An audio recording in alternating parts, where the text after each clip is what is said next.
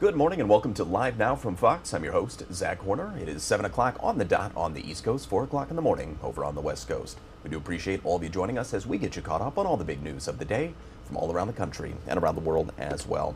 Let's start with a live look outside. This, of course, is in the Philadelphia area, northeast Philadelphia, a story we've been following pretty extensively here on Live Now from Fox. That construction, that rebuilding of this portion of I-95, again in northeast Philadelphia, is very much underway. As of last weekend, Governor Josh Shapiro, governor of Pennsylvania, said this would be completed in about 2 weeks. So they got about a week and a half now from that when he made that announcement. So we'll see how this progresses. But you see the crews out there, obviously very busy. Trying to get that repaired. And actually going to this story here, still waiting on any word on where those 5 members of that submersible might be. Still have not been found in the Atlantic Ocean. Of course, that submersible being used or was used to go to the Titanic wreckage. That's about 430 miles off the coast of Newfoundland, about 800 from Boston, as I was watching some of that coverage earlier, or yesterday rather. So a big distance away from land, and that search does continue. We'll have more on that as the day does go on. Also tracking this is Tropical Storm Brett. This is a live look at our XRAD weather radar. This is making its way towards the Caribbean. You also see right behind that, that's another developing low pressure system. We'll keep an eye on that and see how that develops as the day goes on. But that one in front of it, where you see there's kind of that line coming off of it, that is Tropical Storm Brett. So we'll see how that trajectory goes and where that tropical storm does end up. We do have a live event actually happening right now that I do want to get to. This is delegates at the Ukraine Recovery Conference in London discussing the short-term solutions and challenges to Ukraine's early recovery and immediate needs. This is a session just kind of discussing all things Ukraine, also discussing rebuilding and reconstruction as well. Let's go ahead and bring that audio up and listen in live, raw, and unfiltered. We need to discuss during our donor coordination platform some ideas how to react on such challenges, what kind of mechanism we can use in order to be more fast, in order to provide response on such challenges in much faster way. And the economy, I wouldn't spend a lot of time on future, on new industries. At least let's, from our ministry, from our team, what we are asking, let's discuss together how to react and how we can support our production, our business on the occupied territories, because again, interest rates right now in Ukraine 30% plus. I mean, it's impossible just for any business case to receive positive results with such a high interest rates. To provide grants, probably again it will be one of the best investments from our joint side. So we will have more time to discuss this. Again, regarding projects, I wouldn't spend a lot of time. Just the key thing that 80% of restoration projects are structured right now via loans. Private sector, from our point of view, at this moment, the most important thing is just to start, not the scale of the project, of private-public partnership projects based, but the key for us is just to start such a project, and we are working together with IFC, with EBRD, and preparing concession projects. For example, one of the key seaport on Black Sea, and what we see that there is interest even right now from 5 major companies, and they are planning to participate at the end of this year in this concession contest. So again, thank you very much for your time. If it's possible, just please switch video and we'll continue.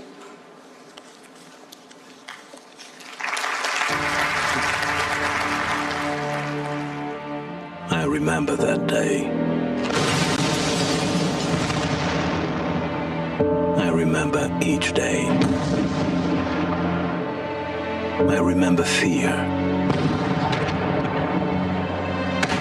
and hatred. I remember the Mriya. I remember Kharkiv, Chernihiv, Dnipro, Mariupol, Kakhovka.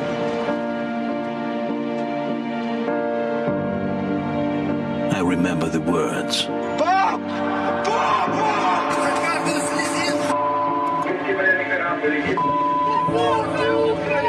Всі ми тут. And that's why I'm here today.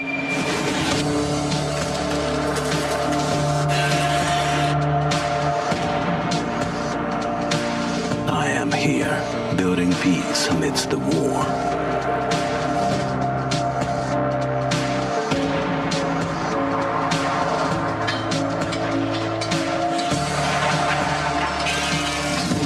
I'm here for you to come back.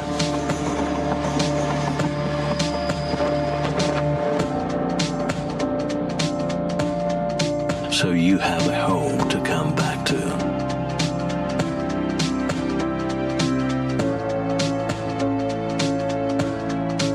I'm here for you to love. I'm here to build kindergartens, new schools, hospitals.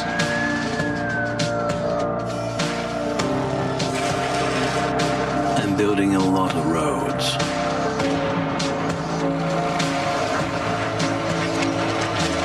And I'm building one road, the road to victory.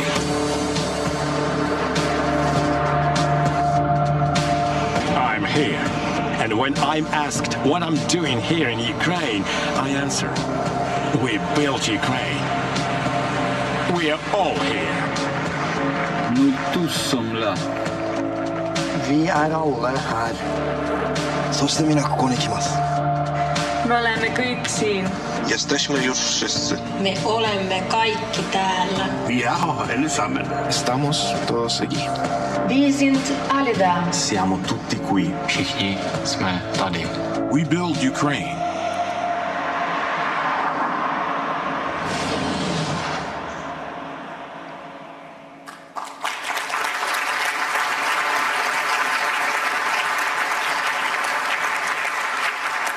Thank you very much for that. Thank you, Deputy Prime Minister, for such a powerful expression of what needs to be done, but also what we can do. And we have a very distinguished panel here who will talk about the various perspectives on rebuilding. My job really is just to be very, very tight timekeeper.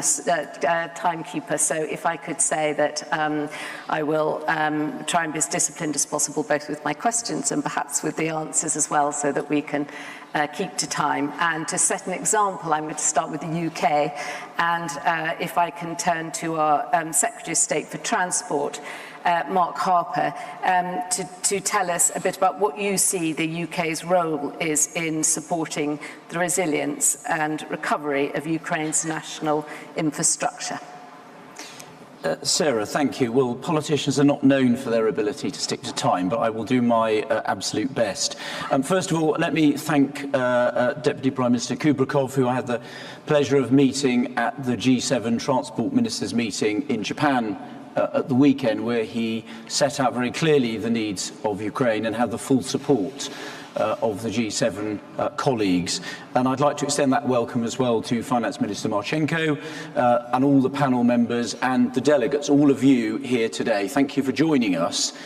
Everyone here and people right across the world admire the bravery of the Ukrainian people in standing up to the murderous invasion of their country. Everyone here admires the heroism of farmers turned soldiers, housewives turned snipers, and web designers turned drone pilots. And actually we saw a lot of that in the video, actually ordinary people defending their country.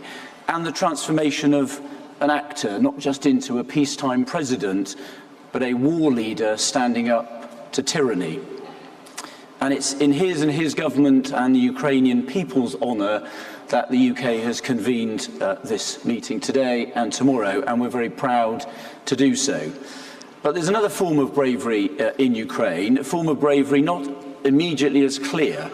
When I met with Deputy Prime Minister Kubrakov's colleague in Leipzig last month, Minister Derkach, he didn't only want to talk about how Ukraine is going to defeat Putin, nor just about rebuilding his country after the cowardly attacks of Russia, but he wanted to talk about Ukraine's future, the plans for clean energy, integrated, sustainable and resilient transport, and their plans for 2030 and beyond. The Ukrainian people don't just have the will to fight, they don't just have the certainty that they will win, but they have the courage to plan for a better tomorrow. And while Russia remains mired in the past, with lying generals, a war criminal army and a thieving president, Ukraine looks to a bright future. And we stand with them now, providing arms, ammunition and training, but will continue to stand with them as they build that bright future for the Ukrainian people. The UK government sees measures to rebuild Ukraine as no less important than our diplomatic and military campaigns. Transport, of course, will be a crucial part of this recovery, which is why, following on from the significant financial support package announced earlier by the Prime Minister, I can announce new commitments to ensure Ukraine's transport workers are primed to drive the country's economic recovery once this conflict is over. We will be funding virtual reality training for seafarers within Ukraine, maritime training for Ukrainians here in the UK, and also working to train Ukrainian air traffic controllers so that we can get the civil aviation sector to rebound quickly after the conflict to enable us to rebuild Ukraine's economy. And that builds on previous support, such as the rail aid package, which we supplied earlier this year, which I think you saw a bit of in the video, which I had the honour accompanying my own constituency, and men and women that I represent in Parliament are part of the effort enabling the reconstruction of the Ukrainian railway system, which is essential to enable their economy to function. But with the World Bank estimating the reconstruction cost to top $400 billion, we must mobilise wider international support, including the private sector. That's why this conference is vital, to match Ukraine's recovery needs with private sector investment and expertise, to unlock private capital and reassure investors by de-risking projects and showing that Ukraine is open for business, and our announcements about the London Risk Insurance Forum framework are going to be important for that, and to support Ukraine as it reorientates its economy west rather than east towards an open, democratic Europe rather than a closed, illiberal Russia, towards the new rather than the old.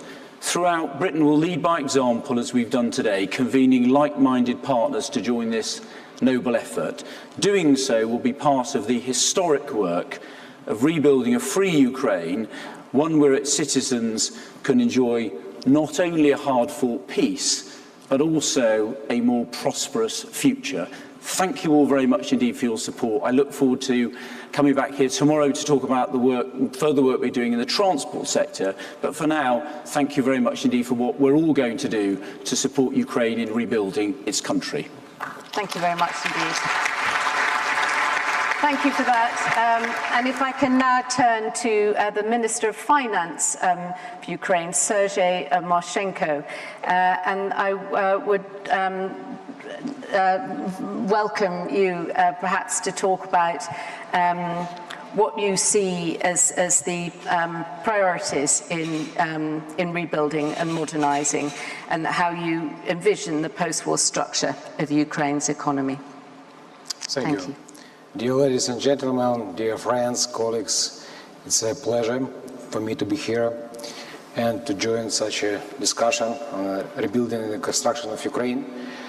First of all, it's a great opportunity for us to reiterate deep gratitude for all of our partnering countries which help us to finance our budget needs. At this moment, we fully financed for this year, and we managed to attract only for this year $20 billion US. And if we're talking about starting the war, we managed to attract $51 billion US. I think it's a great success of negotiation. It's a key message of our partnering countries to deliver that we are not alone, and we are not alone not only for budget needs, but we are not alone when we are talking about reconstruction. Also, government of Ukraine continues to hold overall macroeconomic and financial stability. We managed to decrease level of inflation from 26.6 last year to 15.3 this year. We managed to give necessary incentive for our economy to strive and to revitalize, if I may say so. Even our partner in IMF estimation improve our forecast for this year. Our GDP will be at least 3%. We have growth at least 3%. Also, our budget in quite stable situation. We manage to meet our plans. We also managed to meet our pre-war revenues target. If we are talking about reconstruction, the key question we should ask ourselves and discuss, how come we can manage to bring people of Ukraine back? And when we are discussing different projects, different incentives, this should be on our minds. It's a first message. How come we can bring our people back? Because creating favorable conditions in Ukraine help us to survive, help us to bring our future rather sooner than later.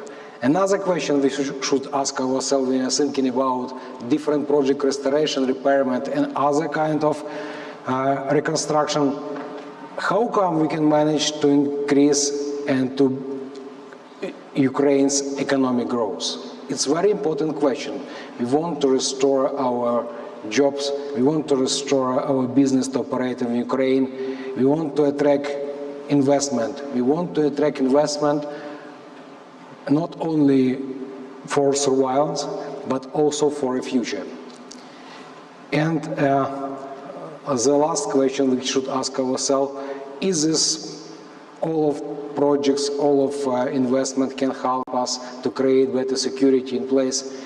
If it's all of this question, if you have answer yes, you can start investing in Ukraine, because it's something we really needed. To be a little bit sober, like a Minister of Finance. And if you are just joining us here on Live Now from Fox, we are listening in live, raw, and unfiltered to this discussion on rebuilding Ukraine. Of course, all that damage from the battle against Russia that continues there. We'll dip back into this here in a bit, but you also see on your screen we're tracking Tropical Storm Brett, trying to see the direction that tropical storm will take. And also you see another low pressure system behind it. Keeping an eye on that as well. Also talking about that missing submersible, still missing in the Atlantic, and those 5 crew members. We'll actually have a live report in Philadelphia here after a short commercial break, which we will take right now, so don't go anywhere. We'll be back in just 2 minutes with plenty more here on Live Now from Fox.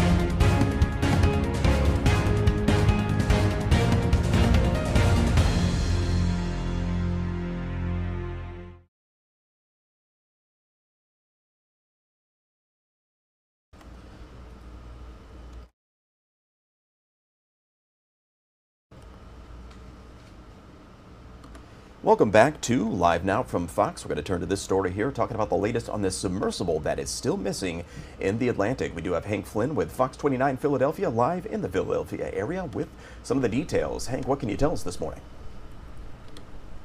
Well, good morning, Zach. More hope than we've seen over the last couple of days, and the timing is strange, man, because you're running out of time with that submersible out there. The constructor tells us you had 96 hours from the time of an incident, the likes of which happened on Sunday, until that thing runs out of air. We're on our last day, and this is the day that Canadian airplanes roaming around that search area are reporting hearing banging on half-hour intervals, and we get that through the U.S. Coast Guard. Zach, it's been a long couple of days. The Titan lost contact with the mainland on Sunday about an hour and 45 minutes into a planned descent down to the wreckage of the Titanic. It is a private mission, yes. Tickets are selling for something like $250,000. Fox 29 spoke with Bucks County developer Alfred Hagen yesterday. He has taken that ride twice and says, wait, this is no wine and cheese cruise. They're paying a lot of money. They're passionate about history. They're passionate about the Titanic, but they're going as mission specialists. They're concerned with the science of the mission. They're investigating the condition of the wreck, the rate of deterioration. Everyone has an assigned duty, and they, by paying to go along, they're helping fund that ongoing work. So when the media portrays it as a tourist sub, it sounds like a bunch of kids paddling around in a canoe, and that's obviously not what it is. Clearly not. 96 hours worth of air, as I said, Zach. That is what the manufacturer says Titan has in case of an incident like this. And yes, Zach, nations are pouring resources into it. You've got different countries sending different ships and vessels with different capabilities into the area now, but the one resource that no one can offer to this situation, no one, is time, Zach. So reports of hearing banging coming from submarine walls, hopefully coming from submersible walls every half hour. That speaks to a little bit of intention, possibly a human hand holding something that could make noise against the carbon fiber walls of that submersible. But we're running out of time, Zach. I was getting coffee with a woman in Croydon, just one town over earlier, and she and I got to talking about her, and it's the claustrophobia, I think, of putting yourself in the shoes of one of those 5 folks down in that submersible right now with time running out that just has everyone so compelled about this story. I can't stop thinking about it. Zach? Yeah, pretty scary stuff, and like you said, the clock is ticking on that oxygen supply, so we'll hope for some good news today, but we'll stay on top of it. Hank Flynn with Fox 29 with the details for us this morning. Hank, thank you so much. We appreciate it. It is 7:23 on the East Coast, 4:23 in the morning over on the West Coast. Let's get that second commercial break out of the way. Don't go anywhere. We'll be right back in 2 short minutes with plenty more here on Live Now from Fox.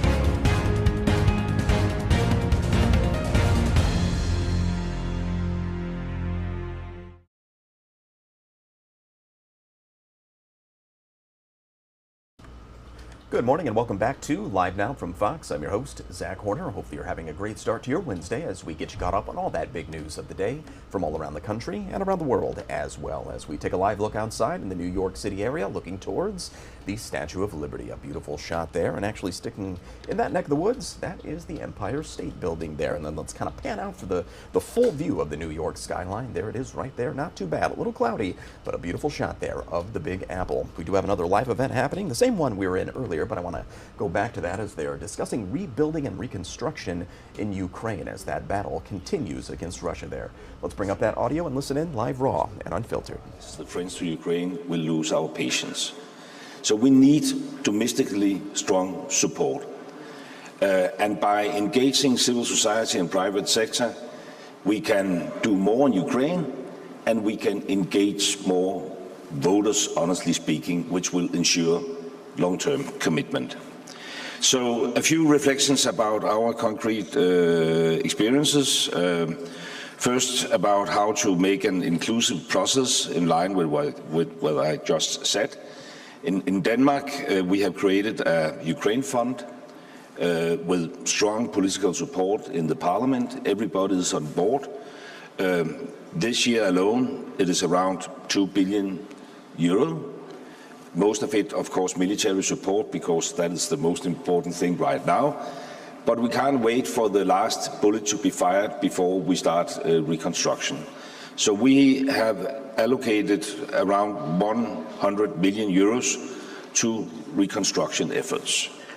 And we have established a sounding board or advisory board or whatever you would like to call it, to ensure a whole of society effort.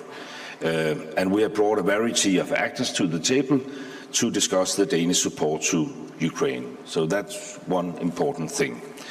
And secondly, you could ask how to ensure the essential engagement of the private sector, both short-term and long-term. And we have found, and this is not rocket science, but we have found that companies face two significant challenges in their efforts to engage in Ukraine. And first, of course, a major risk of losses in connection with exports to and investments in Ukraine. And secondly, and I think equally important, a lack of information about projects, market opportunities, and relevant Ukrainian partners. It's not easy, to do business with Ukraine these days. And to help to overcome these challenges, we have launched a loan and guarantee scheme in Denmark's Export and Investment Fund. And with this fund, we have engaged right now more than 150 Danish companies and private funds in concrete projects in Ukraine. It is, of course, still early days, but so far, newly funded private sector projects are supporting more than 1,000 jobs in Ukraine. Short-term credits, loans, and guarantees are important tools to sustain economic activities here and now. And of course, this is just, the very first small steps towards more transformative efforts. We will need massive investments from international financial institutions and support for the Ukrainian banking and insurance sectors. But we are on our way. And then finally, I would say just a few words about the regional approach, which I also think is important to keep the private sector and the civil society on board, because we responded positively and accepted the invitation from President Zelensky last year to take a special responsibility for reconstruction in Mykolaiv. And it has led to a situation where it's much more visible. With that approach, it comes with many advantages. It contributes to a broad public ownership, and it allows for direct coordination with national and local authorities in Ukraine. We have had the mayor in Mykolaiv in Denmark on several occasions already. We have had business communities in Mykolaiv.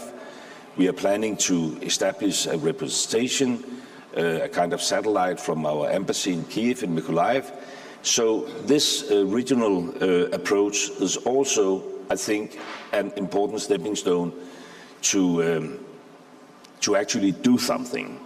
So, I mean, that could be perhaps 3 takeaways from the Danish experience. And then finally, on a personal note, I mean, I must say, and we discussed it here in the panel, I am so impressed about the Ukrainian leadership. I mean, I have been minister for like 15 years altogether, prime minister, finance minister. It's a tough job.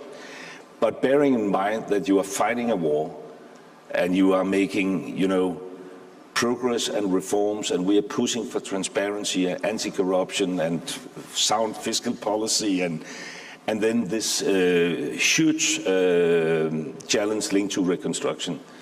It is amazing. And I just want to say that on a personal note. Thank you.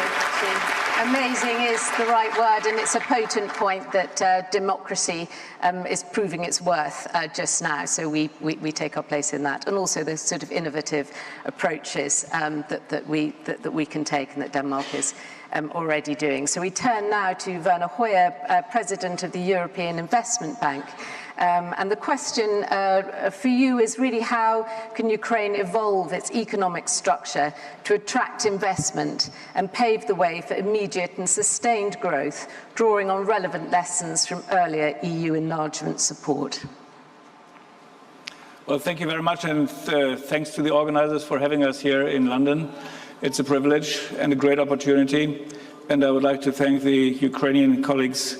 And I would like to underline what Lars Løkke Rasmussen has just said. It's amazing what these people in Ukraine are presently doing, their perseverance, their resolve, but this is also true for the leaders, and without them it wouldn't work. So congratulations on this. What is key, and this is obvious, it is not only weapons which will decide whether this war will be won or not. It will also be the economic resilience, which is presently shown in a remarkable way, all the way from tax collection to continuous production under difficult circumstances.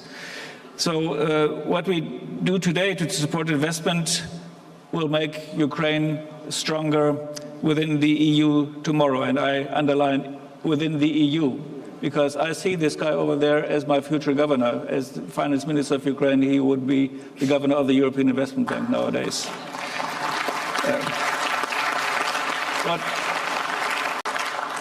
What we do now will lower the bill tomorrow. The more we wait, the higher the bill for reconstruction will be one day. So that we better get started now and not wait until the ink under a peace treaty is dry. That might take some time. So let's not underestimate the Ukrainians like Vladimir Vladimirovich did, because he thought he could do it easily. That is obviously not the case, and he has made the other miscalculation that he thought the West would fall apart immediately once he has crossed the border.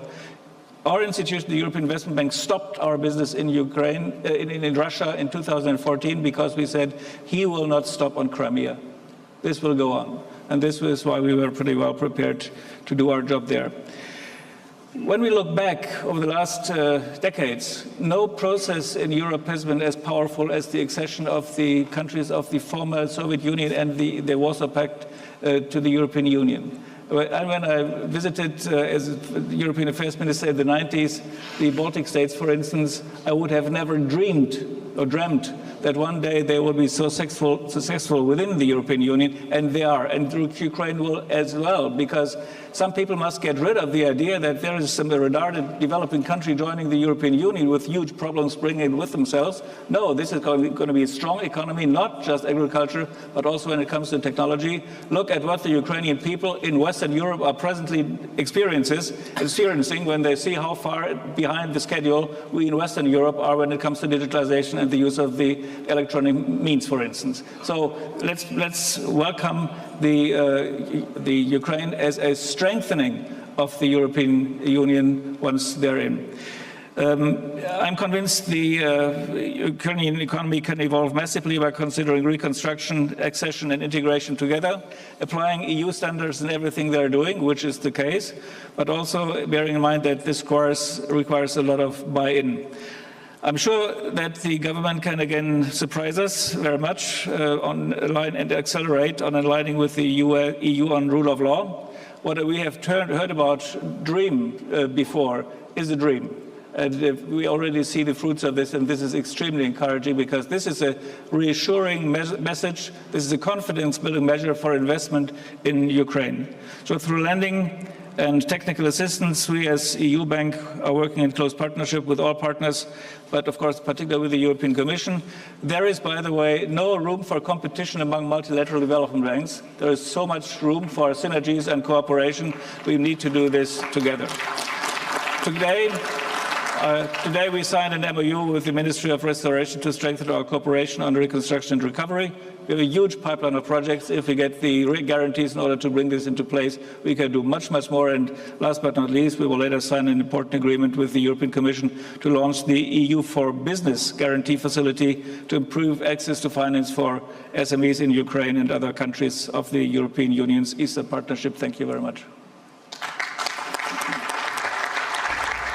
And if you are just joining us here on Live Now from Fox, we are listening in live, raw, and unfiltered to a discussion on rebuilding Ukraine and all about Ukraine recovery as that battle continues in Ukraine against Russia. These are plans to rebuild and build that country back up.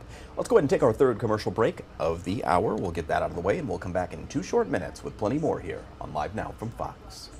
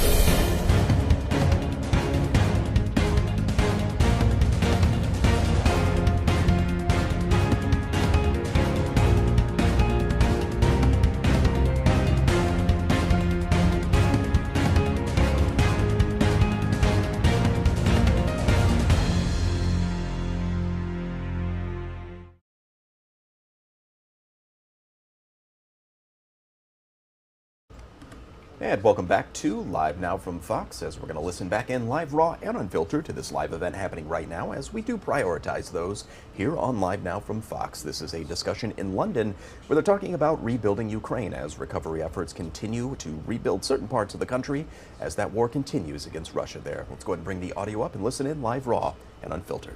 Baseline what you need to accomplish and set out clear milestones that obviously adapt over time, but then it gives you the ability to create transparency and accountability against achieving those goals. So that's the first, and I think the most important thing is taking a programmatic approach. And I can say that on behalf of our organization, we think we will help bring that to the table, a programmatic approach, again, to the reconstruction of the country. The second important point is, again, in terms of the mobilization, it's imperative that we have governments and private sector come together, but governments to create a safe and efficient environment so that private sector can move people and goods into the country. And what I mean by that is creating government-to-government relationships that allow for that to happen. So it effectively, things like extending the licenses of engineers from other countries into the Ukraine without having to be relicensed. Extending the opportunity for people to come in and out and across the border, right? Migrating two projects and 2 programs. and also creating an opportunity so that goods to support the construction or reconstruction can come across the border. And again, this isn't just a central government to government relationship. It's a relationship that governs all forms of government, whether it's local or municipal.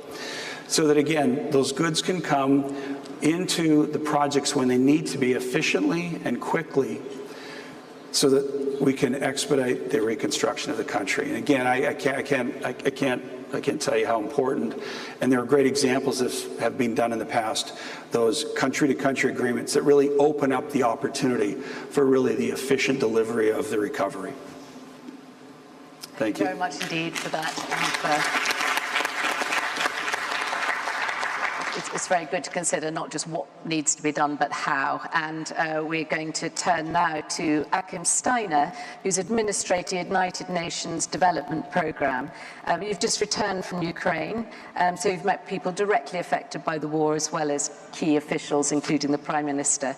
So how can the international community best support the government to ensure an early recovery? And how is the United Nations family having an impact on the ground? Thank you very much, Sarah, and thank you also to our co-hosts. Thank you for bringing us together. And indeed, talking about recovery can take many forms. You just alluded to another one. I think we heard a lot about systems and ecosystems that you are building. Deputy Prime Minister, I think the first challenge that you have faced in thinking about recovery in the midst of a crisis is that precisely you have to take a systemic approach, which is not easy given the daily survival challenges that are faced. But let me just say, having spent some days in traveling across Ukraine last week, I met your senior officials, I met mayors, I met the men and women who basically had to flee at a few hours' notice and are now trying to go back to the places they call home, but what they find is shattered homes. I met the brave men and women who are now on the front lines of what has become one of the largest minefields in the world, Ukraine, with unexploded ordnance and having to try and clear, for example, a residential area outside Kiev, Irpin, which I spent a morning at, first of all, of the mines that prevent you from going back, then the rubble that has to be removed, getting both the local administration, the equipment, the expertise to do all of this, and the financing. Recovery, colleagues, I think really is not an abstract concept right now. There were some when we met in Lugano who said, how can you talk about recovery and reconstruction when you're in the middle of a war? If you speak to those tenants that I met, if you meet the small and medium-scale entrepreneurs, the men and women who are actually the backbone of Ukraine's economy right now, and you speak to them and you hear how they lost everything, became internally displaced people, live in another part of the country right now, have to rebuild their businesses, how little money can actually make an absolute difference in starting again. It is these hundreds of thousands, if not millions, of small enterprises that you and your Prime Minister, when I met him, also highlighted as a top priority. Recovery, reconstruction is not only physical, it's the social infrastructure. We already heard this morning about hospitals, about schools. It's also about the many injured that are now in hospitals that have to recover. I spent time in a hospital complex in Lviv and learned about the challenge of just producing enough prosthetics, finding people who can produce them, setting up businesses that can actually provide an input at that moment. But let me briefly say, sir, as you also said, I'm here on behalf of the Secretary General this morning representing him. He could not be here, but he wanted to send a very strong and unequivocal message of commitment on behalf of the United Nations. I'm joined by the resident coordinator of the United Nations country team here, many of our agencies who are working in Ukraine right now, and some of us for decades. UNDP has been a partner in Ukraine for over 20 years. Others were mobilized, for example, through the humanitarian response immediately after those attacks began. Just this year, 5.4 million people have already been supported by the humanitarian response that the United Nations, its NGO partners, are rolling out. Our challenge, however, remains that saving lives is something you have to do as part of also thinking about recovery, but the humanitarian appeal right now is only 25% funded. We do emergency responses, for example, to the Kakhovka Dam. The difficulty of trying to bring immediate support in such a catastrophic event was a challenge, but humanitarian agencies, local NGOs, local authorities joined forces. Many people were struggling to survive the immediate disaster. The question now is, can we quickly help the government also to rebuild and help the people to recover? And thirdly, the UN development system with 24 agencies and over 3,000 staff invested in virtually all oblasts that are currently not occupied by Russia, helping local authorities to plan, to do assessments. Anna spoke about the damage assessments that we do together with the World Bank, the European Union to support the government, the human impact assessment that was just published last week to also draw attention to what is happening to people's livelihoods, the loss of income, the food insecurity that is being faced, the challenge for government to mount the kind of social safety nets. This is the United Nations commitment to working with our colleagues in Ukraine and as a partner with many of those who you just heard speaking, and on whom we also rely to bring the resources that allow us to be truly a voice for recovery while lives are being saved, livelihoods are being created. Thank you. Thank you. Thank you very much indeed. Such an important discussion. We're also, as I said, on a tight time scale, and I know that Mr. Rasmussen, you will have to leave. There's going to be a great rush from the stage at 1, but if you need to leave between speakers. And if you are just joining us here on Live Now from Fox, we've been listening in live, raw, and unfiltered to this discussion on rebuilding Ukraine, recovery efforts there in Ukraine, repairing that country as they are suffering from a lot of demolished buildings, missile strikes, a number of different things in that neck of the woods, but they're talking about rebuilding and what that process might look like going forward. We'll get back into this here in a little bit, but I do want to get to our last commercial break of the hour. Don't go anywhere. We'll be right back.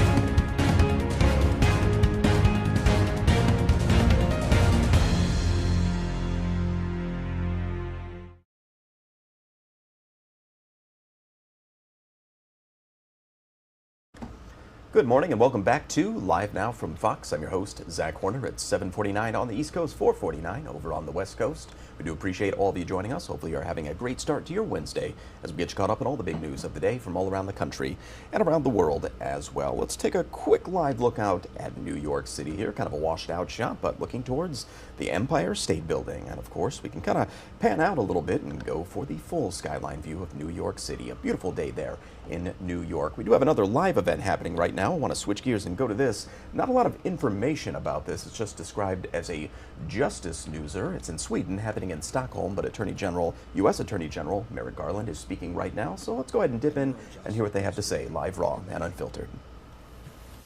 Today, we also discussed and committed to continue to share information and pursue joint operations to combat transnational organized crime groups, and particularly those that traffic in deadly drugs like fentanyl.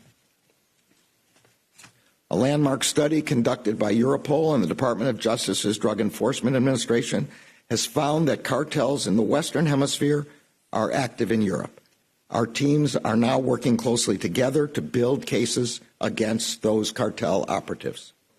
The message from the countries represented here today to cyber criminals and drug criminals should be clear. You can try to hide, but together we will shut down your illegal enterprises. We will find you, and we will bring you to justice. Thank you again to our Swedish and EU partners for hosting us today. The United States looks forward to our continued work together. And now I'll turn over to Ali, my counterpart at the Department of Homeland Security. Thank you very much. Allow me to build on the words that have been expressed previously by my colleagues and friends. We are at a time in the world now where the safety and security of one country is increasingly dependent upon its partnership and alliance with other countries.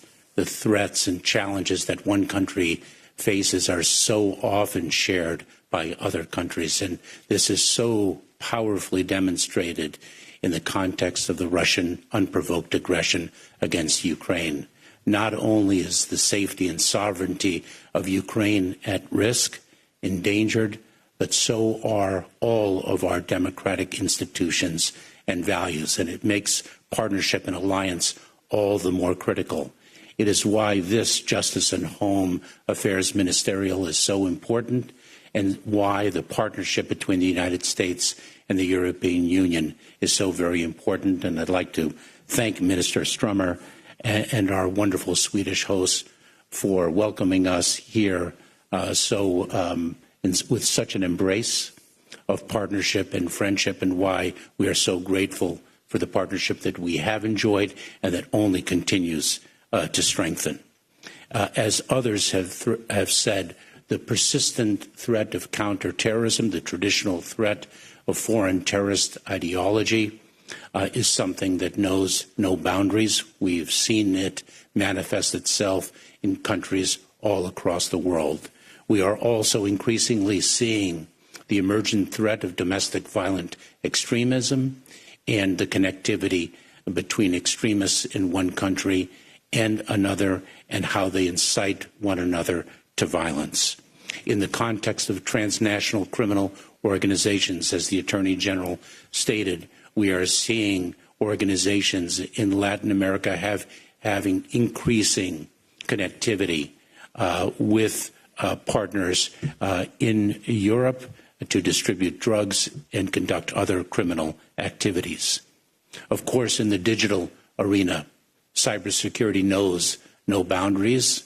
Its geography is unlimited, and all the more critical are the partnerships and the sharing of information that is so vital to our respective securities as well as our collective security. Today, we endorsed 2 new initiatives to improve information sharing on terrorism and synthetic drug cases, and agreed to constitute a 3rd information sharing project adopted last year. I again would like to thank our Swedish hosts and also express a tremendous excitement and pride in the fact that our Spanish counterparts and friends will assume the presidency, and we look forward to continuing the work together. Thank you so much. Thank you. And with that, we have time for some few questions. And can I remind you to state which media you are working from and who you're directing the question to? I think we have TV4 in the back. Yes, Magnus Wennerberg, Swedish TV4 News. I have a question for you, representatives from the United States. You said you talked about the crime situation in Sweden, among other topics, which is an escalating situation here today. I wonder, how do you see Sweden's situation, and what do you think has to be done here? Thank you. Well, I will leave the assessment of Sweden's situation to the Swedes. What we did talk about was the kind of assistance from our own experience we can provide with respect to organized crime organized crime enterprises and trafficking by organized crime enterprises. That's the kind of conversation we had today about what kind of mutual assistance we can provide to each other. I think we have Swedish radio. Jan Andersson, Swedish Radio. I have a question that concerns several of you and your capacities. Namely, what challenges do you see in different cultures, even in jurisdictions within different countries and even within EU, as well as US, regarding increased cooperation to prevent counterterrorism and espionage? And my second question is for Commissioner Ylva Johansson, and how do you comment what's happened last week in Mediterranean Ocean? Thank you.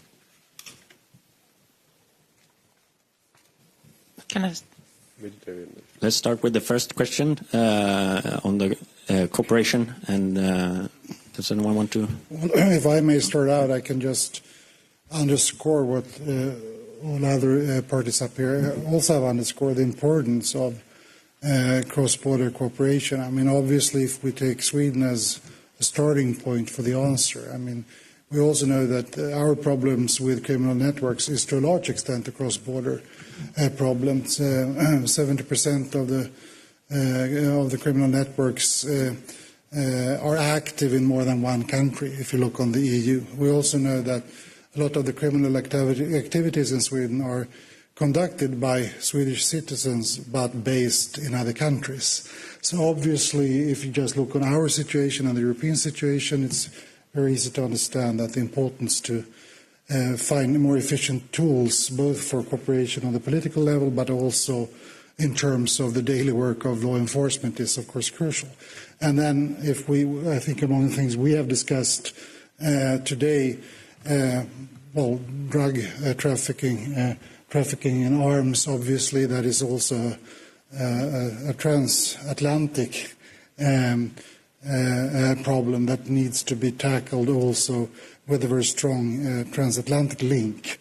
And I was very pleased to hear today the commitment from all sides to strengthen their cooperation, and also on a very practical level. I mean, we have discussed very practical issues such as the access to data information and how to both build legal frameworks to facilitate that exchange of information, but also on a more practical level. I mean, our agencies, our services, how to promote even better conditions for them to work together to fight organized crime.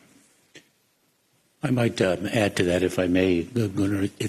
You used the term the cultural differences, and I'm not sure I would focus on cultural differences, but perhaps focus that sometimes our legal regimes are not perfectly aligned with one another. We do have differences in how we approach certain subjects, but nevertheless, the importance of a ministerial like this is to find commonalities so that we can build the partnership to address shared challenges and threats. Maybe if I may give you an example about what you said about the cultural differences. I said that we are like-minded partners. It's very true that we are sharing the same values, we are promoting the rule of law, and we try to defend the fundamental rights. But sometimes it takes a lot of years before to fix the position between the 27 member states, because we have so different views. And if I may, about e-evidence, the access to electronic evidence, it was a long procedure in the European Union, but now we have fixed our own position, and so we have launched negotiations with the US, so it will be possible to make progress now in our discussion. So it's not only a difference in culture maybe between the EU and the US, sometimes it's also needed to have a common approach at the EU level. But again, we are first of all promoting together the rule of law, the fundamental values, and the fundamental rights. So that's the more important element when we try to find together against organized crime, to be very concrete, because is that the goal with the access for law enforcement authorities to e-evidence? And I believe the second part of the question was a comment from Commissioner Johansson on the Mediterranean. Yeah, but can I first also answer on the first one, on the counterterrorism? I think there are 4 important areas. We need the exchange of information also on individuals that could pose a terrorist threat. So this is important. Second, we need to learn from each other when it comes to prevention of radicalization. And this we had recently a very successful mission from the EU anti-radicalization awareness network to the US. Third is also to learn from each other and to share information of new patterns for radicalization, but also for terrorist groups. And the fourth one is also that is important that we have a common approach when it comes to the important cooperation with internet companies that have also a crucial role to play here. On your last question, the tragic event that we saw, with this shipwreck outside the Greek coast, with enormous consequences. It could be, I guess, it's the worst ever tragedy that we've seen, actually, in the Mediterranean. We don't know for sure yet. A lot of things need to be clarified, but it could be as much as 700 or even more people on the ship. And only 104 has been rescued, as you know. And there are also information that mainly women and children were under deck and are probably now on 3,000 meters under the surface. So this is this shows that we really need to do much, much more to prevent these kind of tragedies happening in the Mediterranean. And these smugglers that have asked these migrants to pay a lot of money to be sent to EU, they're actually been sent to death. That's what they are doing. And we saw this new modus operandi starting in the beginning of this year. We've seen an increase with 600% along this route from the eastern part of Libya towards EU, mainly towards Italy. What we learn now from the investigation of this, which is not finalized yet, so I hope we can learn even more, is that it seemed that this has been an empty fishing boat leaving from Egypt, going to the eastern part of Libya, picking up maybe 750 migrants and overcrowd the boat and then go on this deadly route again. So this shows again why it's absolutely necessary to reach out and work together closely with third countries to be able to fight the smugglers together and to be able to prevent deaths happening in the Mediterranean. It should not happen. Thank you. I think we have time for one more question, if there's anyone. And I'm reminding you to state your media and who you're directing it to. Thank you. My name is Carl Ritter. I'm here for the Associated Press. If I can drift off topic for a second, I have a question for Attorney General Garland about the deal that President Biden's son made with the Justice Department, under which he's pleading guilty to some charges and will likely avoid jail time. Some Republicans say he's being treated more leniently than he should have, and compare and contrast the case to that of former President Trump, who's been criminally indicted. Do these cases reflect a different standard of justice depending on political leanings? So, as I said, from the moment of my appointment as Attorney General, I would leave this matter in the hands of the United States Attorney, who was appointed by the previous president and assigned to this matter by the previous administration, that he would be given full authority to decide the matter as he decided was appropriate. And that's what he's done. And if you have any further questions about that matter, you should direct him to the U.S. Attorney to explain his decision. Thank you. Thank you, everyone. Unfortunately, that's all the time we have. Thank you for coming, and thank you for joining us online. Thank you.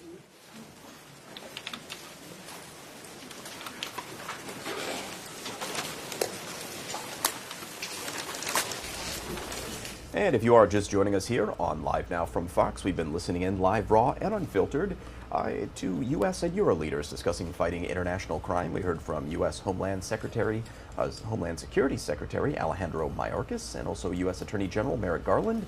and some other folks from Sweden. And oh, it looks like that shot is now officially out of there. So let's get that out of there and go to a live look here at the Empire State Building. Beautiful day there in the Big Apple as we get set to take our first commercial break of this hour. But before we do that, let's actually put this up here. I wanted to show you this. This is Tropical Storm Brett. This was called one of those Invest and then a number. That's what it was known as for a couple days, but now it is a full-blown tropical storm there making its way towards the Caribbean. So we're keeping an eye on this to see how it develops. But also you see right behind that, that is another low-pressure system that hasn't really developed into anything yet, but that's something folks are certainly keeping an eye on to see how that develops, if it becomes our first hurricane of the season in that Caribbean area. We'll see how it goes. Let's take that commercial break, and we'll be back in just 2 short minutes with plenty more here on Live Now from Fox.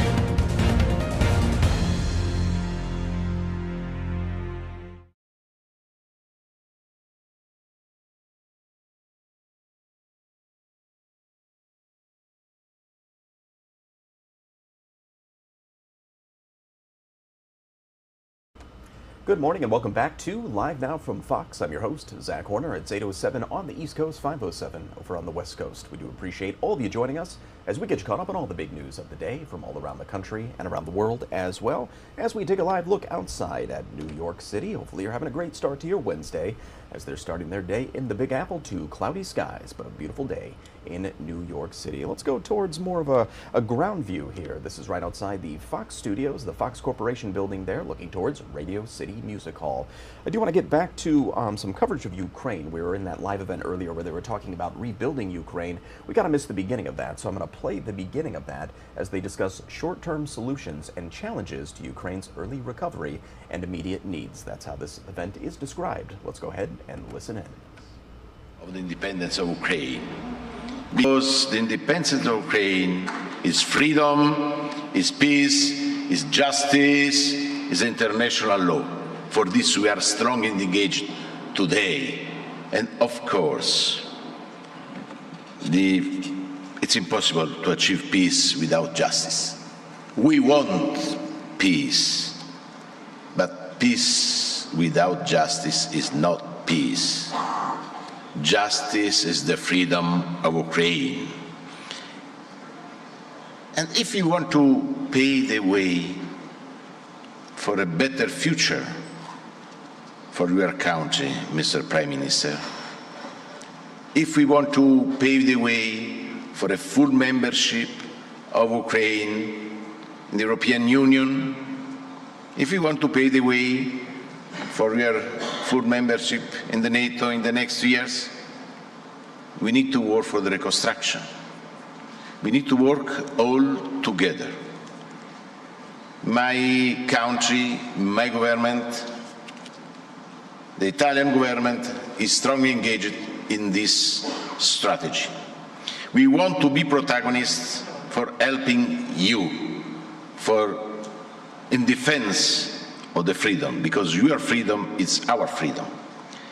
As you know, dear Prime Minister, just a few weeks ago, we were with you, with your government, in Rome, in the presence more or less 1,000 Italian and Ukrainian companies to discuss the reconstruction of your country.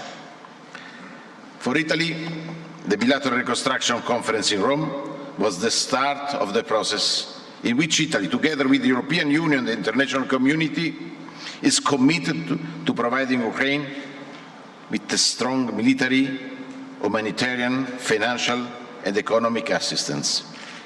Italy will keep playing a central role with the G7 presidency next year, and then by hosting this Ukraine Recovery Conference in 2025. To start rebuilding Ukraine, we don't have to wait for the end of the conflict, as often reminded by the President Zelensky. There are many things that we can do together. First of all, the Russian attempt to exploit the winter to bring the civilian population to its knees. We must work now to restore what has been destroyed by the end of the summer, starting with the energy infrastructure, of which Italy is committed with public funds and its national companies. Secondly, we can immediately remove the mines, as in the field, and rebuild bridges, roads, houses, schools and hospitals. This is crucial for a better life of the Ukrainians.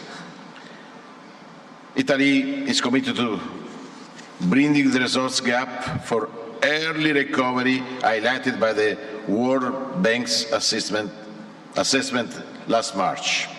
Resources announced by the Conference of the Reconstruction in Rome amounting to 200 million euro will be used in this direction, in particular to support energy security and critical infrastructures.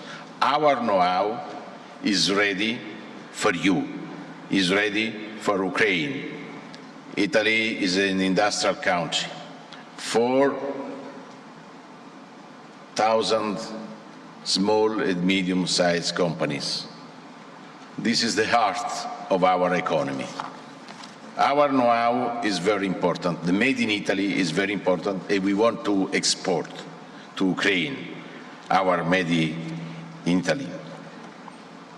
It's important to work in the respect of the rules of the multilateral development banks, but this is crucial to do it. For the reconstruction to be successful, the contribution of the private investment is very important. We need your help. We need your involvement in this political strategy. The freedom, the free market is crucial for growth, is crucial for everybody, is crucial for our companies. Ukraine will be part of our internal market, of the European internal market. And to be present now is also to be present in the future, to be friends as Europeans, all together. And we want Ukraine full members, as I said, of the European Union, but also the Western Balkans countries candidate. We want to work all together. Of course, Ukraine is a country equipped with resources, space and talent, and offers great investment opportunity. This is the message we must convey to the business world. In this spirit, dear Prime Minister, I have appointed a new special envoy, the last ambassador to Kiev. That will be the Italian focal point for the reconstruction process. This is a clear message. We are strongly engaged. We want to work more. We want to work with our friends Our companies are ready to invest in Ukraine.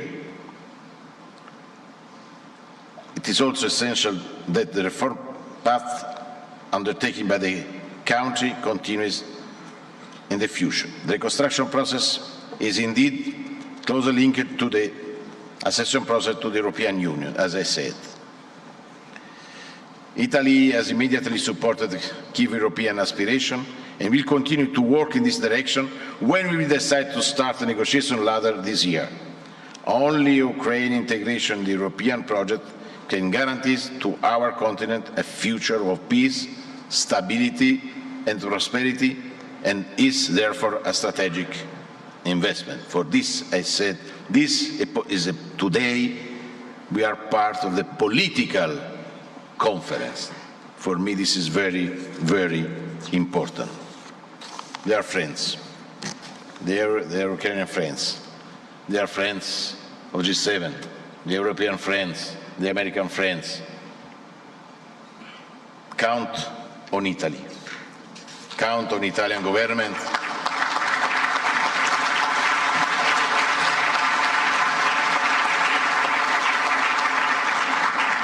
Prime Minister, we are close to you in defense of freedom, democracy, peace, international law.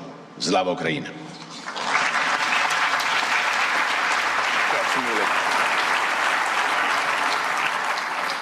Thank you, Antonio. And can I now invite Annalena Baerbock, German Federal Minister for Foreign Affairs. Thank you.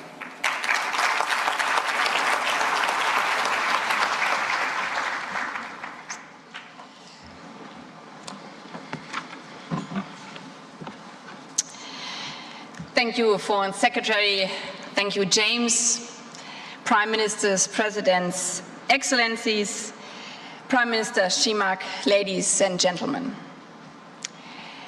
The only thing I wish for is to go back to school, play volleyball with my friends, and live a normal life. This is what a teenager, 16 years old, said to me when I met her in Kharkiv in January, at a warming center, in the midst of a city destroyed by Russian bombs at minus 15 degrees. She told me how counting to 45 had become part of her daily life since the start of the Russian war of aggression. Because it takes 45 seconds for Russian missiles to hit Kharkiv after you hear the sirens. 45 seconds, if you're lucky, is enough to get your little brother or your grandmother to safety. But 45 seconds, that is not enough for a normal life. 45 seconds is not enough to go to school. 45 seconds is not enough to play volleyball. I believe that today's conference is about these teenagers in Kharkiv, the boys and girls and their generation. It is about supporting Ukraine to build a future in which all of Ukrainians will again live in freedom, security, and peace. From the moment Russia began its ruthless war of aggression on the 24th of February last year, all of us in this room have stood resolutely by the side of Ukraine, by the Ukrainians' right to defend themselves. This commitment does not stop here. For the German government, like all the other governments, this commitment stands for as long as it takes. We counter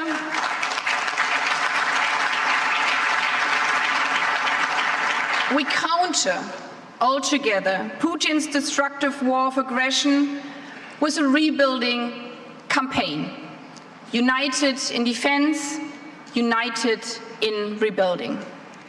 We continue to support Ukraine financially, politically, with weapons. We want Ukraine to win this war, to win peace. That is why we have made clear that Ukraine belongs also to the European family. And And the Commission President, Ursula von der Leyen, said this morning that the European Commission on Ukraine's reform effort shows that Ukraine is making commendable progress despite the war. And Ukraine will eventually become a member of the European Union. With our partners, we are also working towards greater political and practical cooperation between Ukraine and NATO. And my colleague Minister for Development, Svenja Schulze, and I have come today here to underline that the German government is stepping up efforts for Ukraine's recovery. This recovery starts with humanitarian support.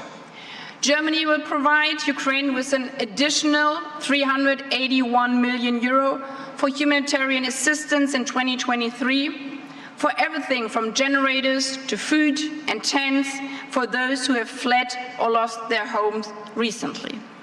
We will continue our demining work, since there can be no peace in places where people live in constant fear of their children stepping on a mine while playing. This support comes on top to the total recovery assistance by the Foreign Office, the Ministry of Development, the Ministry of Economy, and many others in the German government. Because, yes, recovery is about money. It needs to be.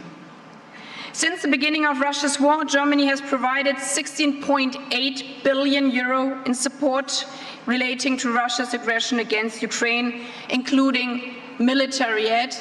And we applaud those countries connected to the GDP have done similar. But when we look at long-term reconstruction, money is not enough. We want to support Ukraine in building back better, as we called it last year's recovery conference in Lugano, Italy.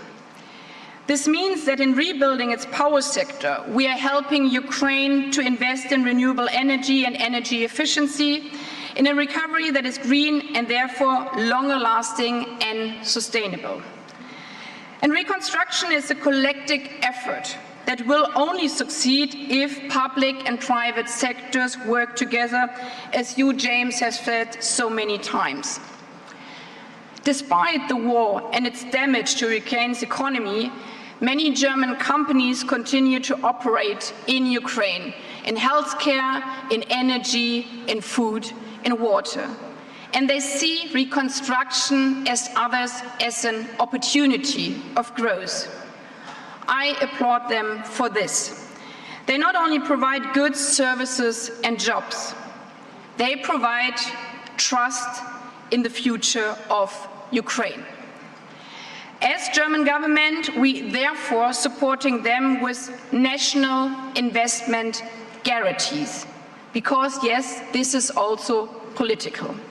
And we call on others to follow suit so that companies do not shy away from investing in Ukraine. Finally, I'm convinced that we need to further link Ukraine's recovery and the EU accession process. Our goal is to help rebuild a Ukraine that is fit for EU. We stand ready to support Ukraine in its reform efforts on the path towards membership. That's why Ukraine's accession process will have a special place at next year's recovery conference to be held in Germany, to make recovery a truly European endeavor. Ladies and gentlemen, colleagues and friends, we do not know when Russia will stop its brutal war of aggression. It's in the hand of one man who has started this war.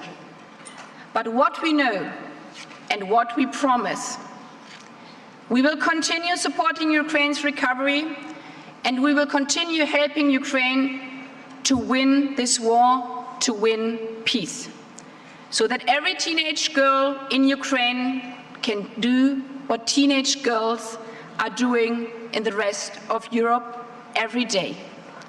Go to school without fear. Play volleyball with their friends without counting to 45. Simply live a normal life in peace. and freedom. Thank you.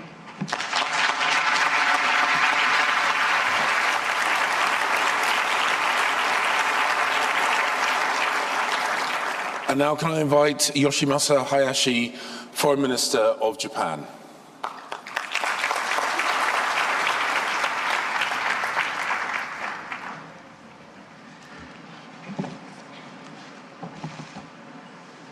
Thank you, James, and Prime Ministers, Ministers, distinguished guests, ladies and gentlemen.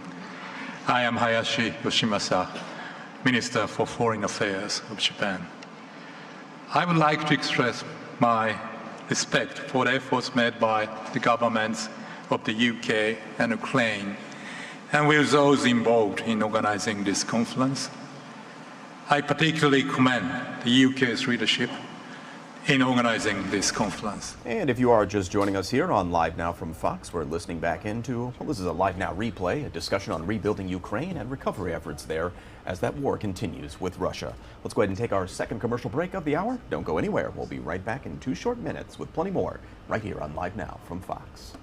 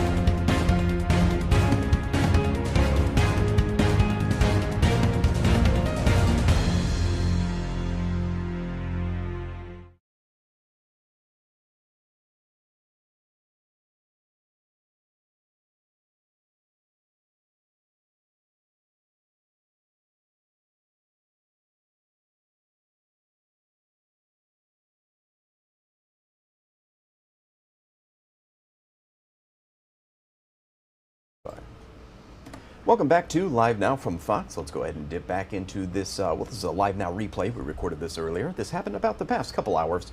This is focusing on rebuilding and recovery efforts in Ukraine. Let's go ahead and bring the audio up and listen in raw and unfiltered. Electric power plant, and express my strong concern about its enormous impact. Japan decided to provide $5 million in emergency humanitarian assistance to those affected by the floods in such areas as food, water, sanitation, and health. And in addition, we will provide approximately 160 water purifiers, about 530 generators, 30 construction machines, and other equipment through Japan International Cooperation Agency, JICA, and an international organization. We will also implement emergency humanitarian assistance through NGOs.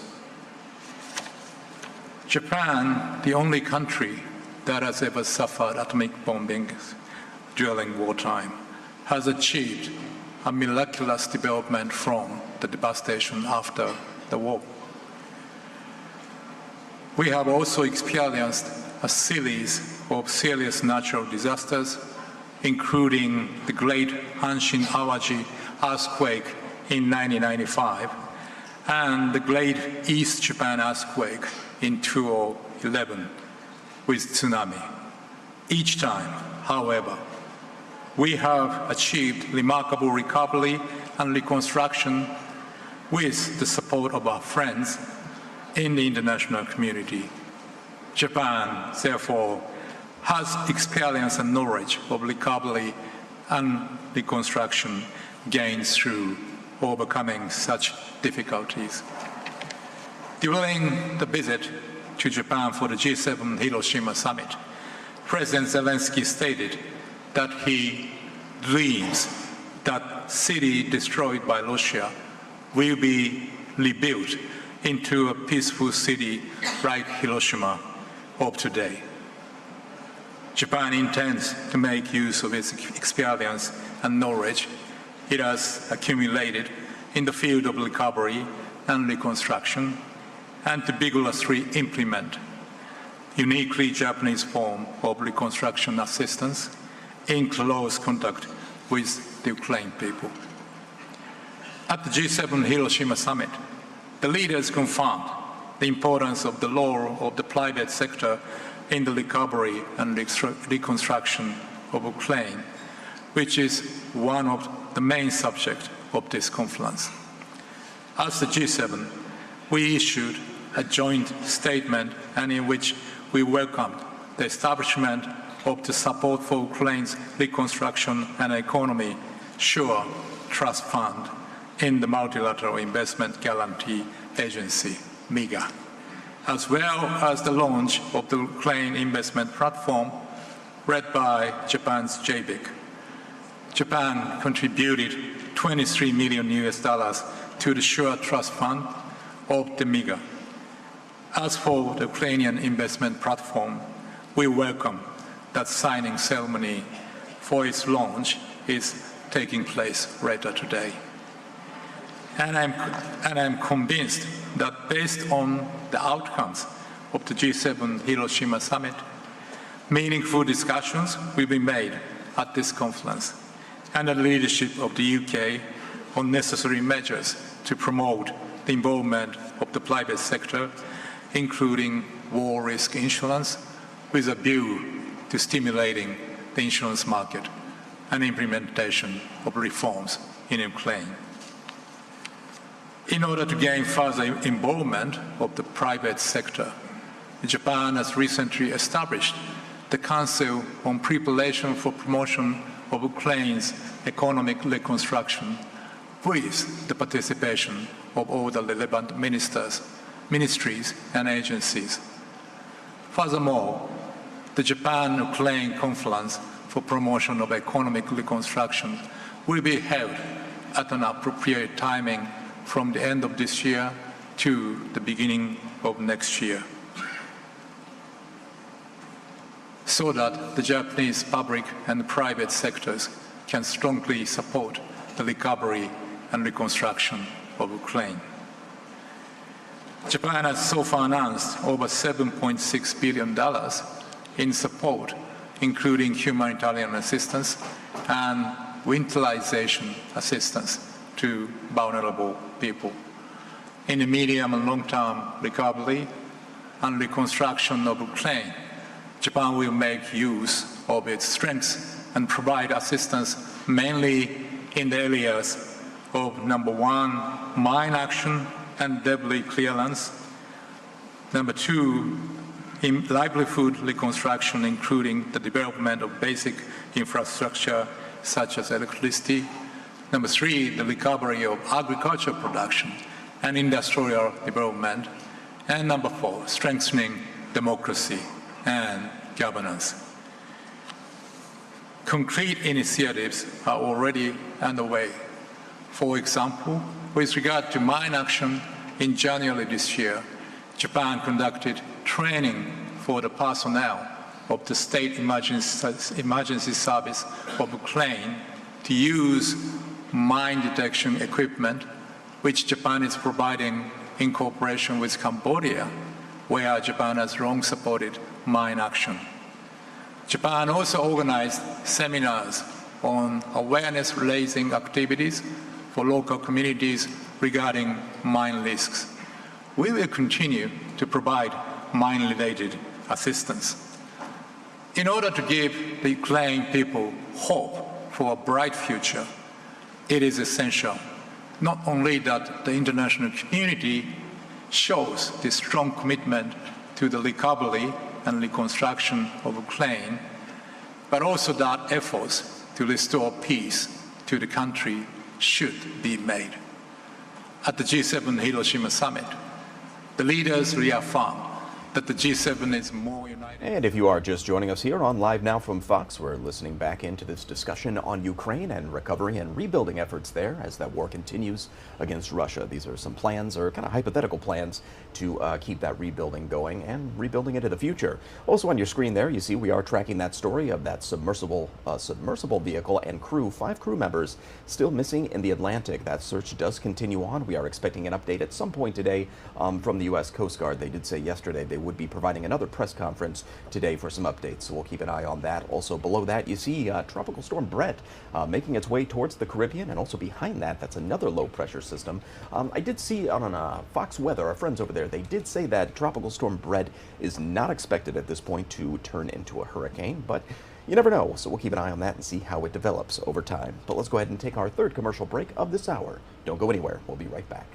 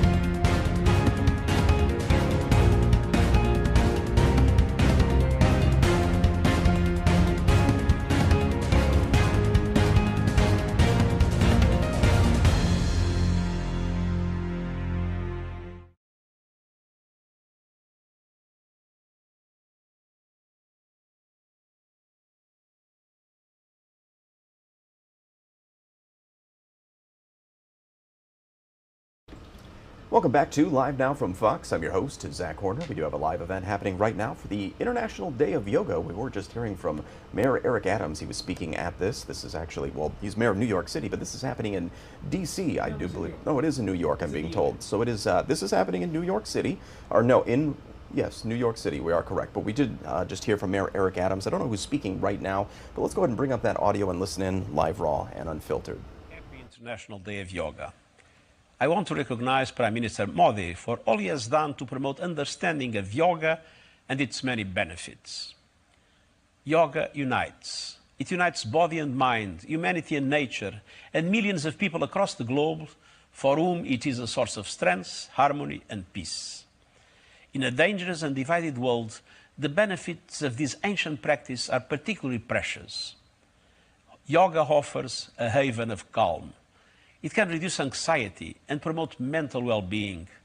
It helps us to develop discipline and patience. It connects us to our planet, which so badly needs our protection.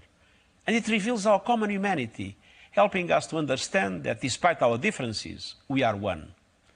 On this International Day of Yoga, let us embrace the spirit of unity and resolve to build a better, more harmonious world for people, planet, and ourselves.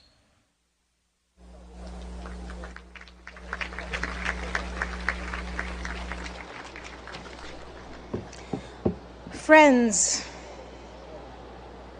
it is one of the deepest honors and privileges of my life to extend a heartfelt welcome. A heartfelt welcome and an invitation to no one else but the Honorable Prime Minister of India, Modi ji. I ask that on this auspicious occasion that he join us and that he address us with his remarks. Let us give him a very, very warm welcome. Thank you. Your Excellency, Chaba Koroshi, President of UN General Assembly, Her Excellency Amina Mohammed, Deputy Secretary General of the Union, His Excellency Eric Adams, Mayor of New York, and my dear friends from all over the world. Namaskar. Friends, on this fine morning, we are gathered here at the United Nations, at the meeting point of entire humanity. In this wonderful city of New York, I know many of you have come here from far away. Most of you have woken up before sunrise and made the effort to come here. I'm delighted to see you all, and I thank you all for coming. Friends,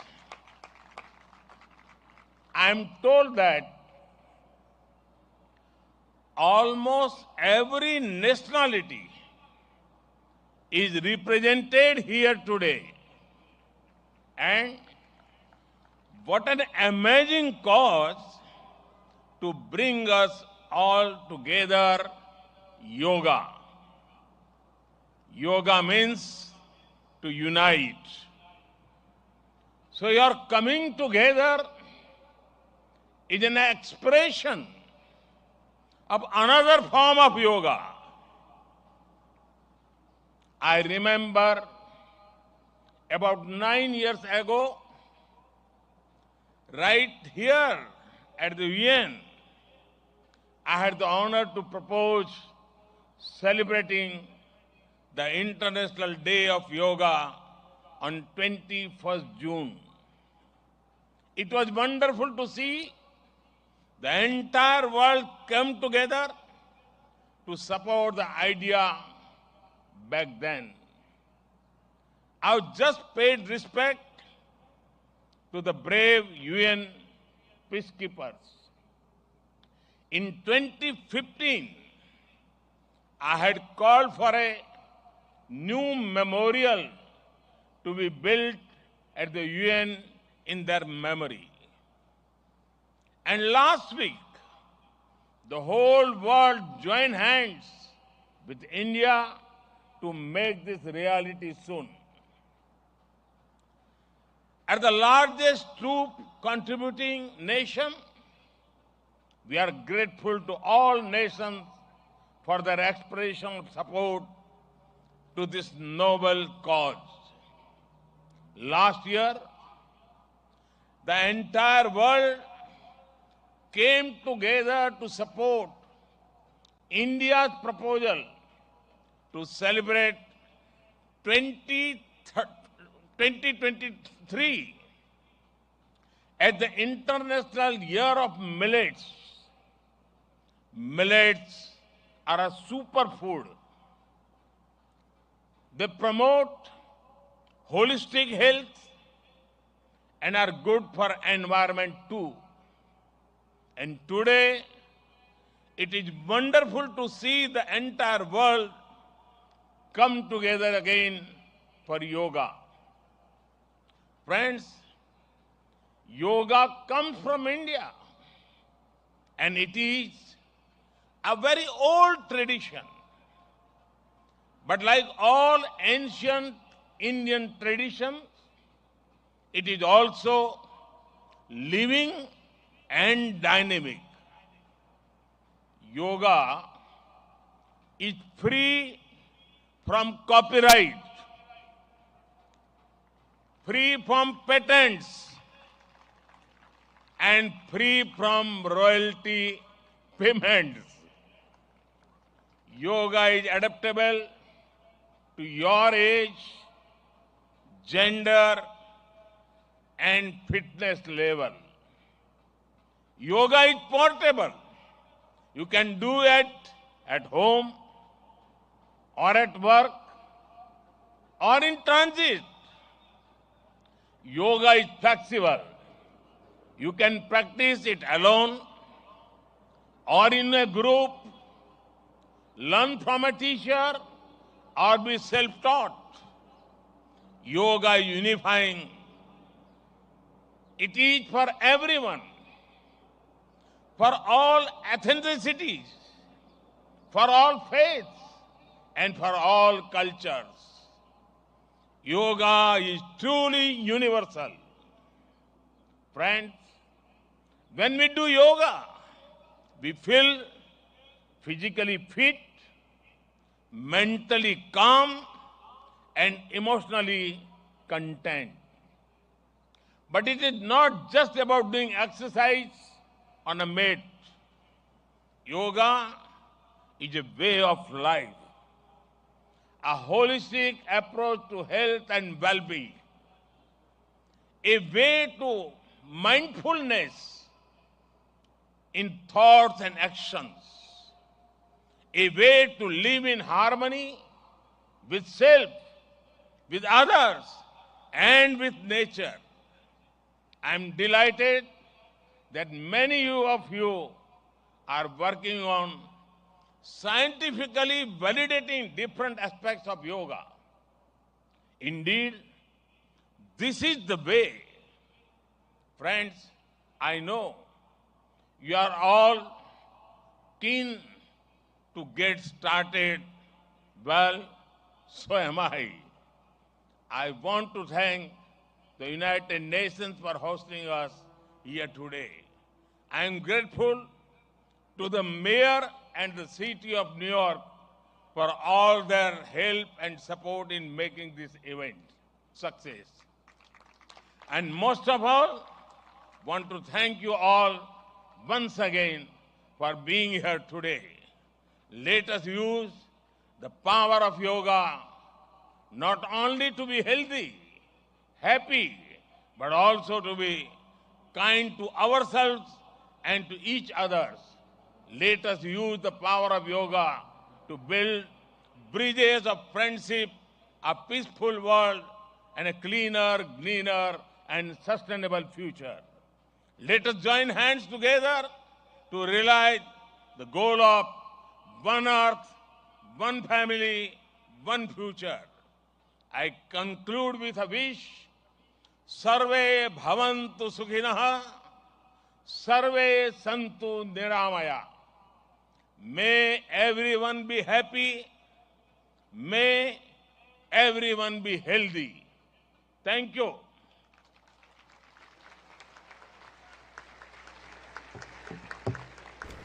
And if you are just joining us here on Live Now from Fox, we are listening in live, raw, and unfiltered to an event happening in New York City. This is the International Day of Yoga with the Indian Prime Minister there, and just got done speaking just moments ago He'll be leading this yoga event here. Should be pretty interesting. Can't say I've ever seen this before, but it is International Day of Yoga, so it seems appropriate for an event like this. We'll come back to this here in a little bit, but I do want to take our last commercial break of this hour. Don't go anywhere. We'll be back in just 2 minutes with plenty more here on Live Now from Fox.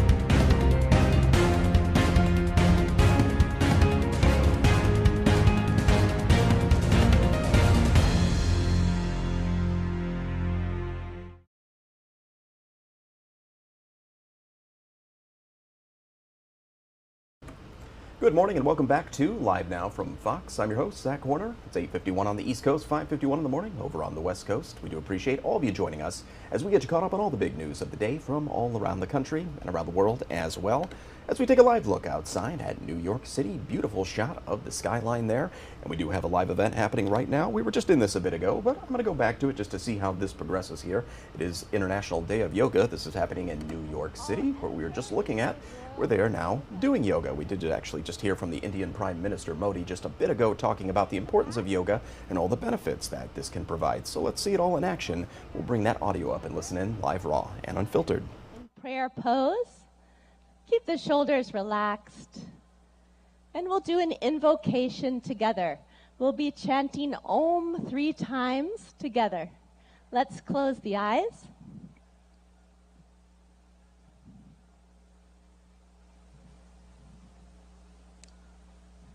Let's take a deep breath in and breathe out.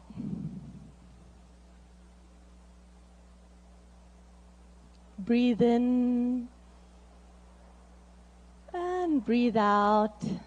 And let us chant Om. Deep breath in.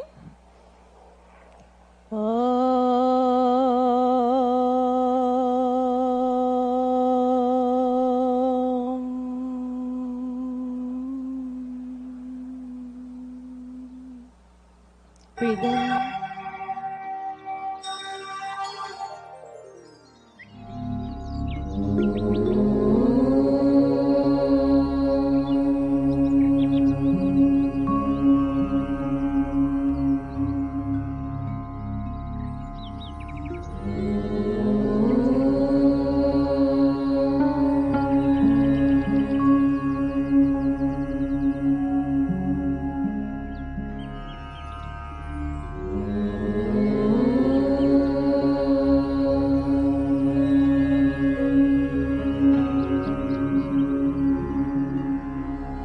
Sangachadvam samvadadvam samvo manamsi janata deva bhagam yatha purve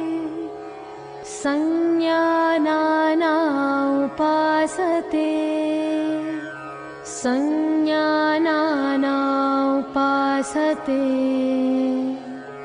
संज्ञानाना उपासते. Your eyes.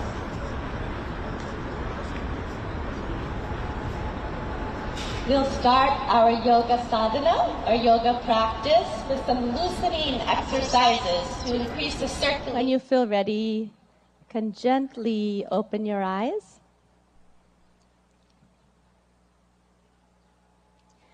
We'll start our yoga sadhana, or yoga practice, with some loosening exercises to increase the circulation in the body. So let's stand up. We'll start in Samastiti, alert posture. So the feet 2 to 3 inches apart from each other in parallel. Stand with the spine tall. And let's bring our hands onto our waist. We'll do neck exercises first. Be careful in case of any neck injuries or cervical spondylitis here. Let's inhale, stretch the spine. Exhale, bring the chin to the chest as much as you can, all the way to the chest. Inhale, raise the head back up. Exhale, let the chin and head fall back, face to the sky. Inhale, head to the center. Exhale, chin to the chest. Relax. Inhale, bring the head back to the center. Exhale, let the head go back, stretching the front of the neck. And one more time, inhale to the center. Exhale, chin to the chest. Stretch the back of the neck. Inhale the head to the center. You can smile. And exhale, let the head go back gently. Open the throat and chest. Inhale back to the center. Relax. Good. Keeping the hands on the waist, we'll twist the neck from right to left. Be careful not to jerk the neck. Let's inhale, stand tall. Exhale, turn the chin over the right shoulder. Look all the way over to the right. Feel the stretch in the left side of the neck. Inhale, back to the center. Smile. Exhale, the chin over the left shoulder. Feel the stretch in the right side of the neck. Good. Inhale, back to the center. And exhale, chin over the right shoulder. Look as far as you can with the eyes. Inhale, back to the center. Breathe in. Exhale, chin over the left shoulder. Look to the left. Good. Inhale, come back to the center. And exhale, relax. Good.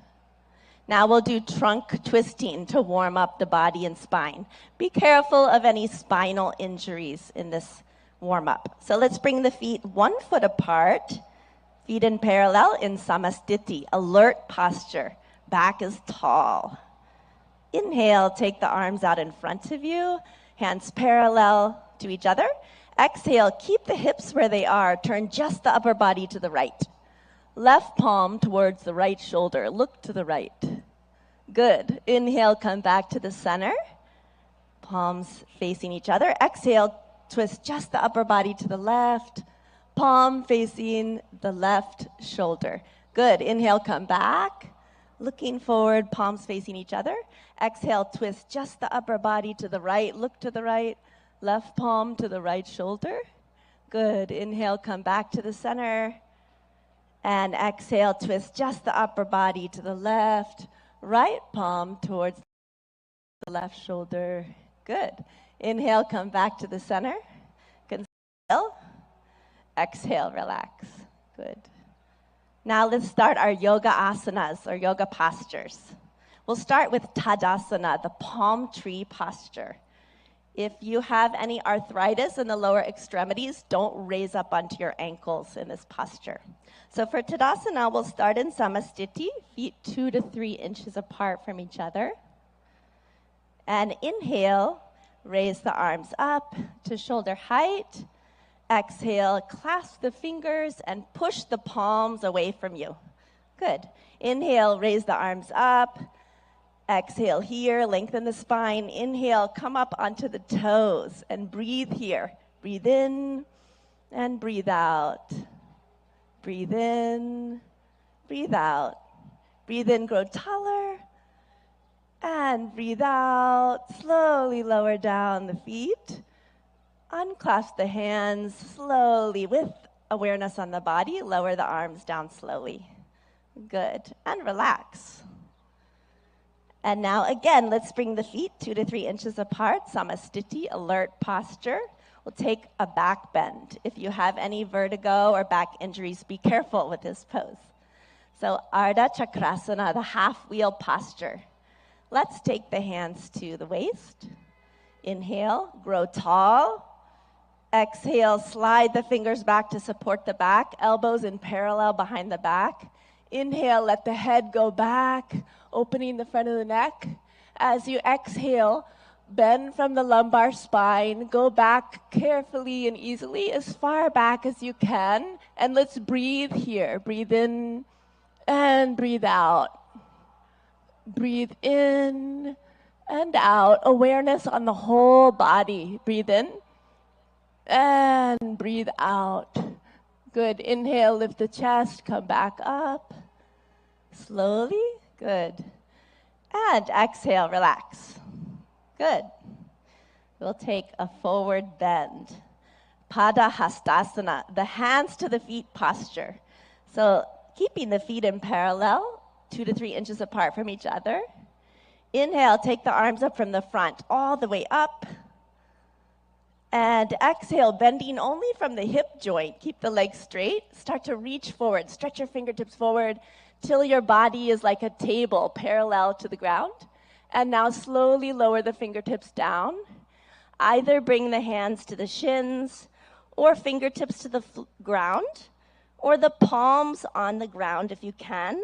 Drop your head towards your knees. Let's take a few deep breaths. Breathe in. And breathe out. Keep the legs straight. Breathe in. As you breathe out, head towards the knees. Breathe in. Breathe out. Go a little further. Breathe in. And breathe out. Good. Inhale, slide the fingertips forward. Stretch the arms forward. Let the back come up with the arms. Breathe in slowly. Come all the way up.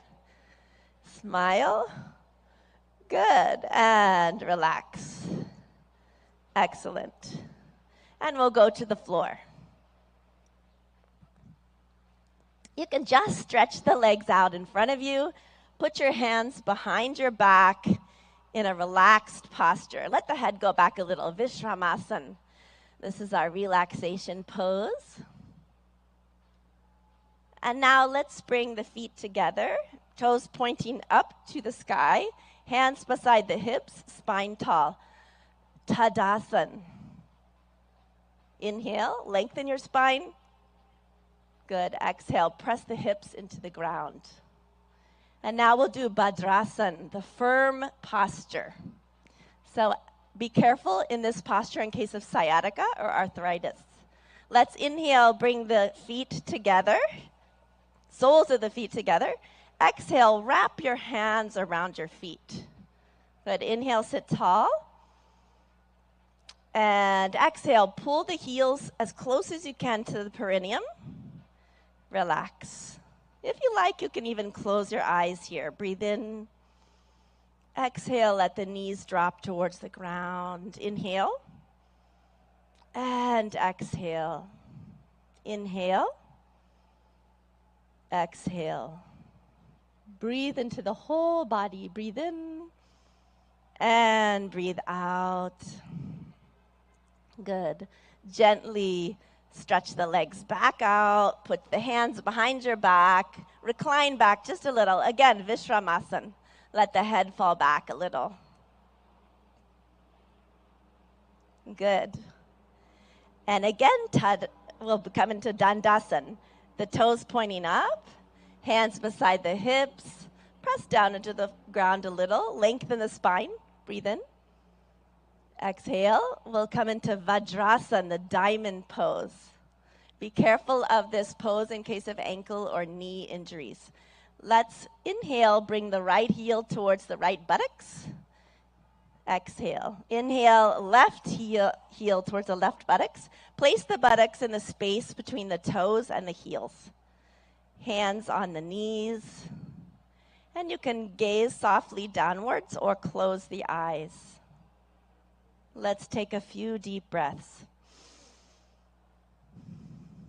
with the awareness on the whole body. Breathe in and breathe out. Breathe in and breathe out. One more breath. Breathe in and breathe out. And when you feel ready, you can open the eyes. Good. We'll take a back bend. We'll take the half camel posture, Ardha Ustrasana. Let's inhale, come up onto our knees. Ooh, that's a relief, isn't it? Okay, and let's bring our hands onto our lower back. Be careful in this pose in case of vertigo or any spinal injuries. So let's inhale here. And I want to interrupt here for a second and switch gears and go to another event happening right now. This is the House Judiciary Committee, where Special Counsel John Durham will be talking here in a moment. He's testifying, actually. He'll give some testimony and be asked a number of questions. The description of this event is House of Representatives Judiciary Committee hearing on the report of Special Counsel John Durham that examined the origins and justifications of the Federal Bureau of Investigations, of course that being the FBI, crossfire hurricane investigation against then presidential candidate Donald Trump. That is the description from the Associated Press. Let's go ahead and bring that audio up and listen in live raw, then unfiltered. In 11 months, July 24th, 2019, Bob Mueller sat in this room, in that chair, and told this committee, no collusion, no conspiracy, no coordination between President Trump and Russia. None. What did the Democrats say? We don't care. We're going to keep going after President Trump. In fact, they didn't even wait one day. The next day, the phone call between President Trump and President Zelensky became the basis for their impeachment. Republicans said maybe instead of the never-ending attacks on President Trump, maybe the country would be better off if we figured out how the whole false Trump-Russia narrative started. After 2.5 years of the Mueller investigation, 19 lawyers, 40 agents, $30 million, where they found nothing, maybe we should figure out how the whole lie started. And that's exactly what Mr. Durham has done. In his report, he told us how the dossier was funded. He told us who funded it. He told us how eager the FBI was to use it, how they put the dossier in a FISA draft application just 2 days after receiving it. He told us that not one single substantive allegation in the dossier was ever corroborated, ever validated, yet it was used to spy on an American citizen associated with the presidential campaign. He told us there was no proper predicate for opening the Crossfire Hurricane investigation, and maybe most importantly, he told us the FBI, the preeminent law enforcement agency in the world, failed in its fundamental mission of adherence to the rule of law. And unfortunately, I think once again, the Democrats will say, we don't care. It doesn't matter. We're never going to stop going after President Trump. In fact, 8 days ago, we saw how far they are willing to go with the indictment of President Trump. But frankly, this shouldn't surprise us. They told us their objective. In fact, it was an agent on the case of Crossfire Hurricane who told us what their objective was. We all remember the text message from Peter Strzok where he said, don't worry, we'll stop Trump. It started with the Crossfire Hurricane investigation. Mr. Durham has told us how wrong that was. Now we have an indictment of a former president who's winning in every single poll by his opponent's Justice Department. And in between those two events, we had the Mueller investigation, we had impeachment, we had 51 former intel officials falsely tell us the Biden laptop was Russian disinformation. We had a raid on President Trump's home, and of course we got Alvin Bragg's ridiculous case in New York. 7 years, nothing has changed. Don't believe me? We interviewed Stephen D'Antuono, former head of the Washington field office when the Trump classified document case began. Mr. D'Antuono told the committee, interviewed him just 2 weeks ago today, Mr. D'Antuono told the committee that when he asked the Department of Justice, why is there no U.S. attorney assigned to the Trump classified document case? Headquarters said, because we're running it. He suggested the Miami field office should do the raid. Instead of sending the folks from Washington field office down to Miami, have the folks in the Miami field office do it. Headquarters said no. He suggested there shouldn't be a raid. Instead, they should continue to work with President Trump's lawyers. Once again, headquarters said no. Mr. D'Antuono even said, how about when we get there? When we arrive at President Trump's home, we then call his lawyer and we do the search together. Again, headquarters said no. Another interesting fact, the lawyer who turned down Mr. D'Antuono's request happens to be the same person who is alleged to have pressured the attorney representing a Trump employee about a judgeship. Nothing has changed, and frankly, they're never going to stop. 7 years of attacking Trump is scary enough, but what's more frightening, any one of us could be next. In fact, it's already started. Parents at school board meetings are terrorists. Pro-life Catholics are extremists. Even journalists aren't safe. Federal Trade Commission, 13 letters. One of those letters to Twitter said, who are the journalists you're talking to? Think about that. They named 4 people personally. 2 come and testify in front of this committee. While they're in front of this committee, Democrats are asking them to reveal their sources, violate First Amendment principles. One of them, Matt Taibbi, while he's sitting at that table testifying to the Judiciary Committee, the IRS is knocking on his door. Parents, Catholics, journalists, but guess who gets it the worst? Guess who gets it the worst? Whistleblowers. If you dare come forward and tell Congress what's going on, look out. They will come for you. They will take your clearance. They will take your pay. They'll even take your kids' clothes. Just ask Garrett O'Boyle, who testified in front of this committee as well. Over the next few hours, we're going to hear the facts and details about the whole false Trump-Russia narrative, the Crossfire Hurricane investigation, and hopefully it will help change things at the Department of Justice. But regardless of what the Biden administration and the Garland Justice Department do, I know what Republicans in the House are committed to doing. We will work to dramatically change the FISA law, and we will do everything we can in the appropriations process to stop the federal government from going after the American people. Now I recognize the ranking member for an opening statement. Thank you, Mr. Chairman. On June 8th, a grand jury in Miami indicted former President Trump on 37 counts related to his mishandling of extraordinarily sensitive national security information, including information regarding defense and weapons capabilities of both the United States and foreign countries, United States nuclear programs, potential vulnerabilities of the United States and its allies to military attack, and plans for possible retaliation in response to a foreign attack. According to the indictment, the unauthorized disclosure of these classified documents could put at risk the national security of the United States, foreign relations, the safety of the United States military and human sources, and the continued viability of sensitive intelligence collection methods. And indeed, the indictment goes on to describe how the former president made such unauthorized disclosures. Even if you believe, as Chairman Jordan claims, that President Trump has committed no crime, surely we can agree that it is dangerous and profoundly irresponsible to have taken these documents from the White House and left them unsecured in Mar-a-Lago. Don't take just my word for it.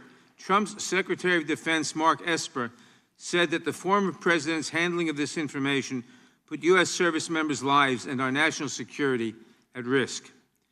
And Trump's handpicked Attorney General, Bill Barr, with whom I agree on very little, hit the nail on the head when he described the former president's legal troubles as, quote, entirely of his own making. He had no right to these documents. The government tried for over a year, quietly and with respect, to get them back, and he jerked them around.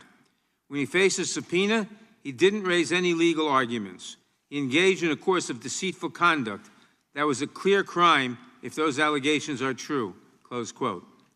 The former president could have at any time for months simply returned the documents and avoided prosecution. But House Republicans do not want to talk about any of that. They seem incapable of assigning any agency or responsibility to Donald Trump for problems that are Trump's and Trump's alone. Instead, Republicans have planned this hearing and constructed an entire false narrative around this work of Special Counsel Durham in an effort to distract from the former president's legal troubles and mislead the American public. To be clear, the Durham report is by itself a deeply flawed vessel. After 4 years, thousands of employee hours, and more than $6.5 million in taxpayer dollars, Special Counsel Durham failed to uncover any wrongdoing that Justice Department Inspector General Horowitz had not already found in 2019. He brought just 2 cases to trial and lost them both. Both defendants were acquitted in mere hours. The single conviction that Special Counsel Durham obtained involved a single charge of lying to the FBI, a case developed and handed to him by the Inspector General, and one resolved by a quick plea bargain. The report itself outlined some fairly glaring investigative missteps. The FBI apparently never even looked at a thumb drive of key evidence related to allegations of contact between the Trump campaign and the Russian government via a Russian cell phone. Nor, says the report, did the FBI ever examine questionable computer contacts between the Trump Organization and Alfa Bank, one of the largest banks in Russia. The report also fails to recommend a single remedial measure that the Justice Department or the FBI might take to address certain process-related concerns, largely because DOJ and FBI have already implemented the changes recommended by the Inspector General 3.5 years ago. Now, I understand that, like the former president, many MAGA Republicans had a lot riding on the Durham investigation. I understand that they might be disappointed with where it landed, but that is no excuse for making things up. First, the Durham report unequivocally concludes that the FBI not only had the evidence to open an investigation into Russian interference in the 2016 election, but actually had an affirmative obligation to investigate ties between the Russian government and the Trump campaign. It is simply not true, as some Republicans have claimed, that the Durham report suggests that there should not have been an investigation. Affirmative obligation. Those are Mr. Durham's words, not mine. Second, the Durham report shows that the FBI began its investigation when an aide to the Trump campaign disclosed in May 2016 that the campaign knew that Russia had thousands of emails that would embarrass Hillary Clinton. The aide bragged about it at a bar. An Australian diplomat who overheard the remark reported it. And if you are just joining us here on Live Now from Fox, we are listening in live, raw, and unfiltered to this testimony that's about to happen at the House Judiciary Committee from Special Counsel John Durham, talking about that Durham report. Right now, we're just in opening statements from both sides of the political aisle. Right now, hearing from Democrat Jerry Nadler. We'll come back to this here in just a moment because I want to get a break out of the way. It'll be our first one of the hour. Stay with us. We'll be right back.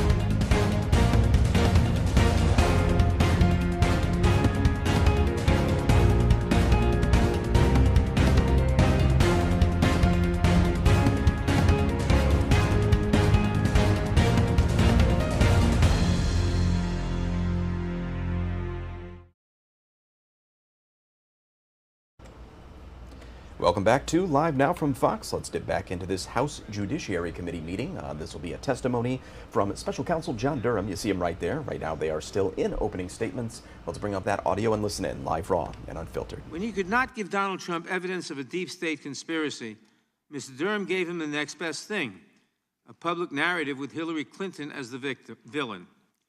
Over the ensuing years, Mr. Durham constructed a flimsy story built on shaky inferences and dog whistles to far-right conspiracy theorists.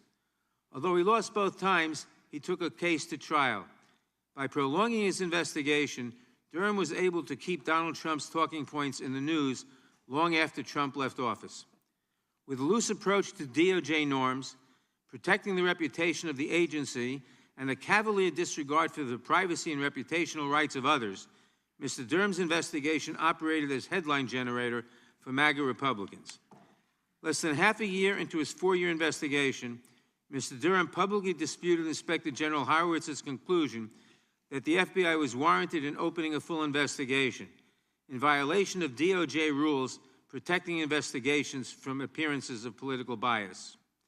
Mr. Durham similarly flouted guidelines designed to protect third parties from reputational injury when he used his 2 indictments to accuse the Clinton campaign of a vast conspiracy to tie Trump to Russia. But at the end of the day, Mr. Durham never found what he was looking for. He cannot dispute a single conclusion in the Mueller report. He cannot prove a magnificent deep state conspiracy. And he cannot say that the FBI investigation into the Trump campaign's many ties to Russia never should have happened. And again, I can see why this would be disappointing to some. But instead of owning up to his failure, the Durham report doubles down on theories that lost spectacularly before 2 unanimous juries. The report also references classified material that has been called likely disinformation to lay out a series of accusations against the former president's perceived enemies. By presenting his so-called findings in this way, swiping a Republican boogeyman and hiding inconvenient truths in footnotes, the Durham report gives Donald Trump one last talking point. It did not have to be this way. It may be hard to remember, but at the outset of the Durham investigation, Mr. Durham was a well-respected career prosecutor with a solid reputation. The Attorney General is supposed to appoint a special counsel to prevent the appearance of politicization in a criminal investigation. Mr. Durham could well have lived up to that expectation. Instead, what we got was a political exercise that operated with ethical ambiguity and existed to perpetuate Donald Trump's unfounded claims. The investigation failed in its political objectives, but did real damage to a department that is still recovering from the excesses of the Trump administration. And despite Mr. Durham's best efforts, a reckoning is well underway. Do not be misled. Former President Donald Trump is not a victim. He did this to himself. For all of its flaws, the Durham report does not show that anyone else is responsible for the president's legal woes, past, present, or future. Anyone who tells you otherwise is simply making it up. I thank the chairman, and I yield back. Without objection, all other opening statements will be included in the record. Today's witness is the Honorable John Durham. Mr. Durham was appointed... All right, I want to interrupt here for just a moment to take our second commercial break and get that out of the way, but we'll come right back to this testimony that's about to kick off here in a moment at the House Judiciary Committee. We'll be right back in just 2 minutes.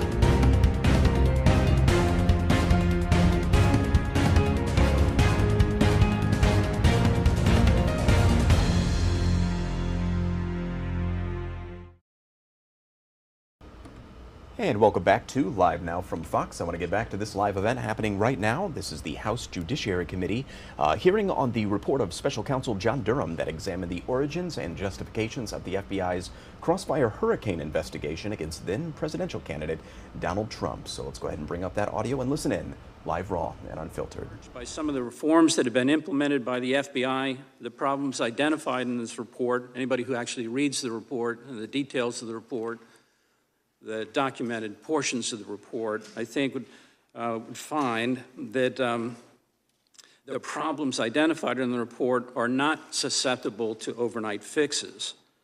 As we said in the report, they cannot be addressed solely by enhancing training or additional policy requirements.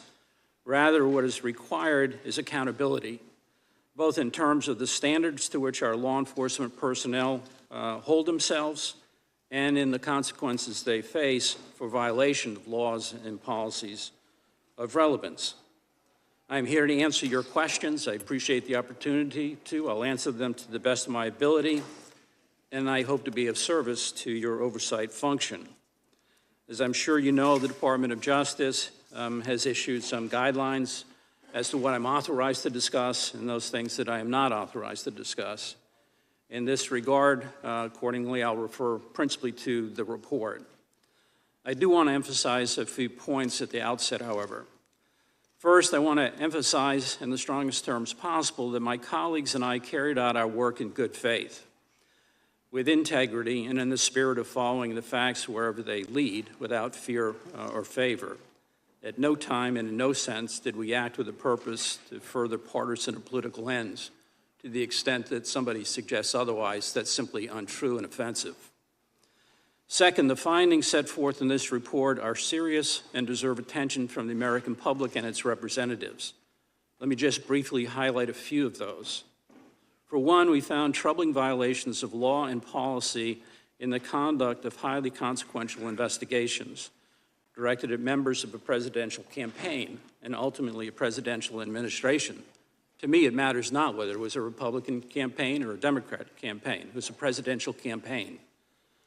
Our team comprised dedicated and experienced prosecutors and law enforcement agents who worked day in and day out through the entire COVID epidemic in the office trying to interview people, all in an effort to try to get to those facts and the ground truth. That such a group of people made these findings. Experienced FBI agents, experienced prosecutors, not people by and large from Washington, but from other parts of the country. The fact that these people made these findings, as reflected in the report, is of concern and should be of concern to any American who cares about our civil liberties, the rule of law, and the just and proportionate application of the law to all of us. Whether we're friends or we're foes, the law ought to apply to everybody in the same way. During our investigation, we charged a former FBI agent who pleaded guilty to the felony offense of altering and fabricating a portion of a document used to obtain a court order, a FISA order, of a surveillance of a United States citizen, which in our view is a significant problem.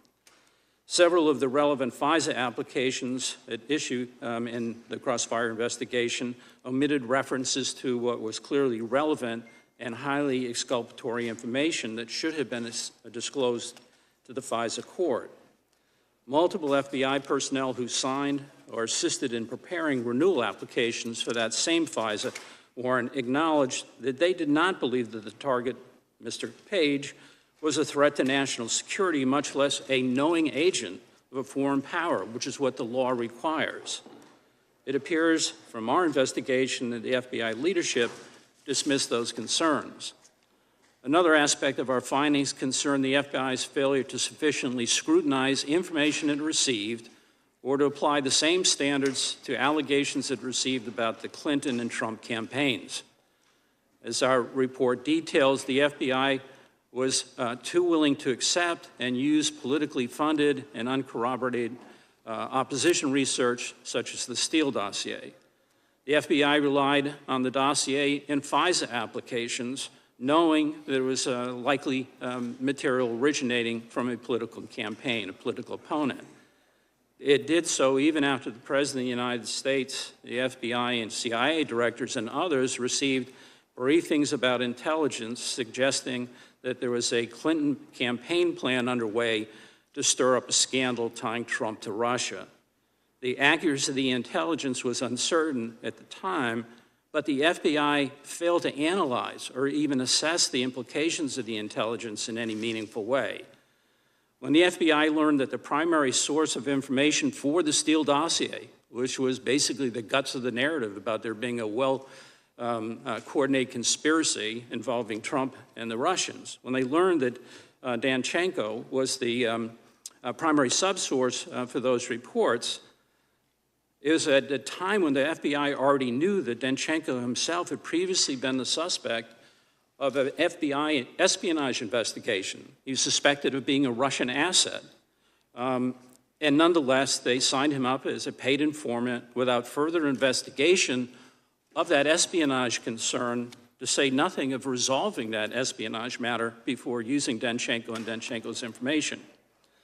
And when the FBI and Special Agent Mueller's office learned that Steele's primary subsource likely had gathered important portions of the dossier information during travels to Russia with one Charles Dolan, it inexplicably decided not to interview Dolan or investigate his activities. Finally, I would like to add that although our work exposed deep concerns concerning facts about the conduct of these investigations, our report should not be read to suggest in any way that Russian election interference was not a significant threat. It was. Nor should it be read to suggest that the investigative authorities at issue no longer serve important law enforcement and national security interests. They do. Rather, responsibility for the failures and transgressions that occurred here rests with the people who committed them or allowed them to occur. Again, to my mind, the issues raised in the report deserve close attention from the American people and their elected representatives here in Washington. Thank you, Mr. Chairman. Thank you, Mr. Durham. We will now proceed under the 5-minute rule for questions. The chair now recognizes the gentleman from Louisiana, Mr. Johnson. Thank you, Mr. Chairman, Mr. Durham, for being here today. This is much anticipated. We have lots of questions for you. I'll try to set the table here at the outset from 20,000 feet. The American people rely on the FBI to abide by its guiding principles, and you know what those are: fidelity, bravery, and integrity. And we rely upon them to uphold the Constitution and protect the American people. Americans deserve and expect from our premier law enforcement agency to apply justice blindly, and that is without political bias or ulterior motives. However, your report now famously states, and here's the big quote, based on the review of Crossfire Hurricane and related intelligence activities, you concluded that the DOJ and FBI failed to uphold their important mission of strict fidelity to the law. There's no other way to put this. The report illustrates egregious actions on behalf of the FBI that have further eroded faith in our institutions. Ms. Durham, in your report, and again here today, you said that your findings and conclusions are sobering. Could you unpack a little bit more what that means? Why do you say sobering? Well, let me give you some real-life views on that. I have had any number of FBI agents who I've worked with over the years. Some of them are retired, some are still in place, who have come to me and apologized for the manner in which that investigation was undertaken. I take that seriously. These are good, hardworking, the majority of people in the FBI, decent human beings who swear under their oaths to abide by the law and the like. And I think that exemplifies of the concern here. There were investigative activities undertaken or not undertaken here which raised real concerns about whether or not the law was followed, the policies in place in the FBI were followed. You wrote in your report, quote, based on the evidence gathered in the multiple exhaustive and costly federal investigations of these matters, including the instant investigation, neither U.S. law enforcement nor the intelligence community appears to have possessed any actual evidence of collusion in their holdings at the commencement of the Crossfire investigation. To date, has any evidence of collusion between the Trump campaign and Russia ever been uncovered?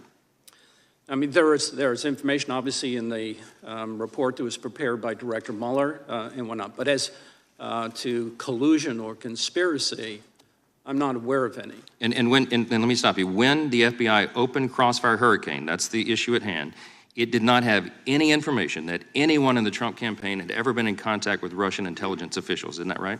As we wrote in the report, we talked to the director of the CIA, the deputy director of the CIA, the director of NSA, and people within the FBI, and there was no such information that they had in their holdings at the time they opened Crossfire Hurricane.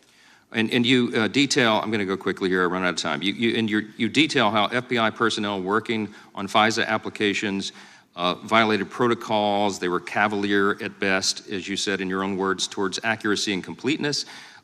Senior FBI personnel displayed a serious lack of analytical rigor towards information that they received, especially information received from politically affiliated persons or entities.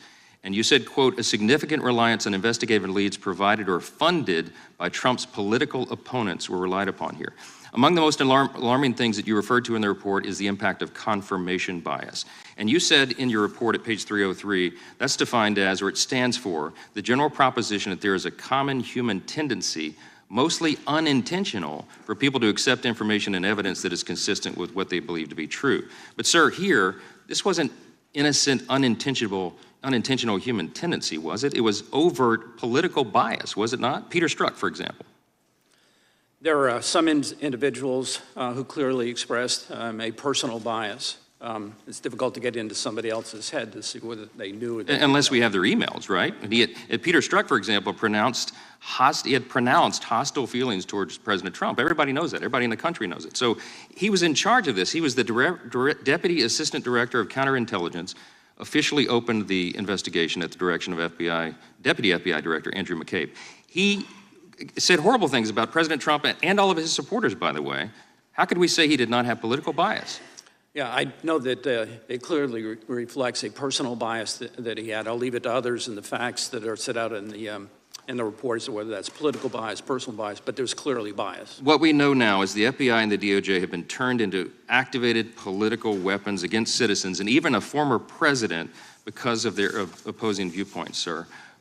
They failed to follow protocols in 2016, and you've suggested new protocols may somehow be affixed to this. How can the American people have confidence that if they didn't follow protocols in 2016, that they will new protocols? And I think that's why I said that in the opening remarks, this is not an easy fix. I mean, it's going to take time to rebuild the public's confidence in the institution. The changes that the forms they have made are certainly changes that are going to guard to some extent against the repeat of what happened in Crossfire Hurricane. All right, you have been listening in there at the U.S. Capitol as the special counsel John Durham's testifying before the House Judiciary Committee. We're going to a quick break here on Live Now from Fox. I'll see you back here with this event in just 2 minutes.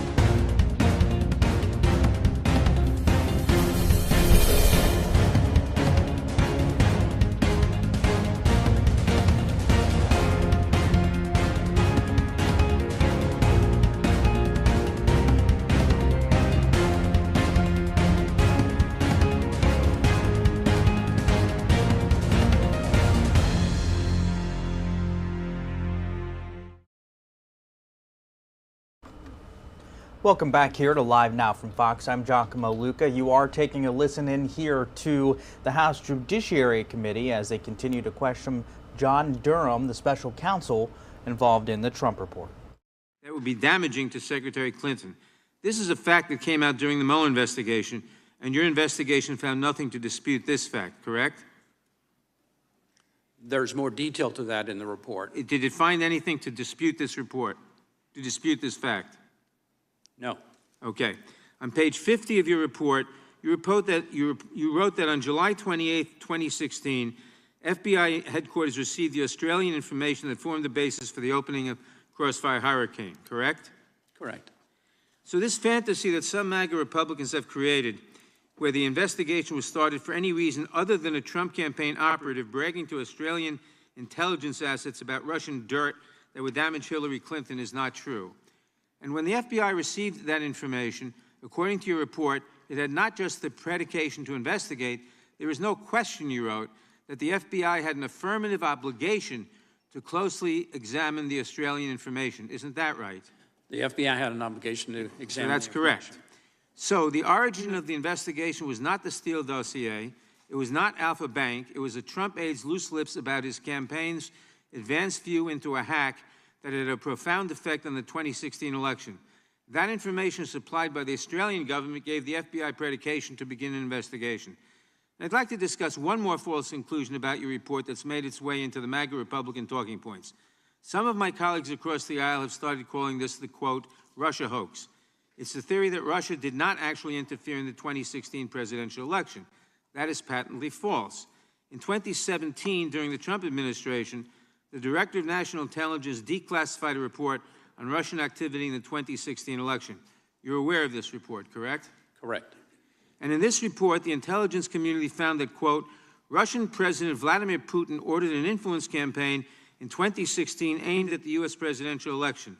Russia's goals were to undermine public faith in the U.S. democratic process, denigrate Secretary Clinton, and harm her electability and potential presidency. We further assess Putin and the Russian government developed a clear preference for President-elect Trump, close quote. You did not dispute that Trump ordered an influence campaign to influence the 2016 election in your report, did you? As I said, there was a real yes or Russian no? threat. No, okay. Special Counsel Mueller indicted 12 Russian intelligence officers in July 2018, isn't that right? Correct.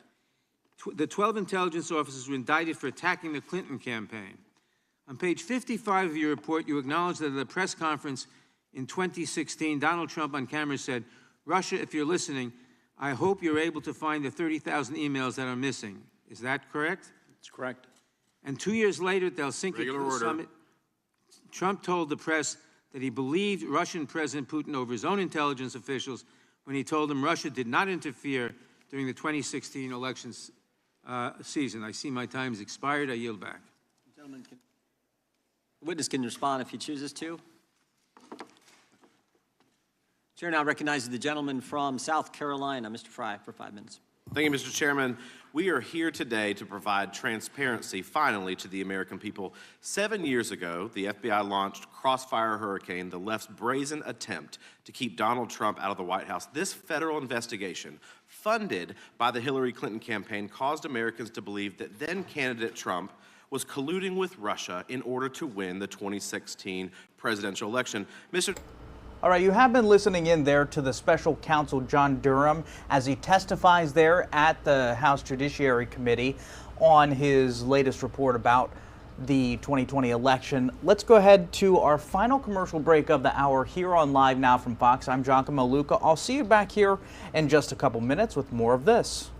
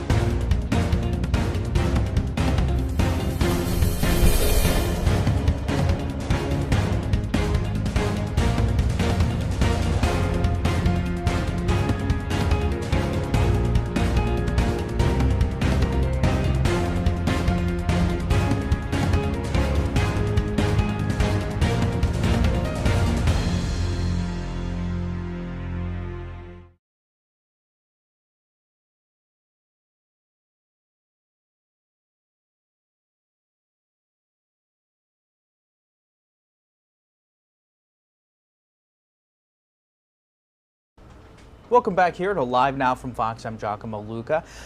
We are going to go ahead and dip right back into the very latest here on this House Judiciary Committee happening now at the U.S. Capitol as House members continue to question John Durham, the special counsel, on that 2020 report. There are any number of significant red flags that were raised that were simply ignored. If there's evidence that was inconsistent with the narrative, they didn't pay attention to it. They didn't explore it. They didn't take the logical investigative steps that should have been taken. Let's see how real his bias was. FBI Deputy Assistant Director Peter Strzok drafted and approved the Crossfire Hurricane opening communication. Is that correct? That's correct. And in your investigation, your office discovered text messages between Strzok and Lisa Page, who was the special assistant to the FBI Director McCabe, expressing strong bias against candidate Trump. That's true. For the record, let me read aloud. This was generated by staff, but this would look like their text messages. On August 18, 2016, Page texted Strzok, "Trump's not going to become president, right? Right?" And Strzok responded by saying, "No, he's not. We'll stop it." It's clear that there was no evidence of Russia collusion with the Trump campaign in 2016. The American people deserve the truth, and I'm proud to serve on this committee to uncover these lies that were perpetuated for far too long. With that, Mr. Chairman, with my remaining 30 seconds, I will yield to you.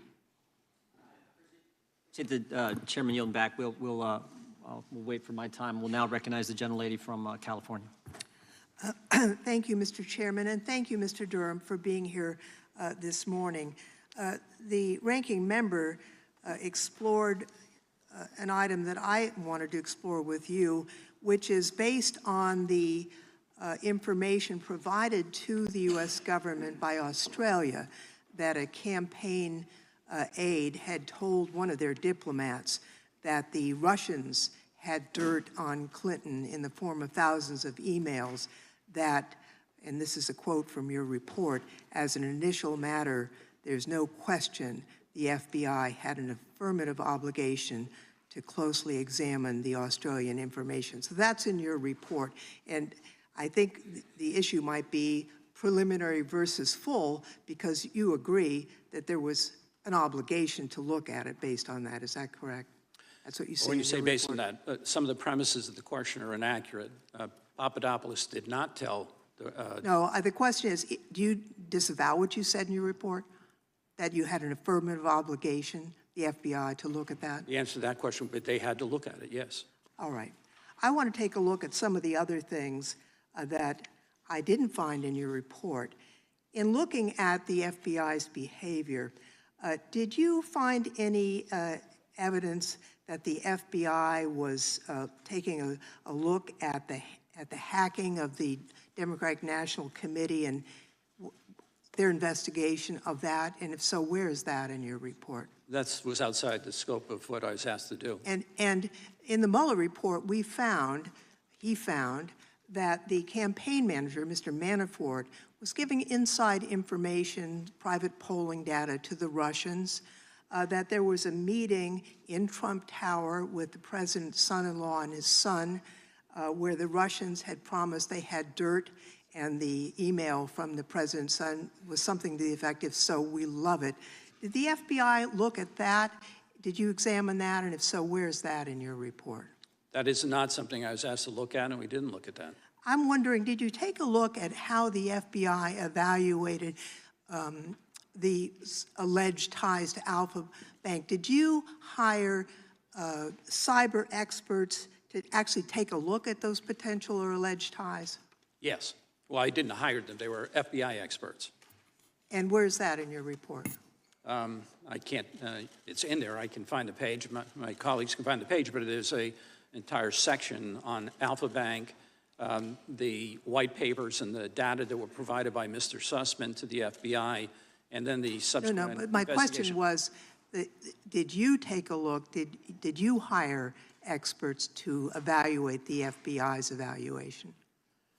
I did not hire experts to Let me ask examine what the experts said, no. Let me ask another question. I thought it was down a rabbit's hole, but you and Attorney General Barr went to Italy to take a look at some allegation about foreign servers, and Italian officials gave you evidence that they said linked Donald Trump to certain financial crimes. Did the Attorney General ask you to investigate that matter that the Italians referred to you? And if so, did you take any investigative steps, and did you file charges, or if not, did you file a declination memo for decision not to charge in this case? The question's outside the scope of what I think I'm authorized to talk about. It's not part of the report. I can tell you this, that investigative steps were taken, grand jury subpoenas were issued, and it came to nothing. I'd like to yield the balance of my time to my colleague from California, Mr. Schiff. Mr. Durham, DOJ policy provides that you don't speak about a pending investigation, and yet you did, didn't you? I'm not exactly sure what you're When referring the Inspector General issued a report saying that the investigation was properly predicated, you spoke out in violation of Department of Justice policy to criticize the Inspector General's conclusions, didn't you? I issued a public statement. I didn't do it anonymously. I didn't do it through third persons. But nonetheless, you violated department policy by issuing a statement while your investigation was ongoing, didn't you? I don't know that. If I did, then I did, but I was not aware that I was violating some policy. And you also sought to get the Inspector General to change his conclusion, did you not? When he was concluding that the investigation was properly predicated, did you privately seek to intervene to change that conclusion? This is outside the scope of the report, but if you want to go there, we asked the Inspector General to take a look at the intelligence that's included in the classified appendix that you looked at, and said that that ought to affect portions of his report. And you thought it was appropriate for you to intervene with an independent investigation by the Inspector General because he was reaching a conclusion you disagreed with. You thought that was appropriate. That's not, the premise isn't right. The Inspector General circulated a draft memo to a number of agencies and persons. Our group. All right, folks, we are going to go ahead and step away from that Judiciary Committee hearing for just a moment, and I want to go ahead and bring up something very important today. We know that the summer solstice is beginning today. That means some big changes for weather and a number of other things here and all across the world. Let's go ahead and bring in Peg Luce. Peg Luce, I should say. She is NASA's Heliophysics Division Director, talking about the start of the summer solstice. Good morning, Peg. How are things going? And what should we know about this? Things are going well, thanks. And with today's summer solstice, we are kicking off the heliophysics big year. We are looking forward to a year where the sun's activity is reaching solar maximum. We have 2 solar eclipses that will be visible in the U.S. in October and April. And this is a big year, about a year and a half. At the end of that time, our Parker Solar Probe mission will be doing its last maneuver to bring it as close to the sun as anything has ever been before. And that is so very exciting to hear. Obviously, summer is something that's very important for so many of us. What's the impact then on weather? Does that have any big impacts in terms of the type of weather that we see and the seasons that are brought about? So reaching the solar maximum doesn't mean the sun is hotter, but we do see space weather. So the sun will be is becoming more and more active. We see more solar flares, more coronal mass ejections, and those can affect us here on Earth. They can affect the radio blackouts. They can affect our satellites. They can affect our GPS signals, and they can also expose astronauts to higher radiation levels. So space weather effects. And what are some ways that NASA is working to kind of protect those scientists and astronauts up in space not being protected by the special atmospheric protections that Earth has? So NASA is developing ways to shield the astronauts in the Orion capsules. We have vests and even electrical protections, but It's also important that we are improving our ability to predict when the solar storms will be coming in the direction of the astronauts so they can know to take cover. And we know that the sun is being used in some ways to help better understand the stars and the solar system around us. How does it help us? So the sun is a star, and it's the only star that we can study up close. And by learning what we know about this, how the star works, how it interacts with Earth, when James Webb Space Telescope is looking at other stars and seeing planets that might be habitable, what we learn about our star helps us to interpret what we see and actually learn where there may be habitable worlds out in the universe. A lot of exciting stuff there. Thanks so much to Peg Luce with NASA joining us to discuss all things about the summer solstice starting. Anything else, Peg?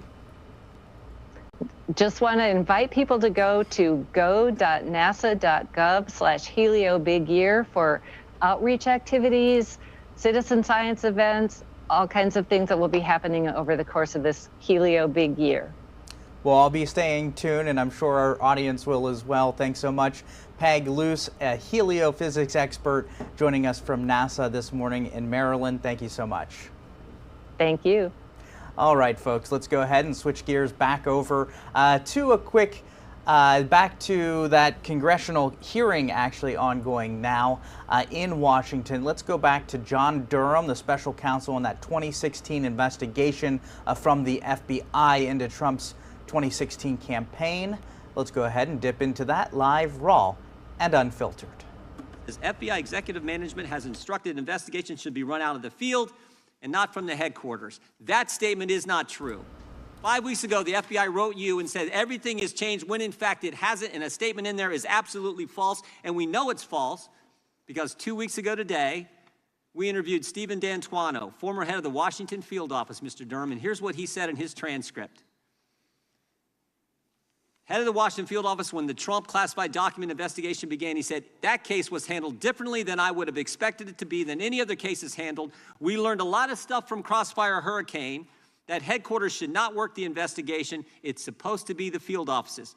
My concern is that the Department of Justice was not following these principles. Nothing is, and that's the thing that scares me the most. Nothing has changed. Mr. Durham, I'm just finished with this. 60% of Americans now believe there's a double standard at the Justice Department. You know why they believe that?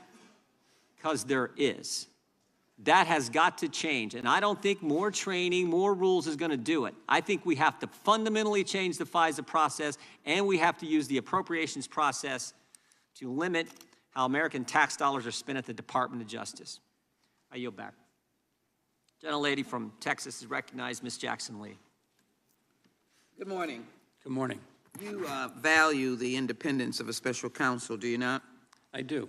In a letter to Attorney General Garland submitting your report, you asked him to allow you to continue your investigation unencumbered.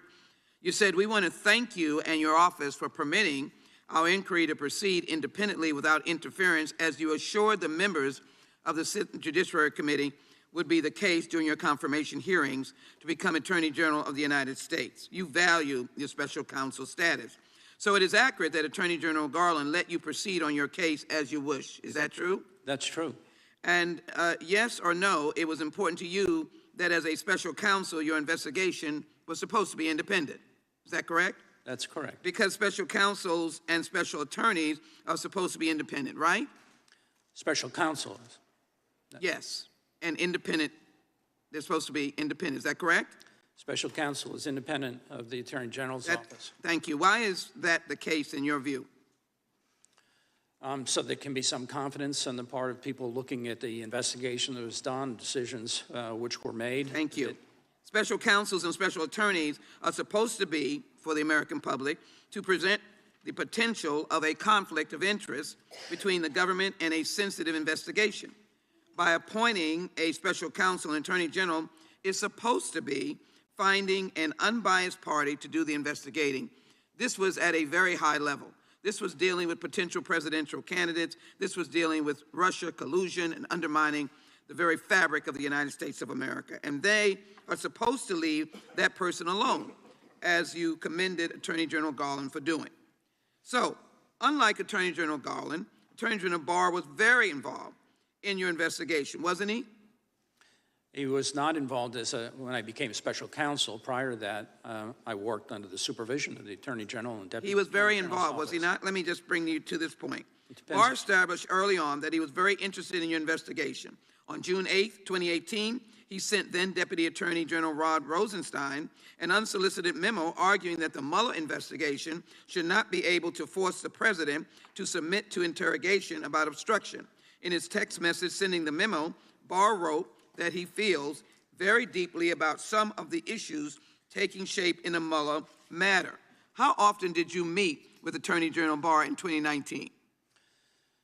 Before I was special counsel, maybe, well, with him himself, maybe every 2 weeks, 3 weeks, something of that sort. And then after? Sometimes more frequently. And then after? After it became, I had been appointed special counsel, I don't know. I mean, I'm sure that I saw him, but I didn't meet with him on a lot. Investigation. No, it was not a lot. How often did you speak or text with the Attorney General? This is during the investigation. I wouldn't, when I was special counsel or prior to that? Special counsel, sir.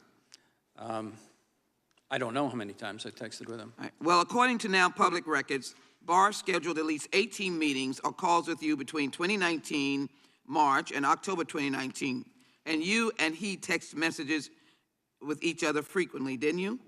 Text messages. Yeah, I was appointed as special counsel in October, so before that, yeah, there were probably any number of text messages. After that, I don't know. Here are some examples. On August 31, 2019, he sent you a message that said, John strongly suggests that you a lot of interesting things. On February 6, 2020, you text him, sir, just emerging from a skiff. Are you open to a call earlier this morning? On February 14, 2020, Barr texts you, call me when you get a chance. On March 19, 2020, Barr texts, can I call you later? And you responded, most certainly. On March 27, 2020, you sent him the best phone number for you, all during the time of being special counsel. And here's an interesting one. On September 24, 2019, the day that the Speaker Pelosi announced a formal impeachment inquiry into President Trump, Attorney General Barr texts you, call me ASAP, and later that day you text back. Do you have a minute for a quick call, Durham? What was the purpose of this call, Mr. Durham? Were you discussing the impeachment inquiry? I never had any conversation with Attorney General Barr about the impeachment inquiry. Mr. Durham, this is an awful lot of direct interactions with the Attorney General for imposed, supposedly independent counsel prosecutor. During these messages that sound to you like appropriate interactions, do they sound like appropriate interactions between an Attorney General and a prosecutor investigating the administration? Sure. Before I was appointed special counsel, I worked for the Attorney General of the United States. That's who But you supervised subsequently me. became special counsel. I know that. Right. You subsequently became. Not only did you interact with the Attorney General frequently, you also regularly engaged with one of his top deputies, Seth Ducharme. What was your relationship with Mr. Ducharme? Seth Ducharme had been an assistant United States attorney in the Eastern District of New York. He works with one of my sons, who are friends, and he, at the time, was working in the Office of the Attorney General. It seems that rather than having an independent investigation, there was a lot of interaction between the Attorney General and the special prosecutor, which shows that the Attorney General was actively directing your work. The gentlelady yields back. I think this is amazing, Mr. Durham. You had 8 text messages with the Attorney General of the United States in an 11-month time period. That's amazing. I can't believe that. Mr. Chairman, parliamentary inquiry. Whose time is that you were speaking of? That was that time that was yielded to me earlier that I yielded back, I think. That's a select Mr. Chairman, that is absolutely inappropriate. I was just pointing out something that I think is Mr. Chairman, that is not appropriate. And we will go to Mr. Klein for 5 minutes. The gentleman from Virginia, is recognized. Thank you. Mr. Durham, your report is not just sobering, as you stated. It's outrageous and deeply troubling. Can you confirm these several main points that it found? The FBI did not have an adequate basis on which to launch Crossfire Hurricane, correct? That's correct. The FBI failed to examine all available exculpatory evidence, correct? Correct. FBI leadership continued the investigation even when case agents were unable to verify the evidence, correct? That's correct. The FBI did not interview key witnesses in Crossfire Hurricane, correct? Correct. And individuals within the FBI abused their authority under the Foreign Intelligence Surveillance Act, correct? Correct. The FBI immediately opened Crossfire Hurricane as a full counterintelligence investigation. What other options could the FBI have taken rather than immediately opening such an investigation? Attorney General Edward Levy essentially created the guidelines in this area, these three divisions of assessments, preliminary, and then full, although they were different names at the time. That has evolved over time and become more particular. In this instance, the information that they had received from Papadopoulos about a suggestion of a suggestion, and not anything about emails, but just a suggestion of a suggestion, was sufficient and would have required the FBI to take a look at, well, what is this about? You open it as an assessment, and then you would analytically go try to collect intelligence that either supports or refutes or explains that information.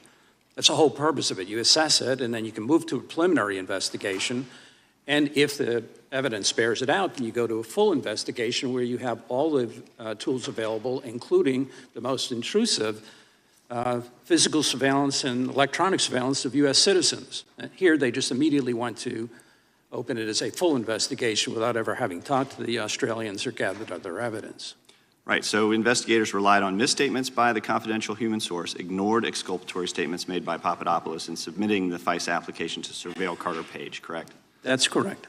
Is it true that an FBI employee fabricated this evidence?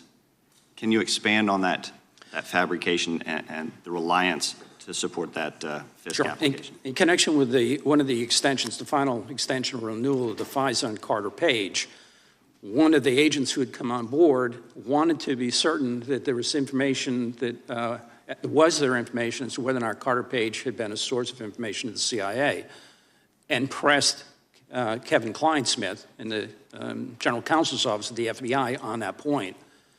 Kleinsmith got a hold of people at another government agency, intelligence agency, on the issue, and that person said that yes, in the FBI parlance, Carter Page was the source, and put that in writing.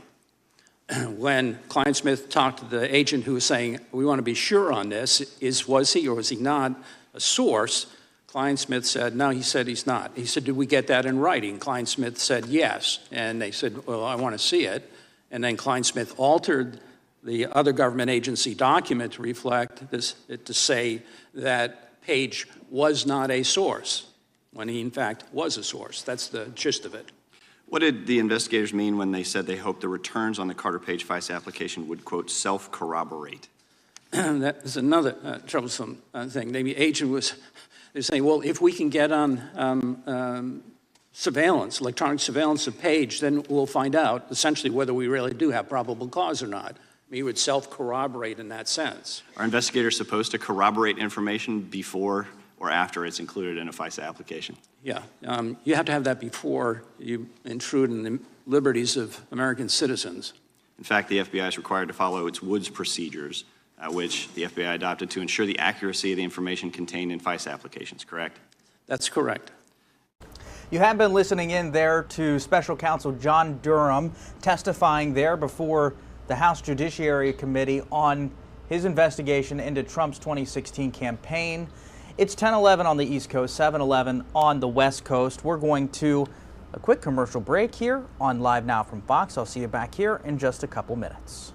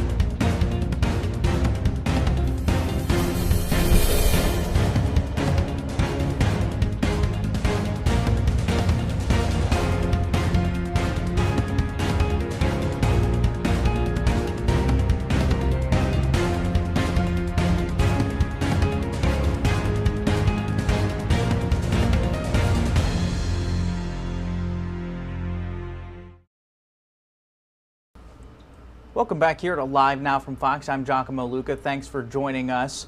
House Republicans are interviewing John Durham as well as other members of the House. He recently completed his report on the FBI's investigation of Trump's 2016 campaign, now testifying before the House Judiciary Committee there on the Hill. Let's listen in live, raw, and unfiltered. With that, did they not?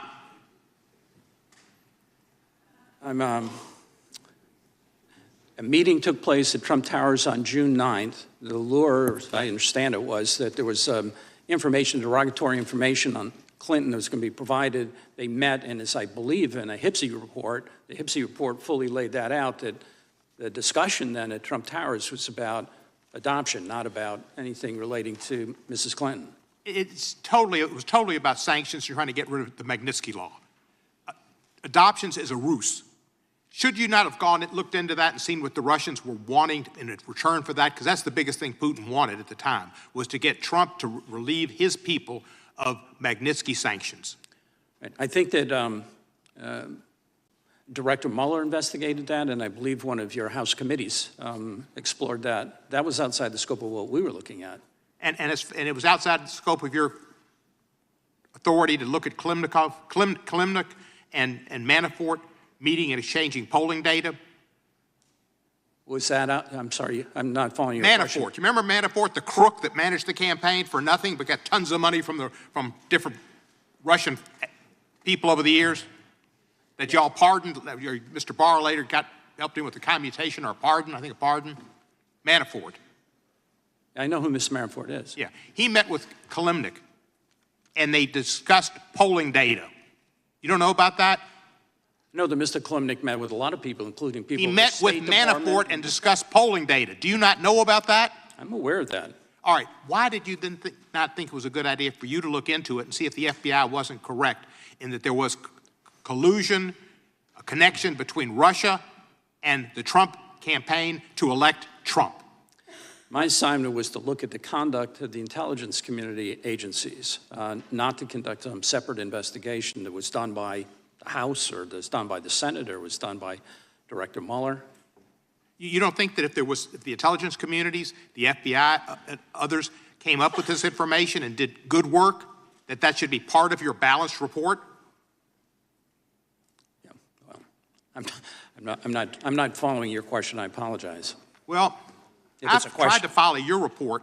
Mr. Donald Trump Jr. would have called it a nothing burger. Mm-hmm. You got no convictions. You got nothing. It was all set up to hurt the Mueller report, which was correct and was redacted, to hurt the Bidens and to help Trump. And you were a part of it. You have a good reputation. You had a good reputation. That's why the two Democrats supported you. But the longer you hold on to Mr. Barr and this report that Mr. Barr gave you as special counsel, your reputation will be damaged. As everybody's reputation who gets involved with Donald Trump is damaged, he's damaged goods. There's no good dealing with him because you will end up on the bottom of a pyre. I yield back the balance of my time. Sure. Can we presume the gentleman's undecided on how he feels about the former president? Gentlemen, the witness can respond. Yeah, my concern about my reputation is with the people who I respect and my family and my Lord. And I'm perfectly comfortable with my reputation with them, sir. Well said. God bless you. The chair recognizes the gentleman from Wisconsin, Mr. Fitzgerald. Mr. Durham, thank you for being here today. On October 3rd, 2016, the FBI met with Christopher Steele, who confessed to relying heavily on a Russian national living in Washington, D.C. as a subsource. That subsource was later identified as Igor Danchenko. Steele not only used Danchenko to create the dossier, but according to your report, Steele was unable to corroborate any of the substantive allegations made in the dossier. Is that correct? That's correct. Even after the FBI offered Steele $1 million if somehow he could actually follow through and underscore some of those specific items. Is that correct? That's correct. So the FBI interviewed Danchenko and Steele's subsource, the Steele subsource, for 3 days, from January 24th through January 26th of 17. However, according to your report, Danchenko could not provide any evidence corroborating allegations contained in the dossier. Is that correct? That's a fact.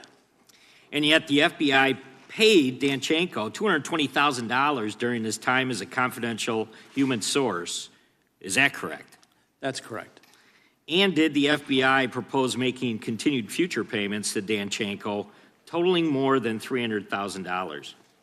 That's correct. Danchenko becomes a confidential human source, then enlists his own subsource, Charles Dolan, as was brought up earlier, who was a Democrat operative and had previously served as an advisor to Hillary Clinton's 2008 presidential campaign. Is that your understanding? Is that correct? That's correct. Did Danchenko ever disclose his relationship with Charles Dolan to the FBI that you're aware of? He did not during the interviews that were conducted in January. Subsequently, he was specifically asked in an interview with his then handler, do you know Charles Dolan? You listen to the recording. He hesitates for some awkward period of time and then says, yes, I know who Dolan is. So he acknowledged knowing Mr. Dolan. Do you think it had anything to do with he was simply worried that disclosing a Democrat operative as a subsource might jeopardize the whole payroll deal that the FBI had set up with them? And we lay these facts out as we do other facts in the report and leave it to others to draw the reasonable conclusions or inferences from those facts. Very good. Of the hundreds of individuals who the FBI interviewed through the course of Crossfire Hurricane and Miller's special counsel investigation, this came up earlier, was Charles Dolan ever interviewed by the FBI? He was not. Do you have any insight as to why the FBI would not interview him or overlook such a high-profile person in this whole investigation? That's something of a mystery. Going back to October 3rd, according to the ALAT, the Assistant Legal Attaché for the Bureau, when he first, going back to July 5th, when he first met with Steele, Steele had indicated to him at the time that HC was aware of what Steele was doing. When the Bureau went back to interview Steele on October 3rd about matters relating to Crossfire Hurricane, Steele, in fact, had provided the Bureau with Dolan's name as somebody who might have information relating to Trump, but he was never interviewed. So yeah, I don't know why they never interviewed Trump. I'm sorry, why they didn't interview Mr. Dolan, but they didn't. The explanation that was given to the intelligence analyst who's referred to in the report essentially was that that would be outside the scope of their mission, outside their role. Very good. You have been listening in as Special Counsel John Durham is testifying before the House Judiciary Committee.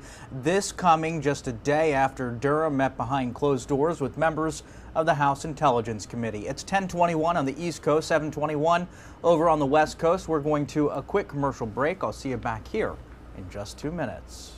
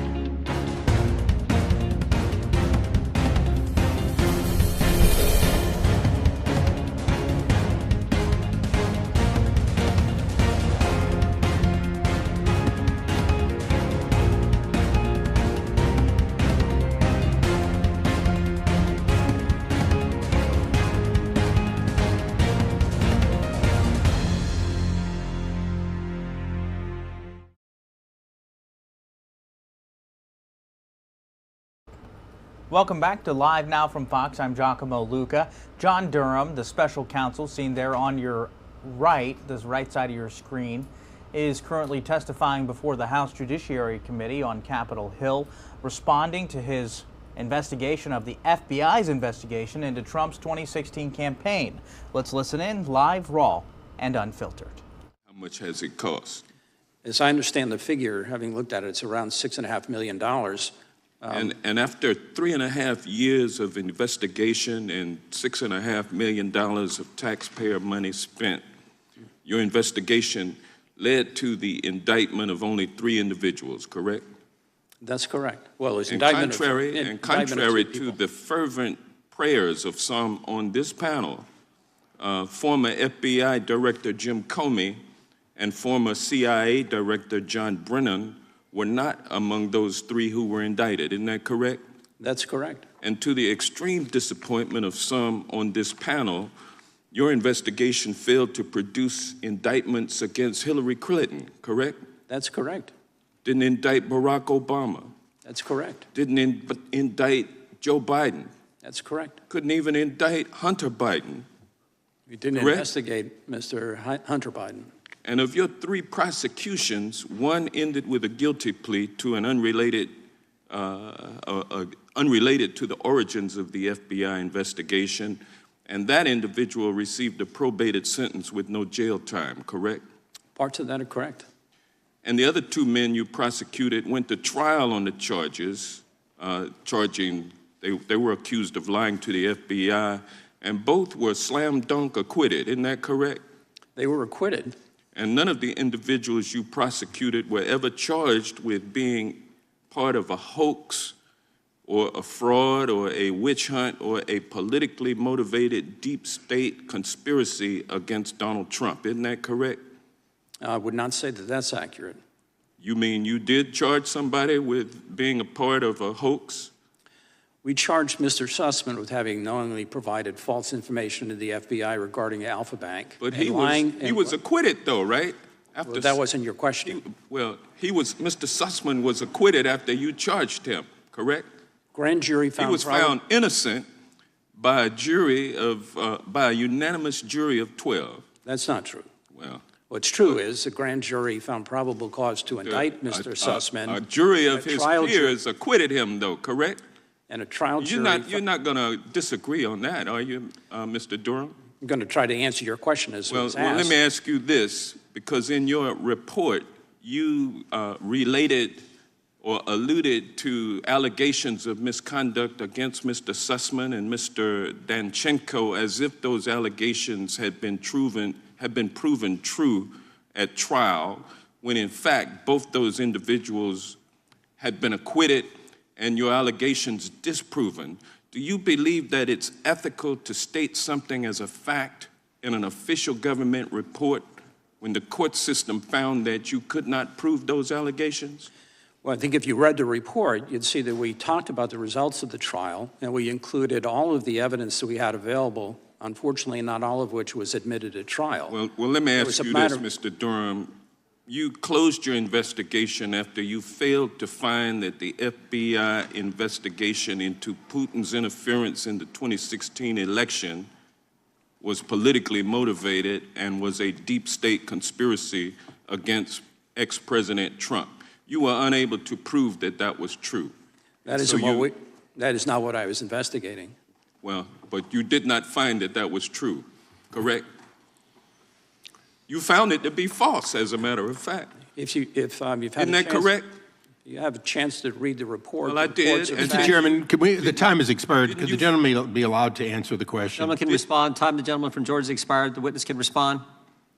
I'm saying if you read the report, we lay the facts out in the report as to these matters. I'm not here to talk about Mr. Trump. I'm not here to talk about deep state or whatever other characterizations you made. This report is factual. Nobody's raised any issues as to whether it's factually inaccurate in any way. People can draw their own conclusions based on those facts. Yep. Mr. Durham, you've been at it an hour and a half here. We could keep going. If you can keep going, just let us know if and when you... Yeah, I'm fine, whatever the committee wants. Chair now recognizes the gentleman from California, Mr. Issa. Mr. Durham, each of us on the panel has a different background and a different idea of what's best to get out of this report and the work that you have done so faithfully, not just for the last 4 years, but for your entire career. So I'm going to start off by asking, is it true that you have the Attorney General's Exceptional Service Award, a decoration for your service? That's true. Is it also true that you have the Attorney General's Distinguished Service Award? That's true. And who awarded you that?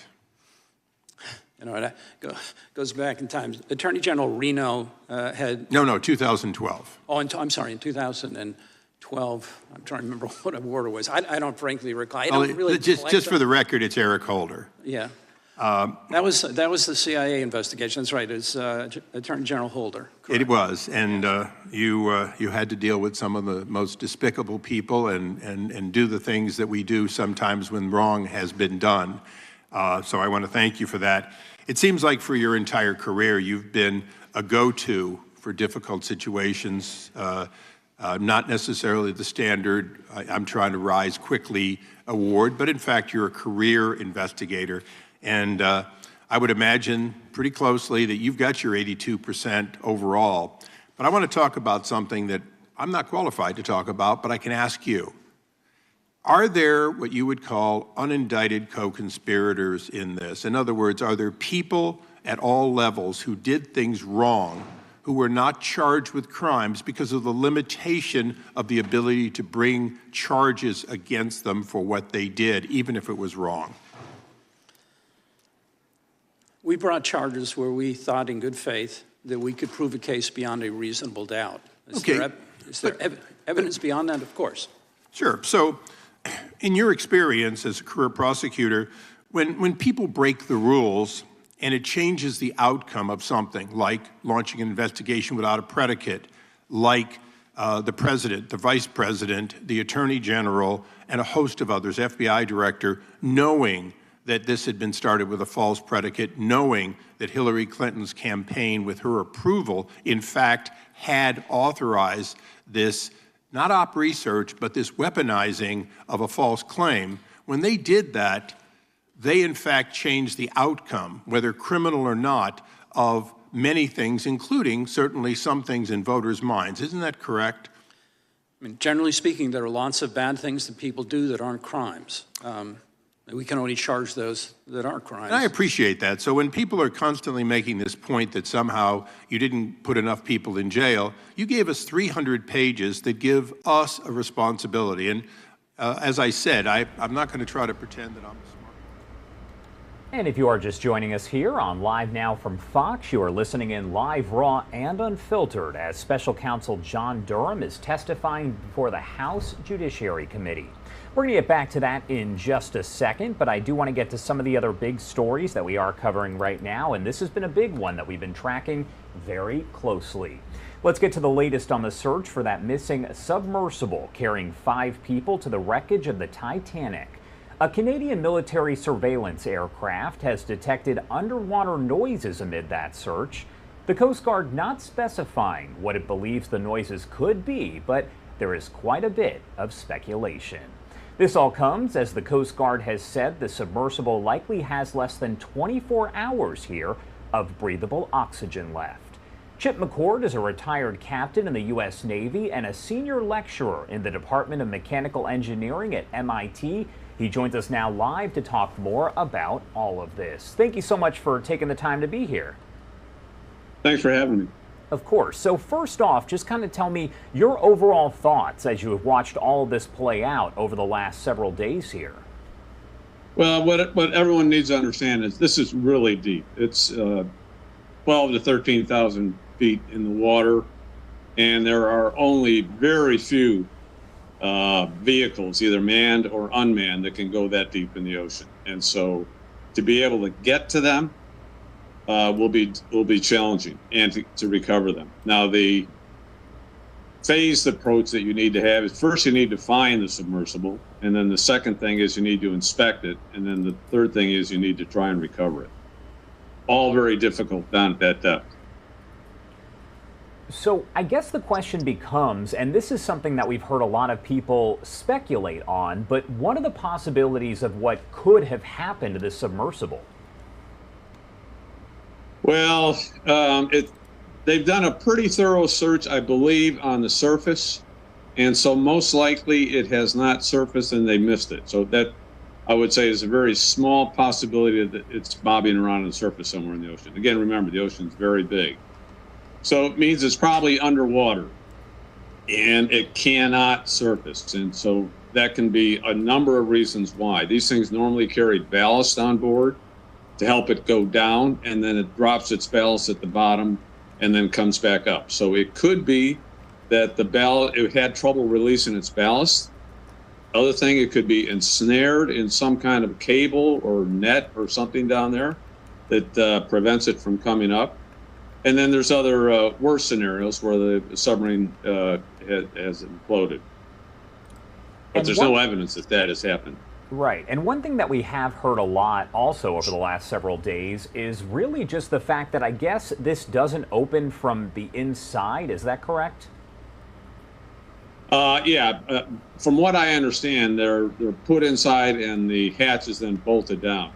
Again, to operate at those depths, it's extremely difficult to create a submersible. U.S. Navy nuclear submarines don't even come close to operating at that depth, and they're very well constructed. So this thing is basically designed to keep the people inside, keep them safe from the extreme pressure outside, and there's no hatch that you open up or close or get in and out while you're underwater. It's all done on the surface.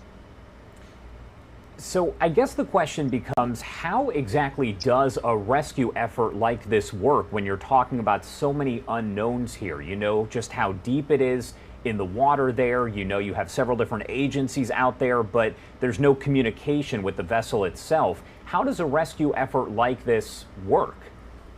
Again, the first thing that they need to do is they need to find the submersible. Then they need to do a survey of the submersible. Normally, to locate the submersible, you would use sonar, side scan sonar, or some other kind of scanning sonar. Find the submersible. Then you would normally put a vehicle down, a remotely operated vehicle with cameras that could inspect it. And then if you're able to, you would be able to pull the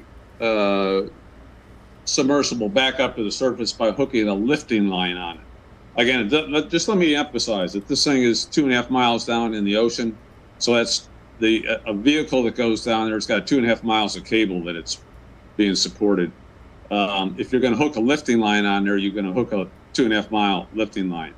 Now, the U.S. Navy has experience in raising wrecks from deep ocean. They recovered a F-35 from about this depth and a MH-60 helicopter from 19,000 feet. So they can do that. They have the equipment to do that.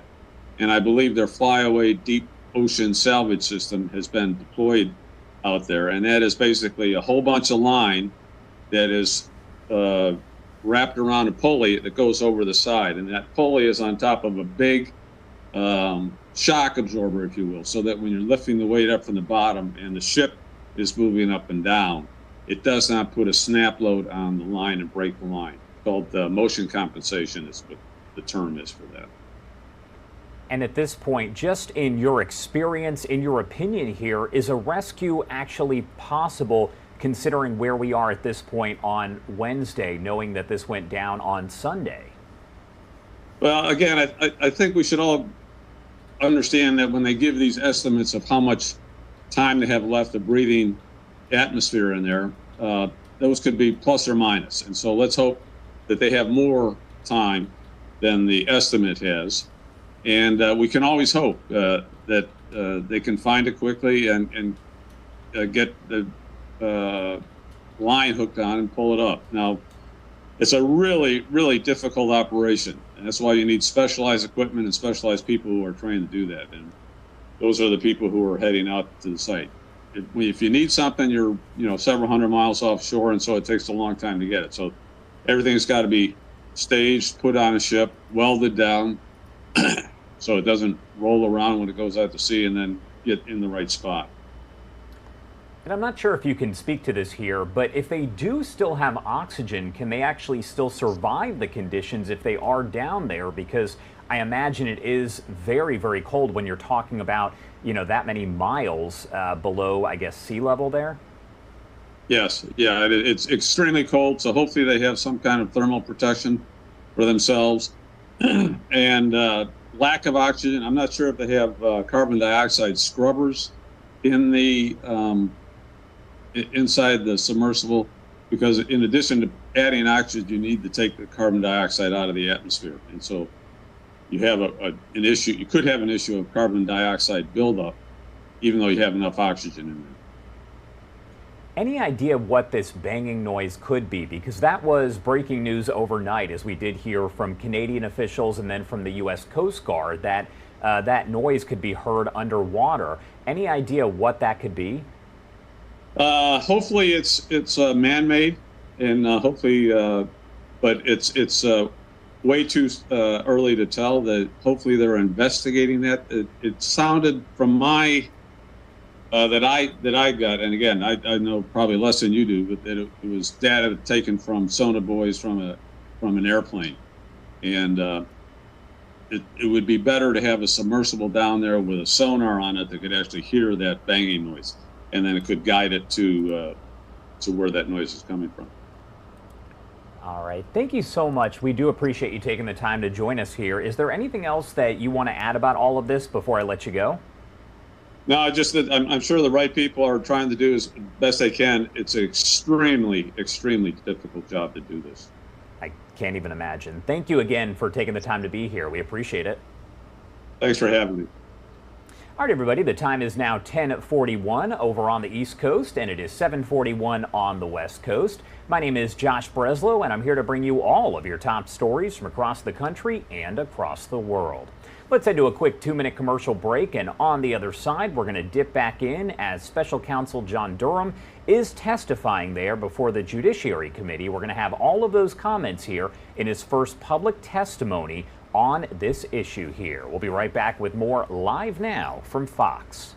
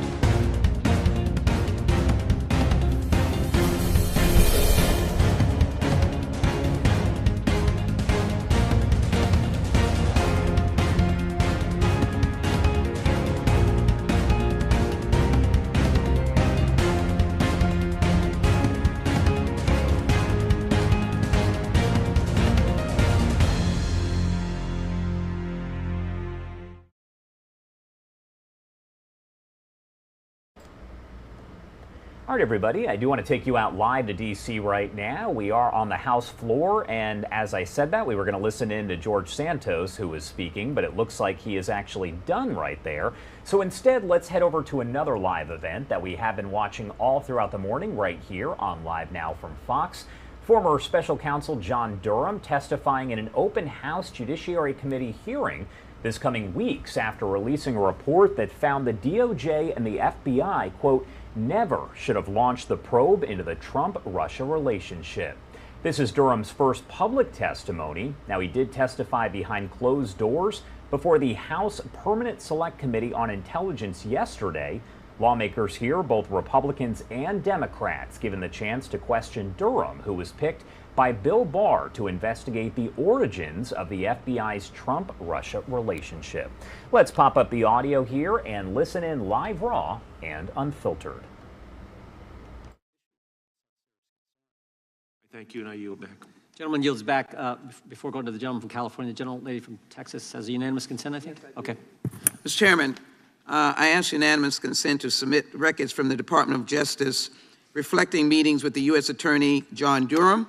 These records were in response to American Oversight's request for DOJ communications between the offices of the Attorney General and the Deputy Attorney General and the Durham or his first assistant. I ask unanimous consent to place this in the record of this hearing. Without objection, so ordered. Mr. Chairman, I have a unanimous consent. Gentleman from California.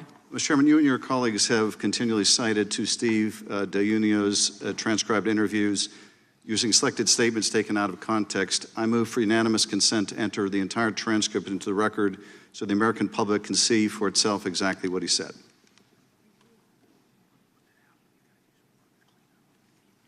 Yeah, we will work on that. Yeah, we'll work on that. We don't want to, we'll talk with the chairman. We want to make that fully available. Mr. Chairman, you're objecting to a unanimous consent request then to something? Mr. Chairman, I object. Okay. So if I understand correctly, Mr. Chairman, you're happy to cite selected portions of the transcript out of context, but you're not happy to see. Mr. Chairman, there's an objection. Is there further action? You don't want the American public to see this, Mr. Issa? Roll call vote, please. Yeah. There's no vote on that. I just want to clarify for the gentleman. We want to put the transcript out. There's a couple. We got a little work to do on certain names that have to be redacted for obvious reasons. But yeah, we definitely want to put the transcript out. We'll work with the minority to make sure that happens. I thought it was an amazing interview by Mr. D'Antuono, the former head of the Washington Field Office. We want that information out to the public, and we'll make sure it happens. Can I suggest, Mr. Chairman, that you grant the request subject to redactions to protect personally private information? So, without objection, so ordered. Thank you very much. Gentleman from California is and you have accepted my submission. I didn't hear that right away. Thank you. Thank you, Mr. Chairman. Gentleman from California is recognized. Mr. Durham, many of my MAGA colleagues want you to be someone who you are not and to say something that you clearly won't. And so I want to just start by thanking you for your many years of service to our country as a federal prosecutor.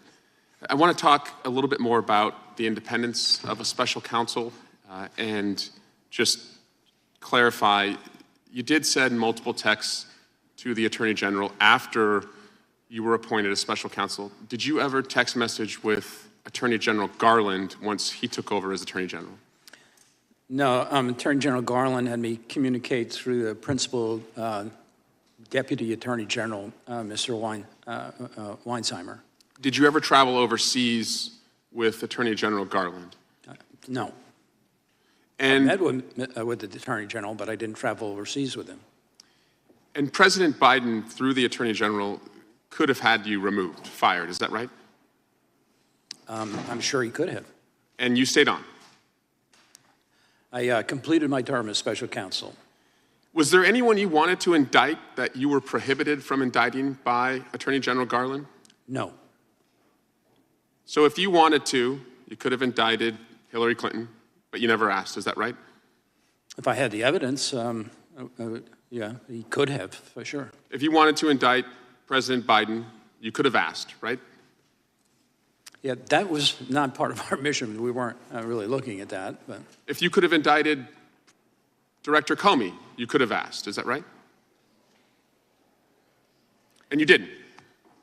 Yeah, the Attorney General Garland had never asked me not to indict somebody. Great. So I just want to make it clear to my colleagues, you had all the power in the world to indict anyone that you had evidence to indict, and you were never blocked from doing it. That's correct? That's correct. I also want to compare you to the last major special counsel investigation that we had. You agree Special Counsel Mueller charged dozens of individuals, and you indicted 3. Is that correct? Indicted 2, and a third pleaded guilty. Right. And Special Counsel Mueller had dozens of convictions, some at trial, but no defendant was outright acquitted. Is that right in the Mueller investigation? Outright acquitted. Across the board, every charge acquitted. Right. I don't believe there are any acquittals. I'm not sure there were dozens of convictions. There were more than a dozen people who were indicted. You were wise earlier to not weigh in on Donald Trump's character. You are under oath, after all. But did anything in your report prove false that Russians met with Trump's family during the campaign at Trump Tower after an offer of dirt on Hillary Clinton? Anything prove that that meeting didn't happen? I don't have any evidence that that did not happen. Anything in your report prove false that in the 2016 campaign, Donald Trump tried and concealed from the public a real estate deal he was seeking in Moscow? I don't know anything about that. There's nothing in the report about it. It's not something we investigated. Anything in your report prove false that Donald Trump publicly asked Russia to hack Hillary's emails and then hours later they did? If you're referring to... Did Donald Trump not say at a press conference, Russia, if you're listening, you should get Hillary's emails? Did you prove that he didn't say that? Yeah, no, we didn't. Okay. We didn't investigate. Did you prove false in the 2016 campaign that Trump's campaign manager gave polling data to a spy for a Russian intelligence service? We didn't investigate that. Anything in your report say that Donald Trump in 2016 acted the way that Americans would want a presidential candidate to act with regard to Russia?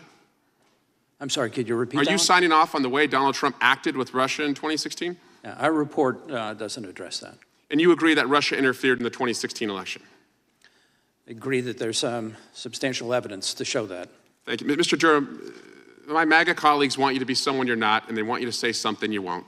They want you to join the law firm of Insurrection LLC, which incidentally and probably appropriately is chaired by a guy who never passed the bar exam, and you're wise not to do that. You see, my colleagues today, they are making themselves footnotes and foot soldiers in the history books that will chronicle Donald Trump's corruption. And I yield my remaining time to Mr. Schiff.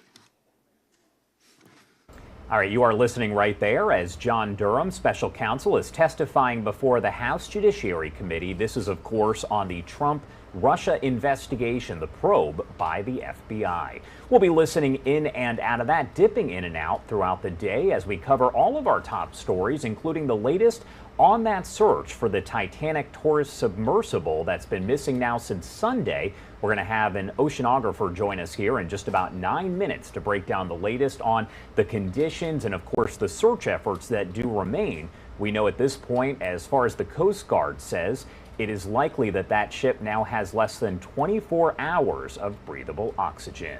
Let's head to our final 2-minute commercial break of the hour, and on the other side, we're going to get right back into your headlines and live events. You're watching Live Now from Fox.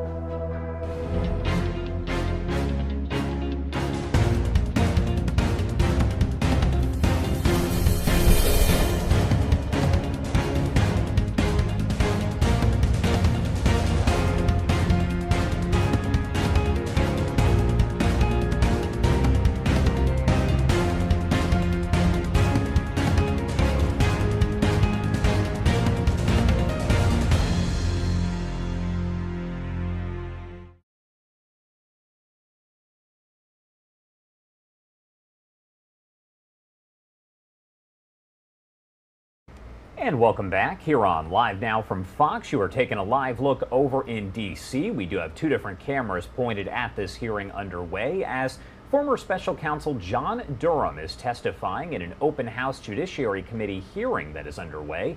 This comes weeks after releasing a report that found the DOJ and the FBI, quote, never should have launched the probe into the Trump-Russia relationship. This is Durham's first public testimony. Now, he did testify behind closed doors before the House Permanent Select Committee on Intelligence just yesterday. Lawmakers on both sides now have the time to answer questions, ask questions. Let's pop up the audio and listen in. In your experience, in your many years working with the department, why is it important that that type of information is included and disclosed to both federal prosecutors and to the court?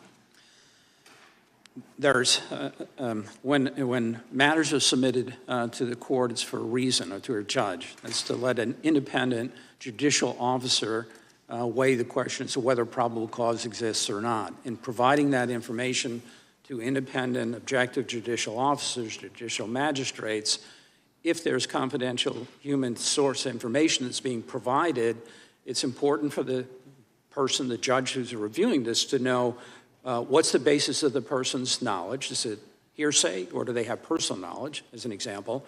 And then whether or not there's some track record or basis to believe that the information would be credible coming from this person. And of course, at this stage of the proceeding, the person who's the subject of the investigation has no idea that this application is even being made or considered or reviewed by the court in most cases. So That's it's correct. solely rests with the government, the responsibility to ensure that this power, that this surveillance power that's being used is being done in a way that is appropriate and compliant with the law. That's correct. And you mentioned something earlier about that in this case, agents immediately moved to the most intrusive investigative means that were available, referring, of course, to the interception of live communications, correct? That's correct. In this instance, the Bureau almost immediately, when they opened it as full investigations, it was the umbrella case, Crossfire Hurricane, and then the 4 sub-files, they immediately went to try to get Pfizer coverage on Papadopoulos, which they weren't able to do, and then Carter Page. And some of the techniques for law enforcement, you know, there are a myriad of other things they can do to collect surveillance information short of this interception of communications, like poll cameras, pen registers, trap and trace, trash pulls, correct? There are many other things that in investigations are often utilized prior to taking this step of attempting to intercept live communications. Right. Those are typically building blocks for electronic surveillance. So based on your testimony so far, what we're hearing is that here, a FISA application was pursued without disclosing some relevant information to prosecutors or the court, without following standard procedural rules, utilizing investigative techniques that were the most intrusive without first exhausting other techniques, and instead pursuing the most invasive method possible from the outset against Mr. Page. That's essentially correct, yes. Now, one other thing, you mentioned earlier during your testimony that the failures identified during your investigation, that if they were not addressed, they would result in national security risks and continued public lack of confidence in our institutions of justice, that there were no overnight fixes, but we needed accountability, standards, and consequences. Would you elaborate, please? Time the gentlelady has expired. The witness can respond. Yeah. The national security interests here include liberties of the American people.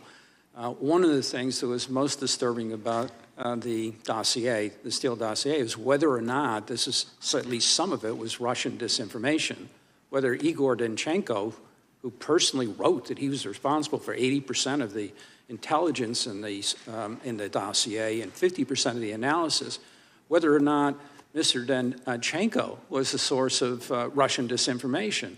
If you don't run some of those things to ground, it does affect the liberties, or potentially affects the liberties of the American people and the national security interests of this country. Thank you, sir. Gentlelady yields back. The gentleman from California is recognized. Thank you, Mr. Chairman. Before I begin my questioning, I want to say that the House Judiciary Committee is responsible for helping to ensure the rule of law. The chairman of this committee ignored a bipartisan congressional subpoena. The precedent set by this chairman has damaged the ability of congressional committees to get information from witnesses and damaged the rule of law. Now, Mr. Durham, thank you for being here voluntarily today. In your report, not only did the FBI have information, as stated before, that the Australians knew that Trump Foreign Policy Advisor George Papadopoulos had suggested that the Russians were going to release anonymous information damaging Hillary Clinton. The FBI also knew and had information that the Democratic National Committee was hacked by the Russians and information was being released to the American public. The FBI also had information from various media reports that Trump had relations with different Russian businessmen, and the FBI had information that Trump said, quote, "Russia, if you're listening, I hope you're able to find the 30,000 emails that are missing." The FBI had all that information prior to opening Operation Hurricane, correct? Crossfire Hurricane, is that right? That's correct. Okay. If the FBI had chosen to do so, the multiple pieces of information they had would have allowed them to open a preliminary investigation. Is that right?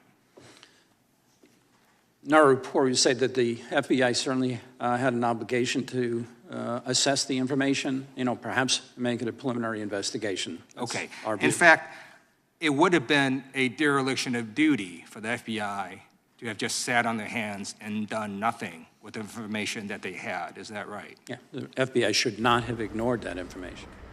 And you're listening in live, raw, and unfiltered there as Special Counsel John Durham is testifying before the House here on the Trump-Russia probe and the FBI investigation. We have been dipping in and out of that as it is underway and will be for quite a while. I do want to take you out to another story that we've been tracking very closely here all throughout the day and really over the last several days on LiveNOW from Fox. The latest on the search for that missing submersible carrying 5 people to the wreckage of the Titanic. A Canadian military surveillance aircraft detecting underwater noises amid that search. Now, the Coast Guard not specifying what it believes the noises could be, but there is quite a bit of speculation so far. This comes as the Coast Guard has said the submersible likely has less than 24 hours left of breathable oxygen. We also learned here, coming up at 1 p.m. Eastern Time in just about 2 hours, the Coast Guard will give a live briefing on that search that is still underway. In the meantime, Christopher Roman is a professor of oceanography at the University of Rhode Island and joins us live here to talk more about the search efforts. Thank you so much for taking the time to be here. No problem. So first off, I just want to get your opinion, just based on your experience here. Is a rescue operation still possible at this point as we are several days in from the last time that this submersible was actually seen or heard from? Well, I'd like to be as optimistic as possible, but unfortunately, at this point, a lot of things would have to go right very quickly. And the reality is, in this in deep water, time is not on your side. Everything takes time. What kind of difficulties are posed when you're performing a rescue or recovery mission like this one here? We're talking about deep water conditions, very deep, and it seems like it's a fairly remote area. Well, right, it is a remote area, and if people have been following the story, they know that, surface ships have been heading there, but these ships only go 12, 15 knots, right? That's as fast as you could ride your bicycle. So just even getting there is hard. It's 4,000 meters of water, so getting from the surface to the bottom is 2.5 hours for any asset. It's 2.5 hours back up for that same asset. And at that point, you haven't even done anything. So bottom time, or time spent on the bottom to actually find the submarine, potentially hooking up lift capability to it, which is also not easy. It all takes time. And I'm sure there's a lot of talented engineers out there thinking through all these eventualities, hoping they get a chance to employ strategies that they're working on. But again, time is not on anybody's side here. Tell me about some of the technology that's used in a case like this to do those search efforts and those hopefully recovery efforts. Well, so this morning we did hear some encouraging news that they'd heard some noises that could be from the submarine. That's great. We do have the technology to track down and locate noises. So that's what the sonar buoys are for. So if there was a noise, they can hopefully narrow in on where the sub may be. If we're going to deploy a second vehicle to approach it or potentially even bring it to the surface, that involves sending a robotic system down, almost 3 miles to the bottom, trying to attach a line to it. That's not going to be easy. Hauling a large object up from the seafloor from a moving vessel that's going up and down in the waves is not easy in its own right. There's specialized equipment to do that. I'm not sure 100% which equipment they have there, but I'm sure people are working out how to do this with the equipment they have. So it's really a combination of using the acoustics to locate it, trying to get some asset down to the seafloor to search, trying to search efficiently using sort of other acoustic instruments and camera systems. But again, this all takes time. And if you're talking about this submersible possibly being all the way at the bottom there at the wreckage of the Titanic, if they still have oxygen, can they actually survive the conditions? Because my understanding is that it is very cold as you get to the bottom of the ocean there. It is. So the average ocean depth, at depth, the temperature is about 4 degrees Celsius, so about 39 degrees Fahrenheit. So that's quite cold. And water is also very efficient at pulling heat out of things. So yeah, it is not, it is quite cold in that submarine. So hypothermia is an issue.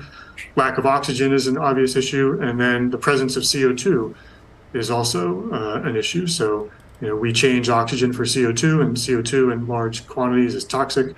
So we hope that if they do have life support systems in the sub, they are able to scrub out CO2. So there's a lot of things we don't know, and optimistically we hope that some of these basic light support systems are still working. And I do want to ask your opinion on this because you are obviously an oceanography expert here. What are your thoughts on the idea that these submersibles are taking people down to the bottom to go see things like the wreckage of the Titanic? What are your thoughts on that overall? Well, I think it's mixed, I guess. I think that the lore of the Titanic has been fabulous for ocean science, and it's brought a lot of smart young people into ocean science and interest in the ocean. That's great. The Titanic is also, of great public interest, and it's a site that should be respected. And it's also a graveyard, so it shouldn't be tampered with.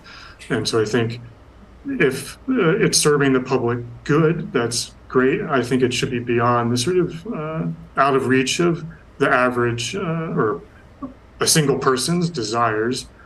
Personally, what I would like to see, if people are going to visit places like this, that the private funds that are being used to do it also benefit the community at large and are good for ocean science, and the money brought in, if used for educational purposes, additional programs, ocean science, ocean technology development, that would be great. So again, it's sort of a little bit of a mixed bag, and depending on the outcomes and the actual business model of how you get there is important. All right, Christopher Roman, thank you so much for taking the time to join us here and kind of break that down. Is there anything else that you want to add before I let you go? No, I just think if people are following the story, they really just have to appreciate, how slow things happen out there. And it's very unfortunate in this situation, but all of these systems are designed, it just fundamentally takes time to do anything in the deep ocean. It's a very tough environment. Honestly, it'd be easier to pull these people off the top of Mount Everest as it is to sort of get them back from the bottom of the ocean. Wow. Yeah, no, that's definitely, it puts it in perspective there for sure. Thank you again for taking the time to be here. We appreciate it. No problem. All right, everybody, I do actually want to take you out to another live event that is just getting underway. This is over in Austin, Texas. This is about the heat preparedness. It's also about safety, considering the temperatures there have been record-setting for days now. Let's pop up the audio and listen in. showing signs of a heat illness. We offer cooling centers. The City of Austin's recreation centers and libraries are available to people who may need them for cooling services. The cooling centers can serve as a reprieve from the heat, allowing people and their service animals an opportunity to get a break. For more on that, you can visit our website at austintexas.gov/alerts. And a few heat safety tips that we like to pass along. Again, we ask everyone to stay hydrated. Remember to drink water regularly, even if you're not thirsty. And in particular, protect yourself if you're outside doing work-related activities or otherwise. Wear loose clothing, take breaks in the shade, and practice safety while you're out on the water if you're taking advantage of water-related activities. And also remember to keep your pets safe as well. Thank you. Director Stirrup, I think, is next. Yeah, on the list. Yeah. Good morning, everyone. Adrienne Stirrup, Austin Public Health. My mama always said if you heard something more than 3 times, it must be true. So a lot of the messages that you hear today will be repeated, and because we believe that it is the best, true, and most accurate information that we can offer our public to stay safe. And so we talked a lot about what we can do generally, right, as citizens and residents of Austin and Travis County to keep ourselves safe. But I want to draw attention to those members of our community that might be at higher risk to heat illnesses. And I'm talking about pregnant people, people with heart or lung conditions, young children, older adults, athletes, folks who are working outdoors, and those who are unhoused. And so I'm going to focus on our aging population and those who are unhoused for our comments. As Director Snipes says, we have been preparing for this moment before we got here. There is an amazing team of epidemiologists at Austin Public Health that track the heat. We do heat surveillance, and we provide those reports to our partners. And that information and data is really what drives our decisions and helps us plan for the activities that you'll hear more about. But we also have a strong connection with a lot of social service providers in our community, because as a city and a county, we really believe that it takes a village. And so we know as government entities, we can't do that alone. And we have great connections with our nonprofits, and we have listservs for nonprofits that serve the unhoused population, letting them know where our cooling centers are, letting them know the resources that are available. If you are a social service agency and you're hearing this message and you're not signed up for that listserv, you can call 311 and get signed up today. Of course, you know, our external partners are important, but our internal team as well, and it's represented very well today. It's APH, it's Austin Energy, it's HESM, it's parks, it's libraries. We're really making sure that we're activating all the resources that we have to bring to bear to make sure that we're ready should this extreme weather event continue longer than we planned or that nature has planned. The other comments that I want to make is that there will be messaging about transportation for cooling centers. That is, again, sent out through that texting service. So if you are an individual, please warn Central Texas. Very good. If you're a social service agency that serves the unhoused or the aging population, please call 311 so you can get those pushed out notifications to you automatically. We're also doing extensive outreach with our Council on Aging and their key stakeholders to make sure that our residents who might live by themselves and need additional assistance are aware of the services that we might be able to bring to bear should they find themselves in an emergent situation where their AC is going out, or they just need a place to cool off, or maybe they live in an older home that doesn't have central AC. We can help them out and give them transportation to a cooling center so they have the opportunity to stay cool during the day. Cap Metro is providing free transportation to cooling centers. A person just has to get on the bus and say, I'm going to this location, and they will get a ride there. In the event that this emergency continues and we need to stand up additional sheltering resources, we do have an existing partnership with Urban League to provide sheltering services for community and those who are unhoused. And for the unhoused population, also our partner Urban Alchemy is opening their doors at the Arch, which is the Austin Resource Center for Homelessness, to offer opportunities for those who are without housing to come in during the day, be cool, get water, and maybe even get connected to some housing services. So again, all the good things you heard today.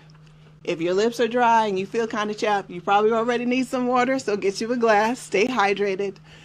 Take breaks if you're working outdoors in the shade, and check on your neighbor, right? Check on your Mima, check on the neighbor next door that you see out walking her dog. Make sure that she's staying safe and hydrated. And if you are walking your pets, make sure we're protecting their paws. That concrete gets really hot. And with that, I'm going to pass it on to Chief Lickritz from EMS. Good morning, everyone. Rob Lickritz, Chief Austin Travis County EMS, and I think you're going to hear some recurring themes here with some of the things that I'm going to share with you. But first and foremost, I want to assure you that Austin Travis County EMS is well prepared for this heat, and we've been taking multiple different tacks to make sure that we have all the resources available to serve the community. Our community health paramedic team has been working very diligently. They are actively participating and reaching out to the most vulnerable in the community, both unhoused individuals and others that they encounter every day, ensuring that they have adequate water, ensuring that they are aware of all of the cooling centers that are available, and the bus routes that they can take to get there. Today, we will be hosting a pop-up resource center for persons experiencing homelessness at the Trinity Center downtown to provide them with additional resources that they may need both in the normal course of their lives as well as to address the specific needs during this heat emergency. In addition, our collaborative care line, our 911 center is prepared to divert additional calls away from the 911 system to provide resources to individuals that may be experiencing undue hardships or things that may be affecting them and their medical care as a result of the heat. Much as we did with Winter Storm Mara, we are anticipating the ability to divert additional calls and provide those resources to them without an undue strain on the 911 system. Just yesterday, the collaborative care line was able to assist with providing box fans through our partners at Family Elder Care to a client who did not have any means or air conditioning at home, and we hope to continue to provide those additional services to the community to ensure that our most vulnerable are provided with those services. Our field operations is prepared for an increase in call volume. Already in the past 2 weeks, we've seen a dramatic increase in calls for heat-related emergencies. Since April 1st, we've seen 166 incidents that were triaged as heat-related. 92 of those were in June, and 88 occurred within the last 2 weeks.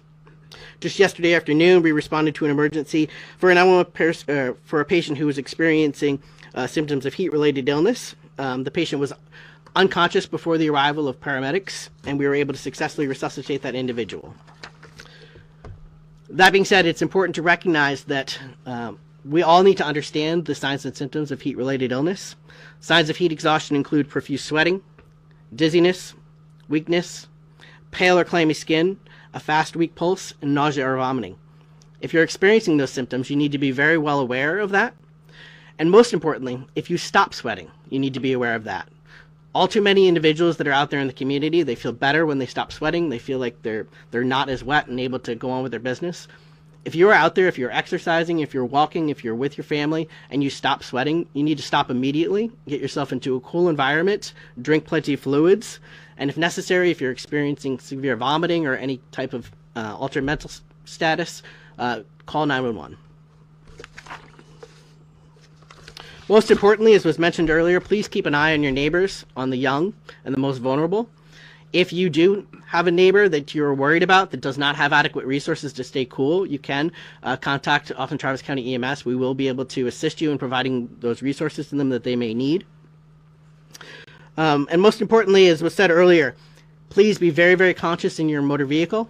If you have a child that is in the back seat, please make sure that you are putting something in the back seat so that you ensure that you check on those individuals. It is a tragedy every time an incident occurs with someone that is left in a vehicle. If you're in a vehicle that is in over 72 degrees of heat, there's a potential that that person could be permanently injured or die.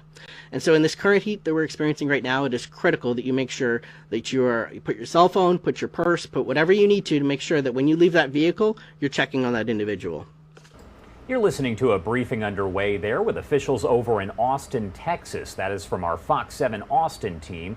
They are dealing with record-setting heat there across the state, and we're actually going to be joined in about 10 minutes by Casey Stiegel with Fox News, who is live there in Texas, and he'll bring us the latest, of course, as they are once again seeing all of that heat. And coming up at 1 p.m. Eastern Time, so about an hour and a half from now, we will have that live briefing with the U.S. Coast Guard about the search for that missing Titanic tourist submersible. That again is going to be 1 p.m. Eastern Time. Let's head to a quick 2-minute commercial break, and on the other side, we're going to get right back into your top stories and live events. A lot going on today. We'll be right back here on Live Now from Fox.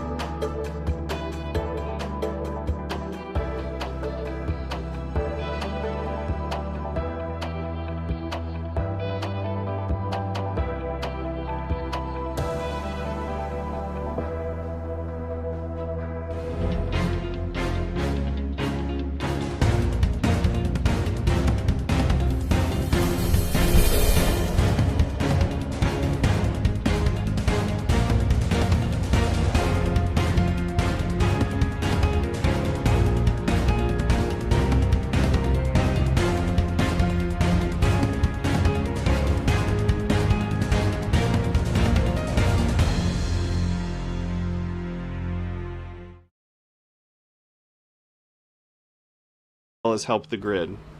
For today, all right, so you are listening in once again over in Austin, Texas, as we are talking about heat preparedness there. We're seeing record-setting temperatures all across Texas, and we are going to be joined momentarily by Casey Stiegel, who is out live in Dallas. He'll bring us the latest information on that heat. But for now, let's pop up the audio and listen in.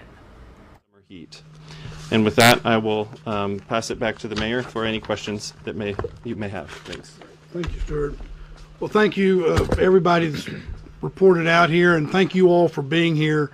Again, I want to reiterate that we will, on a routine basis, ask you back because we want to make sure that if there are additional questions or additional or different developments, we're in a position to provide that information to the public in advance, and there can be, as you can see from the reports that you've heard, there'll be some preparation, or at least people will be aware of what could come. And with that, what we'll do is answer a few questions, and go ahead. So we're following up today on the fact that with workers out in the field, especially first responders, that a third of the fire trucks are reported to not have air conditioning. Are you aware of that? Is that something they're working on, or where are we on that? Yes, we are aware of that, and we've got a plan to get them repaired. It's my understanding that that was called to our attention earlier this week, and we're working as fast as we can to get those back in service. Yes, ma'am. Mayor, the Austin Animal Center recently expressed some pretty serious concern, already dealing with overcrowding, and then their big portico broke. Is the city stepping in at all, just at least during this hot time, to help with that? Yes, I appreciate you asking that. One of the things we probably should have brought up as we were talking about things, that is one of the things that we're obviously watching very closely. As you know, I guess it was this past weekend, there was we waived all fees for adoption of pets and that sort of thing. The city is going to continue to have that policy in effect, where we're waiving all fees for the foreseeable future.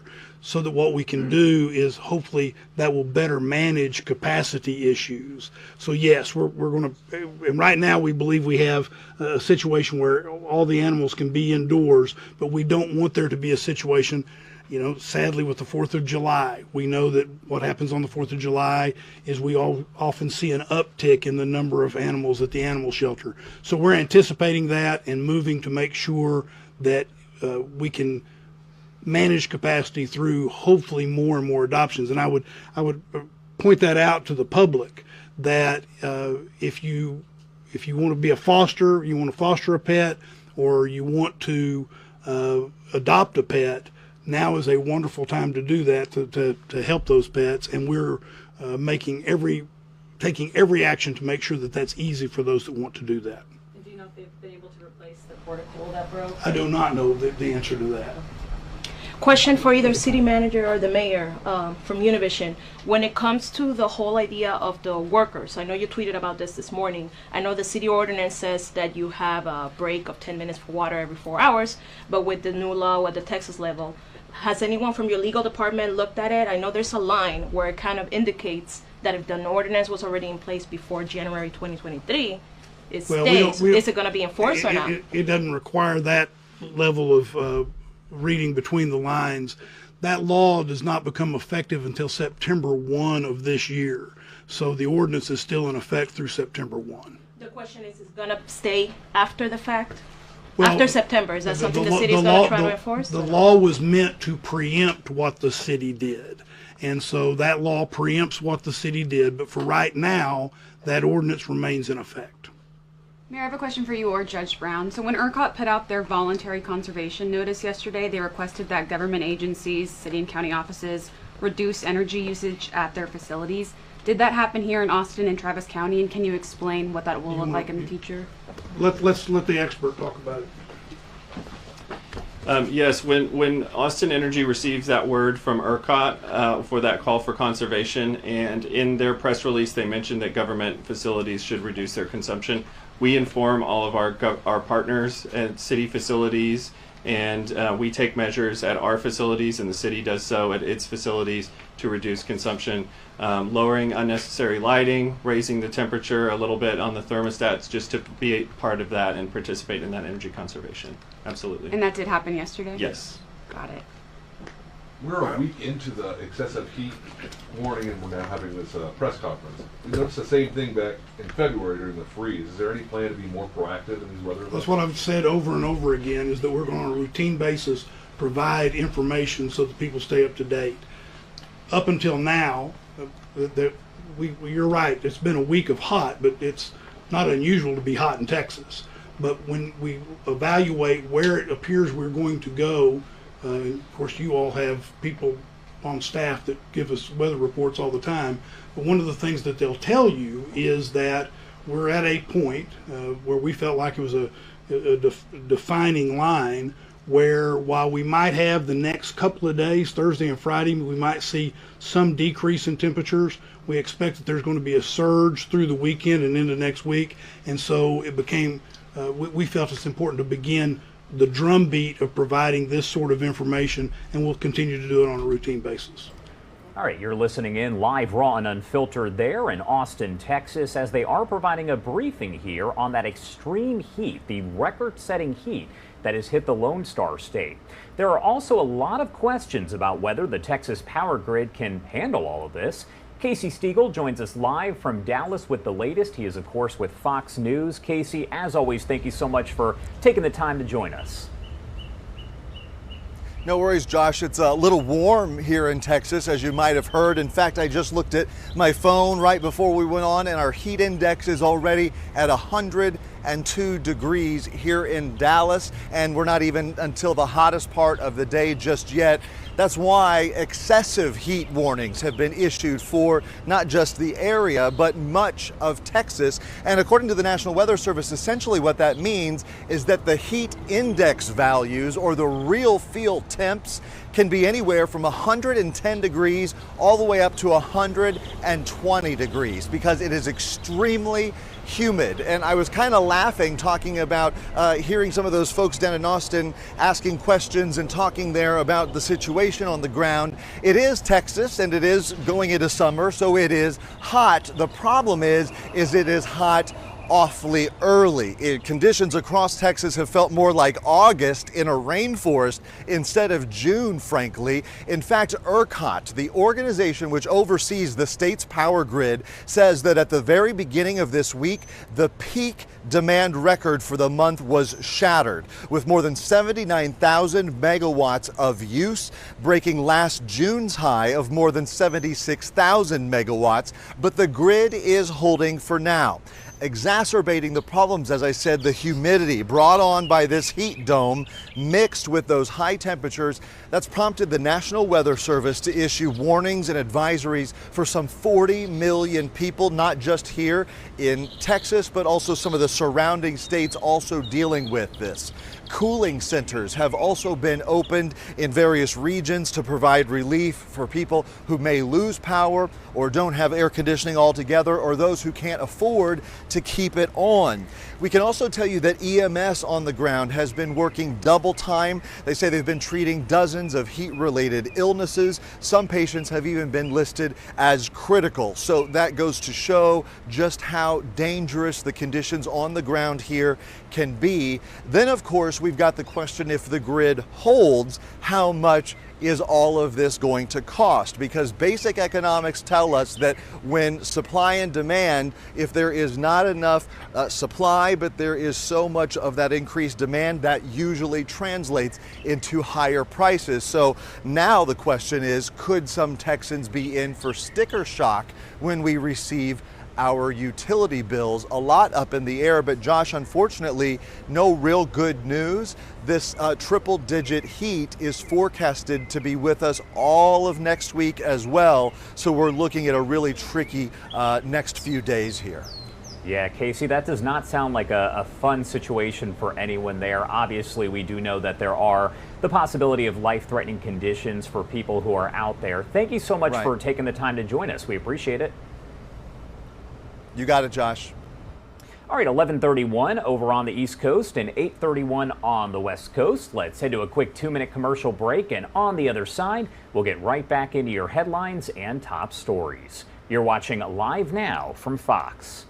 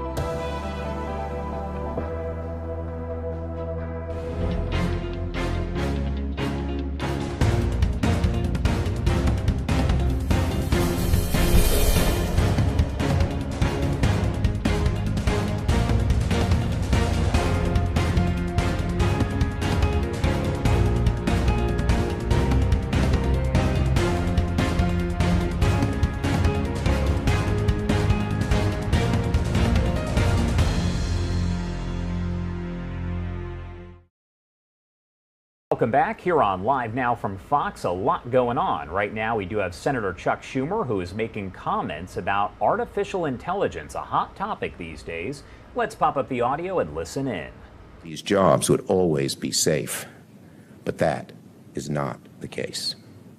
The erosion of the middle class, already one of America's most serious problems, could get much worse with AI if we ignore it and don't take measures to prevent job loss or maldistribution of income.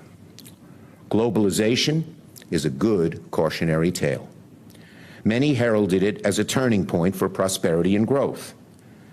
Decades later, most people agree globalization on balance increased wealth, but at the cost of tens of millions of jobs shipped overseas. While some communities flourished, others were hollowed out and remain so to this day. Congress was far too slow to aid Americans who needed help with these changes. Let's not repeat the same mistakes when it comes to AI. To prevent that from happening, we will need everyone at the table, workers, businesses, educators, researchers. This is going to be a huge challenge, and all of us must be part of the solution. AI policies must also promote accountability. Otherwise, what will stop companies from using AI to track our kids' movements, inundate them with harmful advertisements, damage their self-image or their mental health? What's to stop a shady business from using AI to exploit people with addictions or financial problems or serious mental illnesses? How do we make sure AI isn't used to exploit workers or encourage racial bias in hiring? And how can we protect the IP, the intellectual property, of our innovators, our content creators, our musicians, our writers, our artists? Their ideas are their livelihoods. When someone uses another person or another company's IP, we need accountability to ensure that they get their due credit and compensation. Without guardrails in place regulating how AI is developed, audited, deployed, and without making clear that certain practices should be out of bounds, we risk living in a total free-for-all, which nobody wants. Nor do we want a future where AI eats away at America's foundations. On its own, AI neither supports nor opposes the causes of liberty, civil rights, justice. If we don't program these algorithms to align with our values, they could be used to undermine our democratic foundations, especially our electoral processes. If we don't set the norms for AI's proper uses, others will. The Chinese Communist Party, which has little regard for the norms of democratic governance, could leap ahead of us and set the rules for the game for AI. Democracy could enter an era of steep decline. And there's a more immediate problem. AI could be used to jaundice and even totally discredit our elections as early as next year.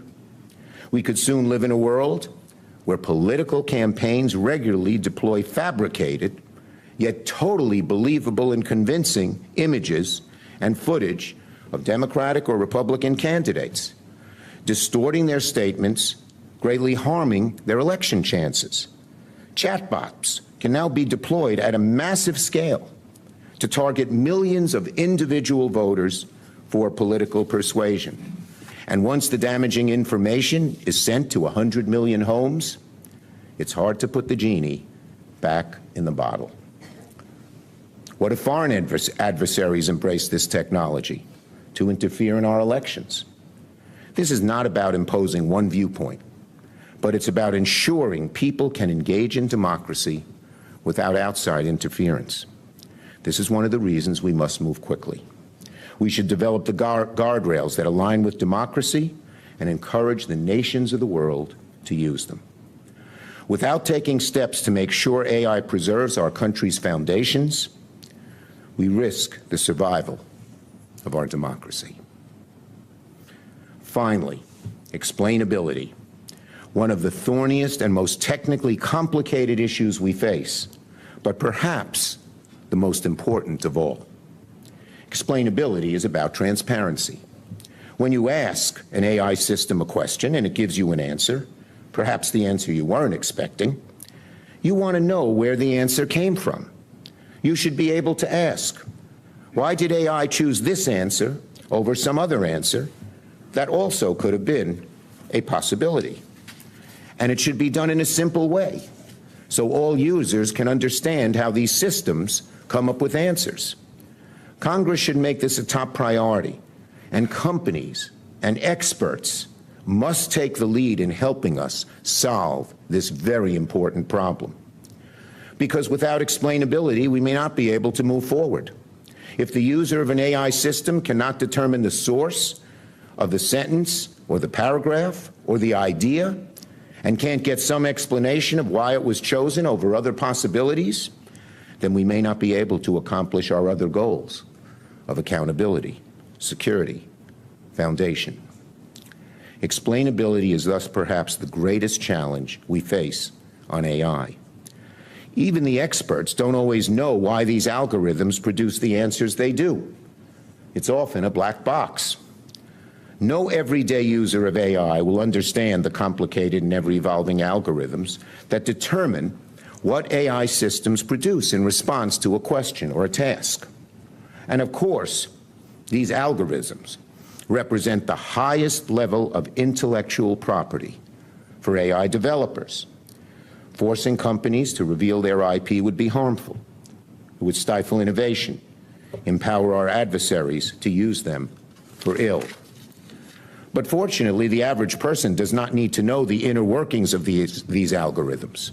But we do need to require companies to develop a system where in simple and understandable terms, users understand why the system produced a particular answer and where that answer came from. This is very complicated, but very important work. And here, we will need the ingenuity of the experts and companies to come up with a fair solution that Congress can use to break open AI's black box. Innovation first, but with security, accountability, foundations, and explainability. These are the principles that I believe will ensure that AI innovation is safe and responsible and has the appropriate guardrails. If we proceed with these priorities in mind, I think Congress can help ensure that AI works for humanity's good. I think we can go a long way towards keeping people safe. Now, let me share my second proposal, a new legislative approach for translating this framework into legislative action. Later this fall, I will convene the top minds in artificial intelligence here in Congress for a series of AI Insight Forums to lay down a new foundation for AI policy. We need the best of the best sitting at the table. The top AI developers, executives, scientists, advocates, community leaders, workers, national security experts, all together in one room, doing years of work in a matter of months. The panel will include people of differing views, including some skeptics. We want the experts in each subject where we have questions and problems to sit around a table, debate the major challenges, and forge consensus about the way to go. Opposing views will be welcome, even encouraged, because this issue is so new that all ideas must get a chance to be at the table. Our job as legislators will be to listen to the experts and learn as much as we can so we can translate these ideas into legislative action. Each Insight Forum will focus on the biggest issues in AI, including, first, asking the right questions, AI innovation, copyright and IP, use cases and risk management, workforce, national security, guarding against doomsday scenarios, AI's role in our social world, transparency, explainability, and alignment, and privacy and liability. These Insight Forums are the first of their kind. They have to be the first of their kind because AI moves so quickly, will change our world so dramatically, is deeper in its complexity, and lacks the legislative history in Congress that other issues have.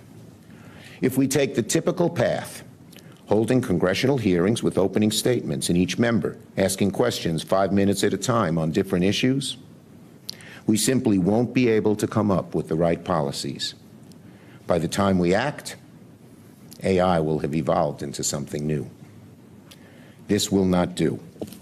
A new approach is required. Now, these AI forums can't and won't replace the activity already happening in Congress on AI. Our committees must continue to be the key drivers of Congress's AI policy response, continue to hold hearings, and build bipartisan consensus. But hearings won't be enough. We need an all-of-the-above approach, because that's what AI's complexities and speed demands. And this must be done on a bipartisan basis.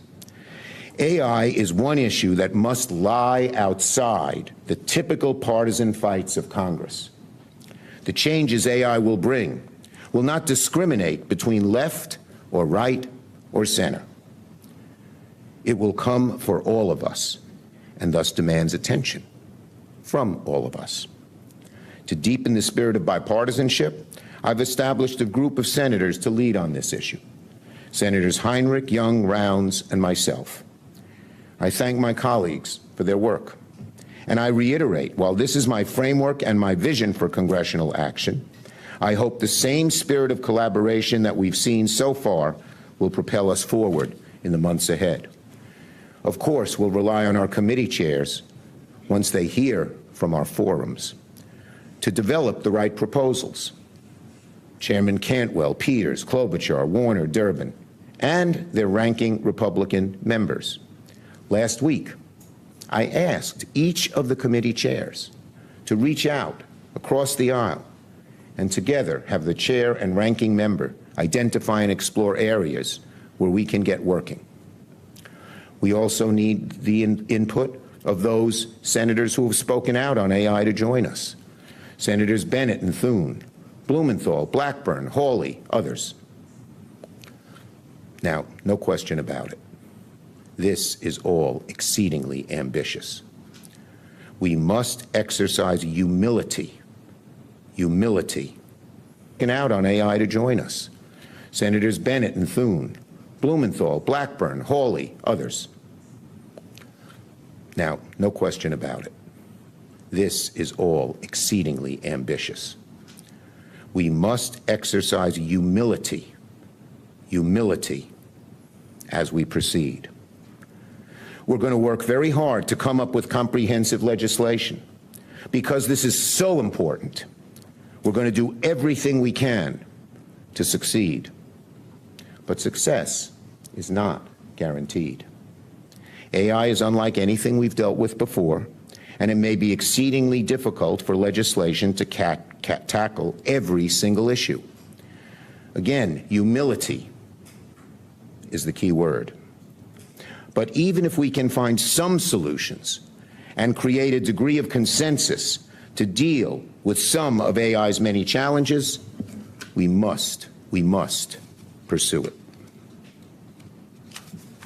And like many great undertakings in our nation's history, we must move ahead with bipartisanship and cooperation.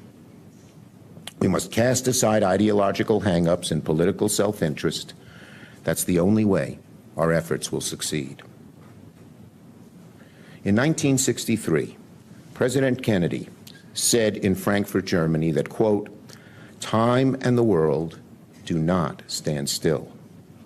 Change is the law of life, and those who look only to the past or the present are certain to miss the future."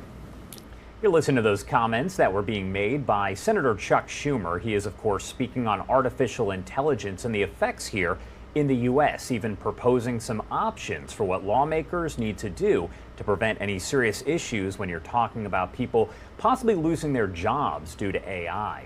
It is now 11:48 on the East Coast and 8:48 on the West Coast. Let's head to a quick 2-minute commercial break, and on the other side, we're going to get right back into your top stories and live events. A lot going on here on Live Now. We'll be right back.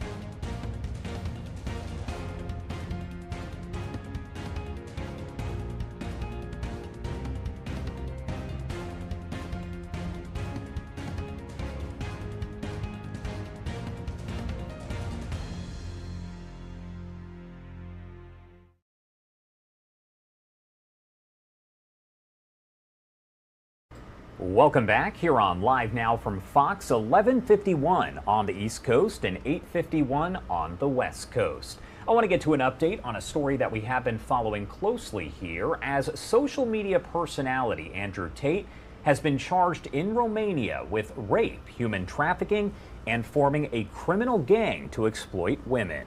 Prosecutors releasing that information, also filing charges against Tate's brother Tristan and 2 Romanian women.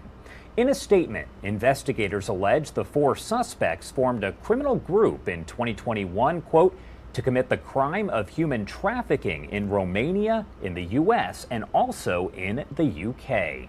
Those investigators say 7 female victims were misled and transported to Romania, where they were sexually exploited and subjected to physical violence. Now, after appearing in a Romanian court, Tate did address a crowd of reporters. I would like to say a massive thank you to all the supporters we have around the world, regardless of what the mainstream media keeps saying and the lies they try and purport. We get tens of thousands of messages from people every single day supporting us, and they understand that we're not the first affluent, wealthy men who have been unfairly attacked. In our situation, unfortunately, it happens quite often. So I want to thank the whole world for all the support we get. I also want to give a very special thanks to Romania and the Romanian people. The number of Romanian people who send me messages of support is absolutely fantastic. This is my home. I love this country. I'm going to stay here regardless, no matter what. And I look forward to being found innocent in the end of everything. So thank you all very much. All right, so Tate, a former professional kickboxer, has lived in Romania since 2017. His spokesperson says the brothers are prepared to, quote, demonstrate their innocence and vindicate their reputation. Again, that was Andrew Tate speaking right after he did appear in court, formally charged there in Romania with rape, human trafficking, and forming a criminal gang to exploit women.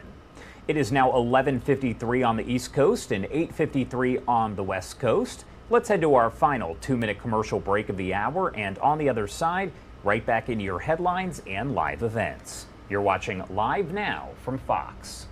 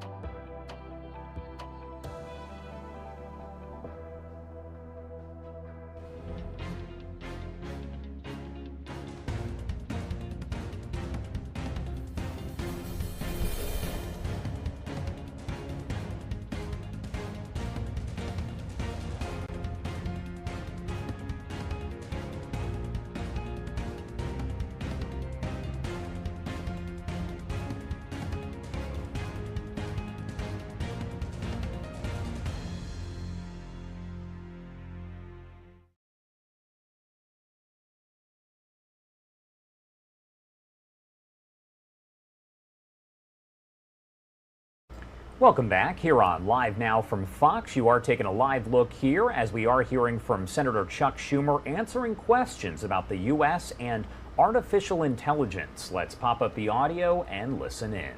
This issue of competition within the AI industry and ensuring that this technology is not just dominated by a small handful of companies. It's balance. On the one hand, you want innovation, and you know if certain companies, be they large or small, have that innovation, you don't want to stifle it. But on the other hand, you want to ensure that many others get a chance at it. That's one of the great questions we face. Some of it relates to OpenAI, but even without OpenAI, we have to decide those sort of guidelines. And I'd say it's balanced, but we certainly don't want a situation where 2 or 3 companies dominate and everyone else is closed out. And then, we have a lot of people asking what is the timeline for this legislation that you've talked about and how they can be involved in moving this process forward. Okay, first question, the timeline. We're not going to set an artificial deadline. It has to be done by this date. But I would give you this, I would say this. It's not going to be days or weeks, but it's not going to be years. Months would be the proper timeline that I would give you. Great. Well, every minute that we have the opportunity to spend with Senator Schumer is truly precious, and his time is truly precious. So this is going to reach the conclusion of the event. But on behalf of CSIS, on behalf of the Wadhwani Center for AI and Advanced Technologies here at CSIS, thank you so much for spending the afternoon with us. Thank you, CSIS. Thanks for coming, everybody.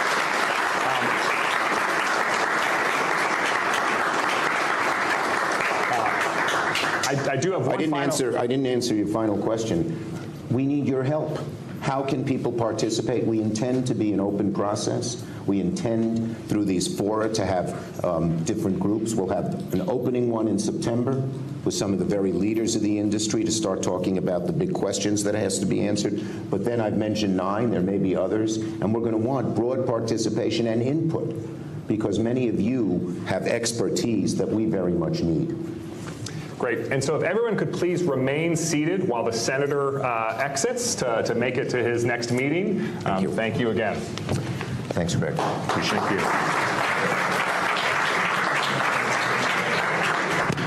All right, that concludes that event right there. That is Senator Chuck Schumer speaking on the future of artificial intelligence. I do want to get to some of the other big stories that we do continue to cover here on Live Now from Fox. You've probably seen this video a few times over the last couple of days here. I want to get to the latest on the search for that missing submersible carrying 5 people to the wreckage of the Titanic. A Canadian military surveillance aircraft detecting underwater noises amid that search. Now, the Coast Guard not specifying what it believes the noises could be, but there is quite a bit of speculation. This comes as the Coast Guard has said the submersible likely has less than 24 hours left of breathable oxygen.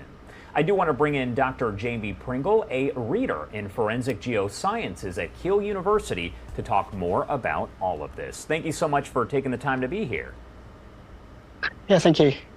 So first off, just kind of break down for me your thoughts as you've watched all of this play out over the last several days here. A lot of eyes are on this situation and a lot of people paying very close attention. Yeah, it's interesting, isn't it? I don't know if that's the actual wreck that that makes it so high profile, or the fact it's a rescue operation. I think people are so fascinated with. Could be either of those things, I guess. For sure. So in your opinion, and this is kind of a big question here, but is a rescue even possible at this point? I mean,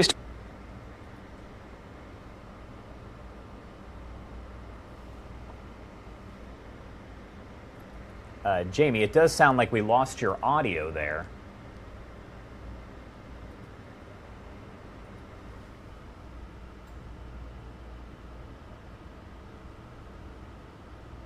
All right, well, unfortunately, it does sound like we lost your audio, Jamie. Not sure if you can still hear us.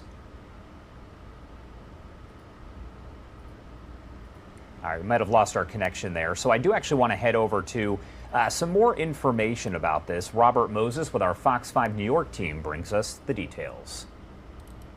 early this morning, the U.S. Coast Guard said that a Canadian aircraft detected underwater noises in the search area, which is in the North Atlantic and about the size of the state of Connecticut. The news provided a shred of hope in an increasingly dire situation. It followed a report from Rolling Stone pointing to Homeland Security emails that rescue teams heard banging sounds every 30 minutes. Time is of the essence because oxygen could run out by tomorrow morning if the vessel is still intact and operating. The carbon fiber submersible called the Titan, operated by Ocean Gate Expeditions, is believed to be in waters that are nearly 13,000 feet deep or more than 2 miles below the surface. The 5 people on board have not been heard from since about an hour and 45 minutes after they submerged on Sunday, bound for the wreckage of the Titanic. This morning, there is word that a host of experts, including Ocean Gate's one-time director of marine operations, David Lockridge, issued dire warnings as early as 2018. Lockridge cautioned that passengers would be subjected to, quote, potential extreme danger in an experimental submersible. The company dismissed Lockridge's assessment at the time by saying that he was not an engineer and not hired or asked to perform engineering services on the Titan. The 5 people on board include Ocean Gate's CEO Stockton Rush, British adventurer Hamish Harding, Shahzada Dawood, a British businessman, and his son Suleiman, and the French explorer and Titanic expert Paul-Henri Nargeolet, who in an eerily prophetic video warned of what could go wrong on an expedition like this one. That 5 days is with the oxygen, with the food, with the water and everything like that. But we know very well that we will die before with the temperature. Because the real problem at this depth is the temperature.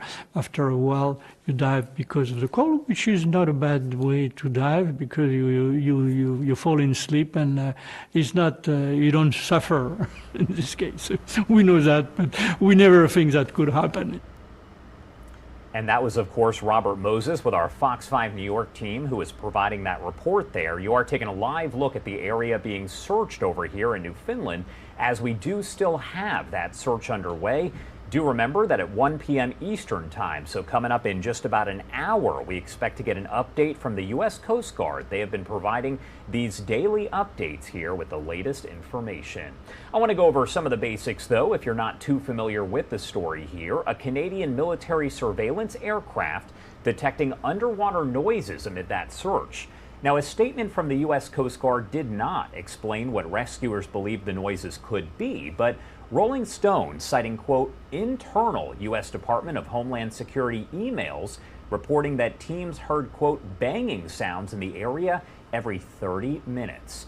In underwater disasters, a crew that is not able to communicate with the surface relies on banging on the submersible's hull to be detected there by sonar. Based on what the U.S. Coast Guard has said, that submersible likely has less than 24 hours of breathable oxygen left at this point. And as of late Tuesday, crews had searched more than 10,000 square miles of that remote area where the vessel could be. I do actually want to see if we can bring in Dr. Jamie again. He is Dr. Jamie Pringle. Can you hear us? All right, we're going to bring him back in and we're going to talk a little bit more about this here. Thank you so much for taking the time to be here. We appreciate it. No problem. Okay, so first off, just kind of break down for me if a rescue is possible in your opinion and how a rescue effort like this would even work. Yeah, I mean, it's obviously a really tough search area. You've got 3 big issues here. You've got obviously the water depth, which is really deep.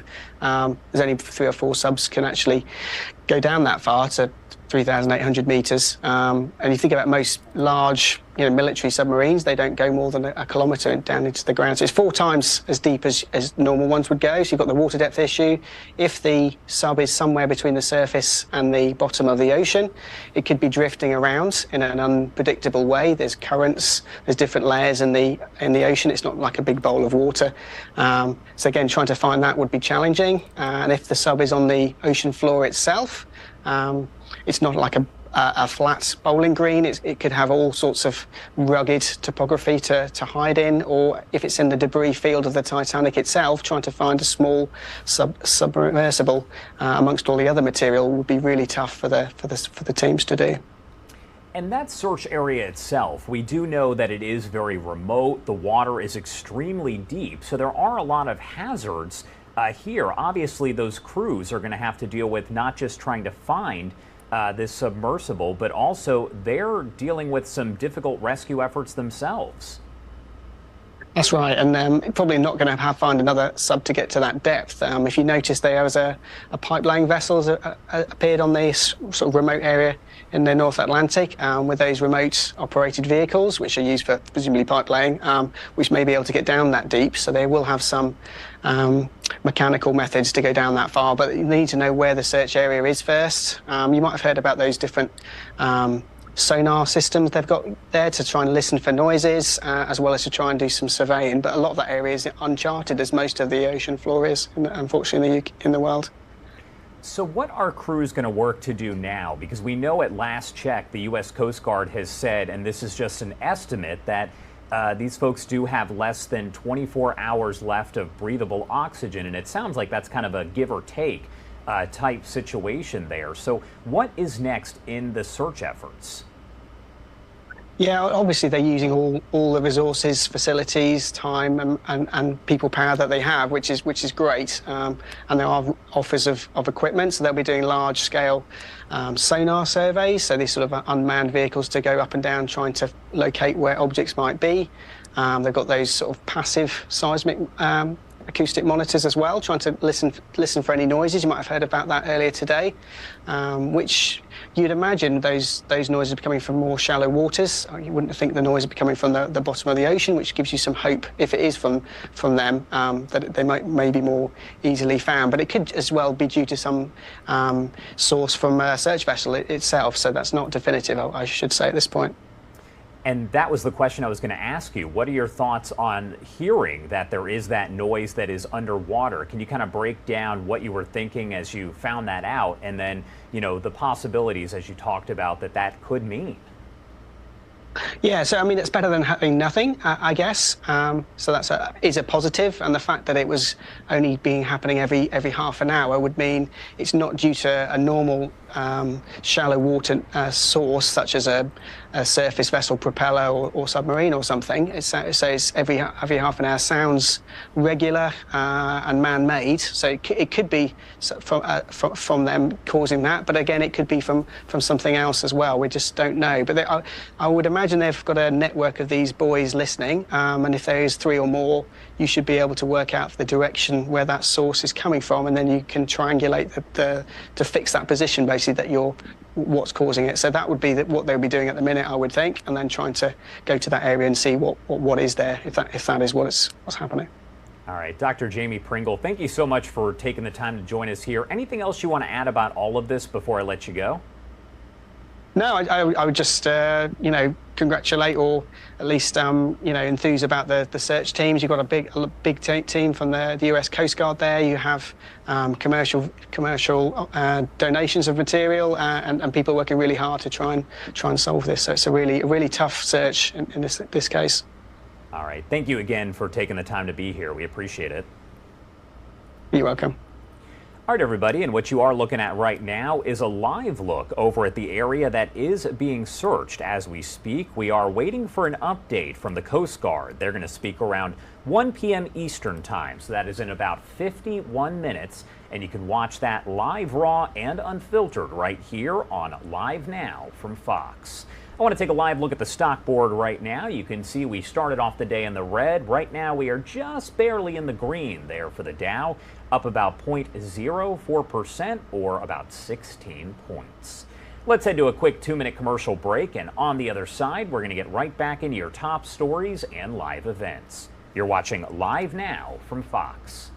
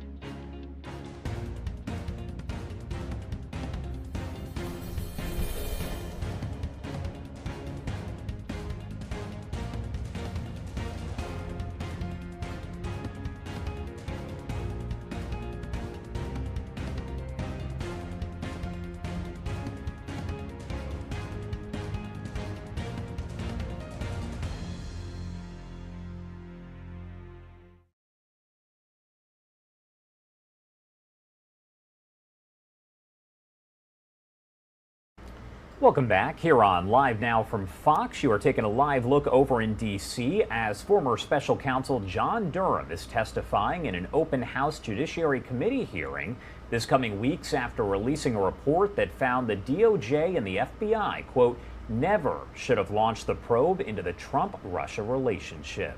This is Durham's first public testimony. Now, he did testify behind closed doors before the House Permanent Select Committee on Intelligence just yesterday. Let's pop up the audio and listen in live, raw, and unfiltered. More disciplined approaches to these matters can be affected by some of the recommendations we made, yes. Okay. I would say you did not suggest any significant changes.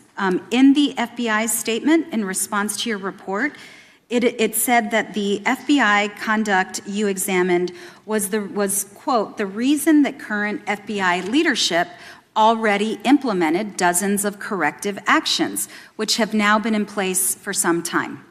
Mr. Durham, do you know why the corrective actions have been in place for some time at the FBI? I think I know, yes. Okay. Is it because the Inspector General finished his report 3.5 years ago, making recommendations for changes that the FBI could make? In part. Okay. In the 4 years that you spent tracking down Donald Trump's conspiracy theories, other investigations were conducted and completed. These investigations and the Horowitz investigation primarily identified the problems with the FBI investigation. But the one thing the Horowitz report did not do was give Donald Trump and my MAGA Republican colleagues across the aisle talking points for their conspiracy theories. On that front, you delivered. I'd like to yield the remainder of my time to my colleague, Mr. Schiff. Mr. Durham, your report attempts to make a case that the Clinton investigations of Clinton were given more favorable treatment to that of President Trump. But you leave out one very notable example, and that is your report makes no discussion of the fact that the email investigation into Hillary Clinton was made very public before the election, was it not? You had James Comey discussing Hillary Clinton's emails in the days leading up to the election? If I follow your question, I don't think that the report says that the Clinton administration, that Mrs. Clinton was given more favorable treatment. I think what the report says is that the FBI exercised some considerable discipline in how it was going to approach those matters as compared to how the FBI people who were involved in Crossfire Hurricane approached Crossfire Hurricane. I think that's what the report says. Why, Mr. Durham, would you leave out the glaring contrast between the FBI's public discussion of the Clinton investigation right before the election and its keeping confidential the Trump investigation? Wasn't that a glaring disparity in how they were both treated? I don't know. I mean, the FBI did and Mr. Comey did what they did. I was asked to. Yes, they did what they did. And we've been dipping in and out there as Special Counsel John Durham has been testifying before the House on the Trump-Russia probe. We do have another live event that is getting underway as we speak here. This is actually over in Houston, Texas, where civil and human rights activists are going to be speaking. They say the Harris County Jail is a, quote, house of death, and Harris County helped the hospital of horror, they call it, strike again after 2 more deaths. I do want to pop up the audio. It looks like that is about to get underway here. The shot actually just froze as I said that, but let's try to pop up the audio to see if we can hear it. Yeah, right at the line. She's talking to on the right at the line. Shorter people. I see you. Turn that way. Here. Right here. I see you. Okay, y'all right here. Come. Because I need to see one. All right, so it appears that the shot is frozen there in Houston. So for now, we're just going to kind of let that sit, and once it does start, we'll bring you out there as well. But let's actually head back over to that testimony underway with Special Counsel John Durham. Documents, talking to the relevant witnesses, determining the credibility of those witnesses and documents, and doing a lot of that by seeking corroboration of what is either provided in written testimony or oral testimony or in documentary form. Is that true?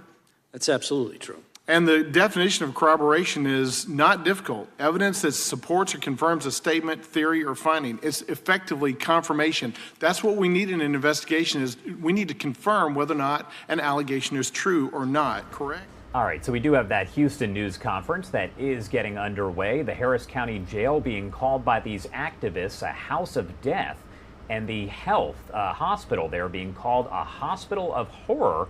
Let's head over to that news conference as it is getting underway. Again, this is courtesy our Fox 26 Houston team. Can I see your ink pen, baby? Decided who's going to speak.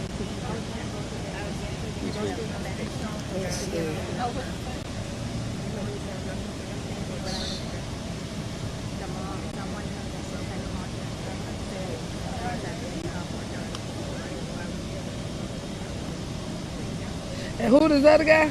Come right here, sir, so we can get your loved one's information and your name for the news.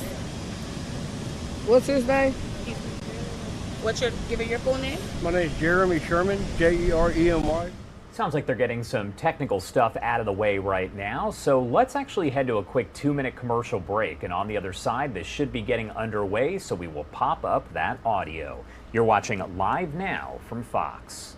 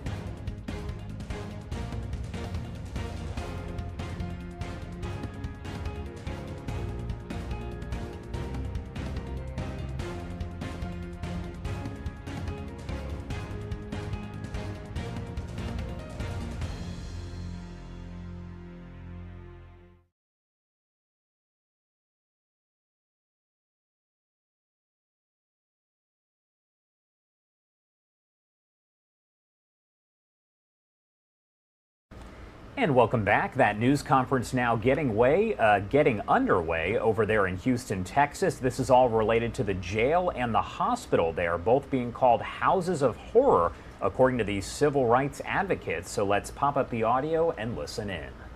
Health Hospital, which is the hospital of horror, has strikes again. We have several families that are standing behind us because their loved ones died due to the negligence.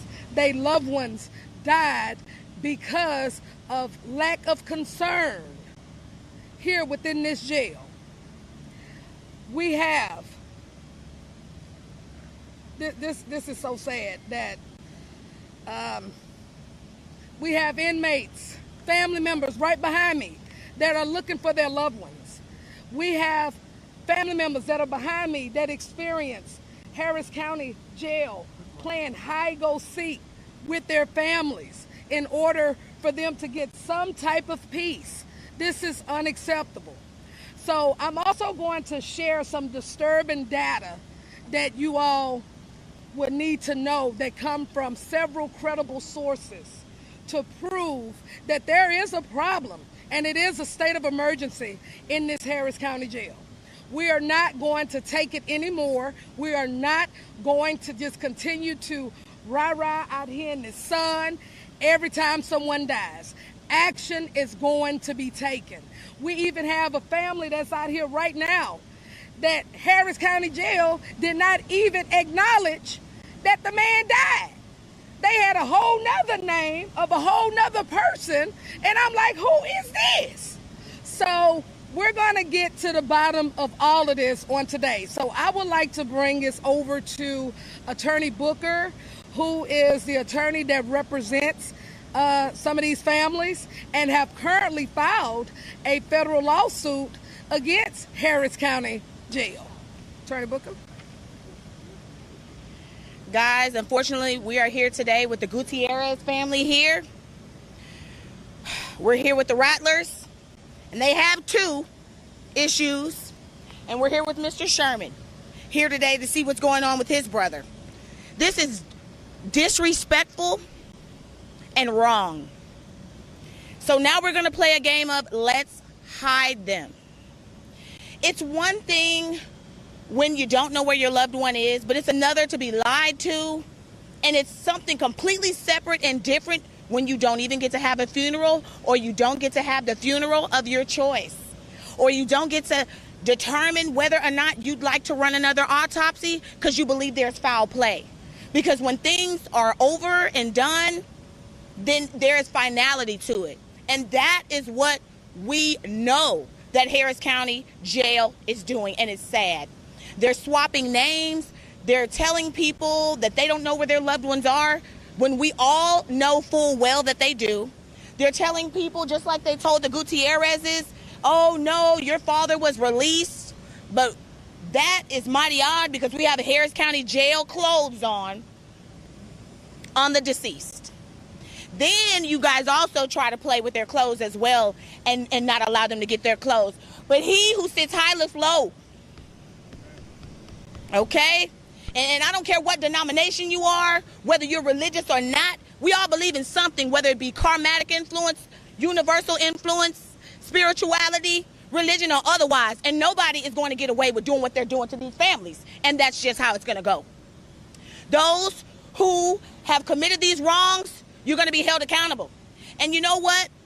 I don't understand why Gonzalez and Forza doesn't just raise their hands up, say they're sorry for the mismanagement, if nothing else, and allow these families to move on with their lives. You're going to hear different stories from these families today. I don't want to take much of the time up because this is about them and their loved ones, guys. And I want them to give their GoFundMes because they need help. Because what do you do on the eve of something when you've got to bury and you had no understanding before? And you weren't given any time to plan and any time to come up with anything. And I think this is exactly what Harris County wants because it's exactly what they're causing to have happen to these people. So we're going to start off and we'll talk to the Gutierrez family so they can say their piece. You see them here with these beautiful children who have lost a loved one. Nobody who is losing a loved one in Harris County Jail will go unnoticed. I want you all to hear me. You will not lie to these families. You will not hide the deceased, and you will not refuse to state completely, openly, what happened. Gutierrez family. Give them your name and who you are. And spell your first and last name. I'm Jeanette Gutierrez. First name Jeanette, Jeanette. Last name Gutierrez, Gutierrez. I am the first daughter of Lawrence P. Gutierrez. My dad was only 49 years old. My God. It took us a while. It was a journey to look for my father. After his voice, we've been calling him when I found out he was released. We called multiple times on his phone, went straight to voicemail for days, and then days went to weeks. Never would I thought that I'll be here speaking in regards to my dad's death. We tried numerous of times reaching out to the county jail. They failed to release proper information in regards of my father.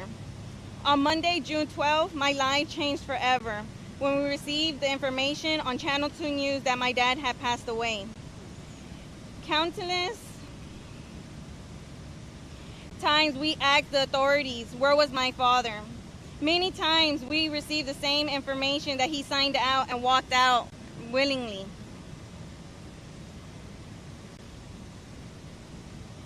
If my father signed out, he would be home with his kids, all 9 kids that he left behind, including 8 grandchildren he left behind and 1 on the way that he would never get to meet. My father took his last breath on earth on June the 6th. Justice, it was supposed to be here to protect us, but yet all we received were lies. How this generation is going to learn to trust the system when the system had betrayed us? How can I go back to my young brothers and sisters and tell them everything's going to be all right, knowing what had happened to my father? I pray that God have mercies on everyone that was involved in my father's death. Thank you. Okay. All right, you are listening to a news conference underway there with civil rights activists. They are calling this Texas jail in Houston in Harris County a, quote, house of death. You are hearing from several different families that are coming up to the podium to speak here. We did hear from one family just now, and it sounds like another is now at the podium, so let's pop up the audio. You gotta speak up, my sister.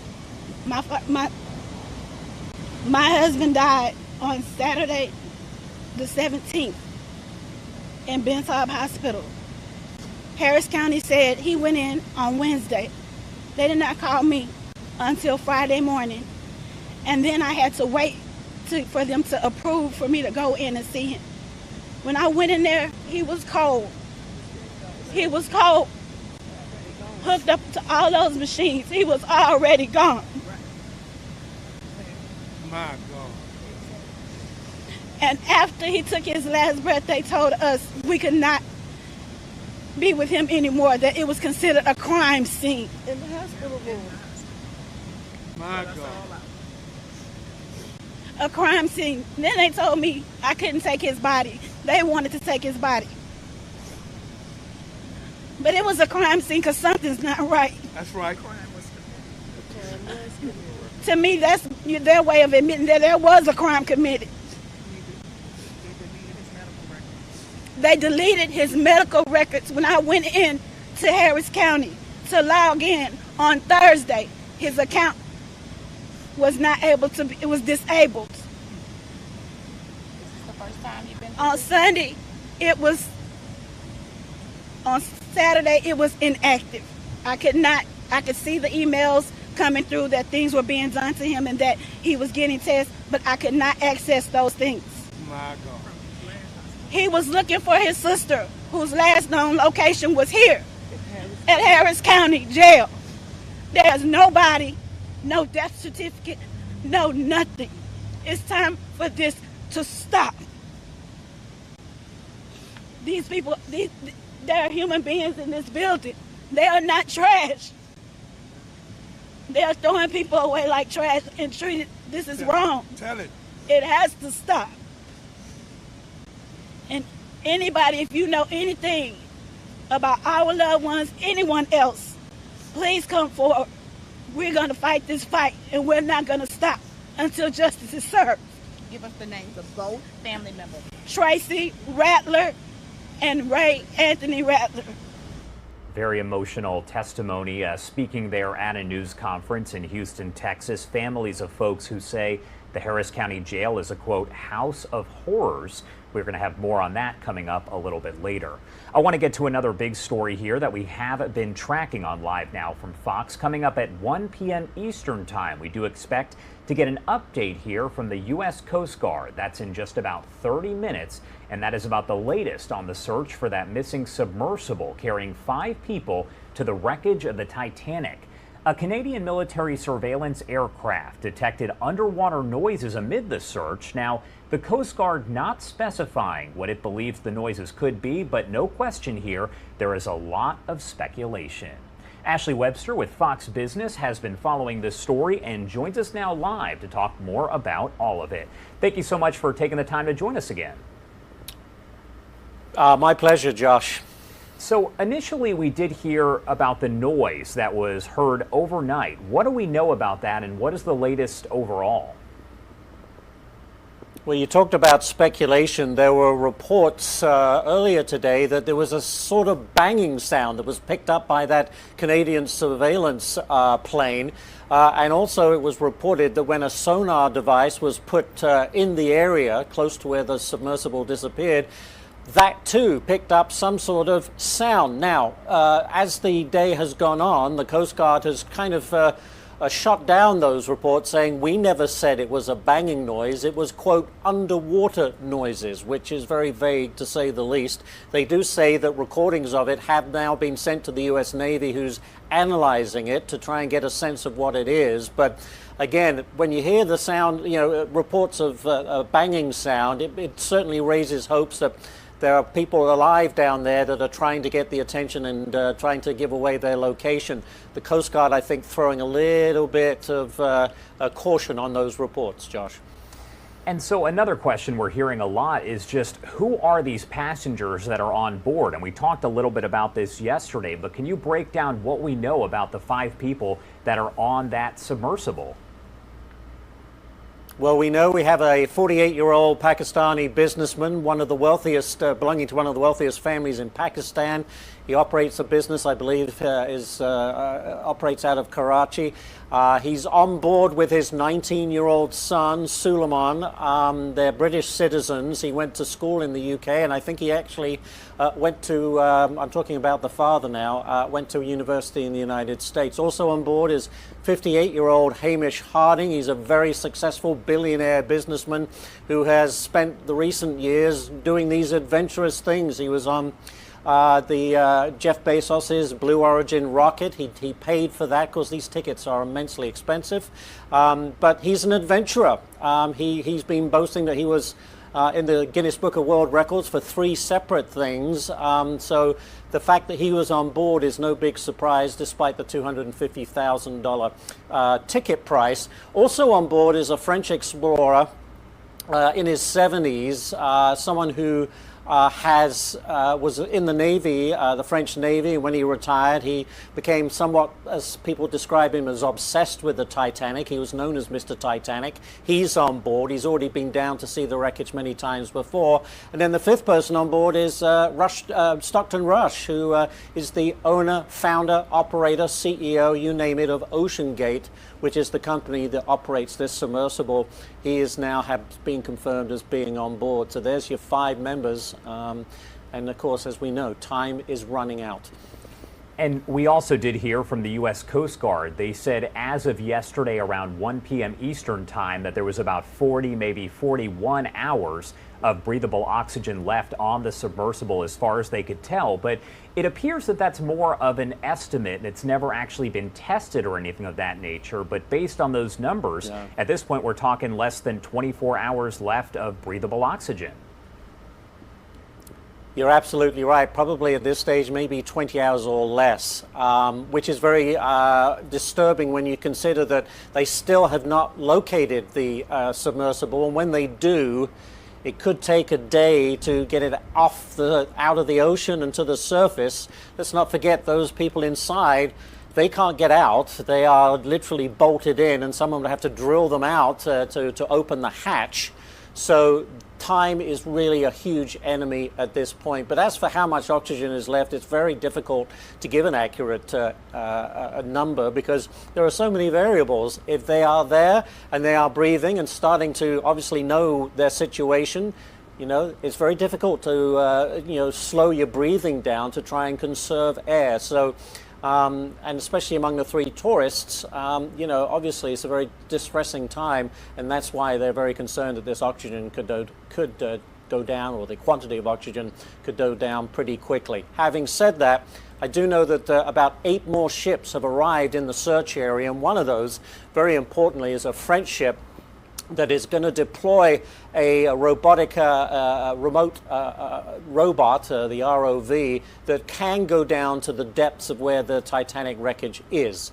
You know, the hope is it can go down there if the submersible is snagged on something, or this ROV can go down there and start the process of, you know, freeing the submersible if that's the case. And then they're going to have to put some sort of winch on the submersible and get it to the surface. But again, Josh, the problem with all of this, it's never been done before at these kind of depths. We're talking more than 2 miles down in the ocean, 2.4 miles. It's a long way down. And the whole process, which has never been done before, could at least take a day. So they are battling a lot of elements right now, but to bring it back to the beginning, they still have yet to confirm even finding where the submersible may be.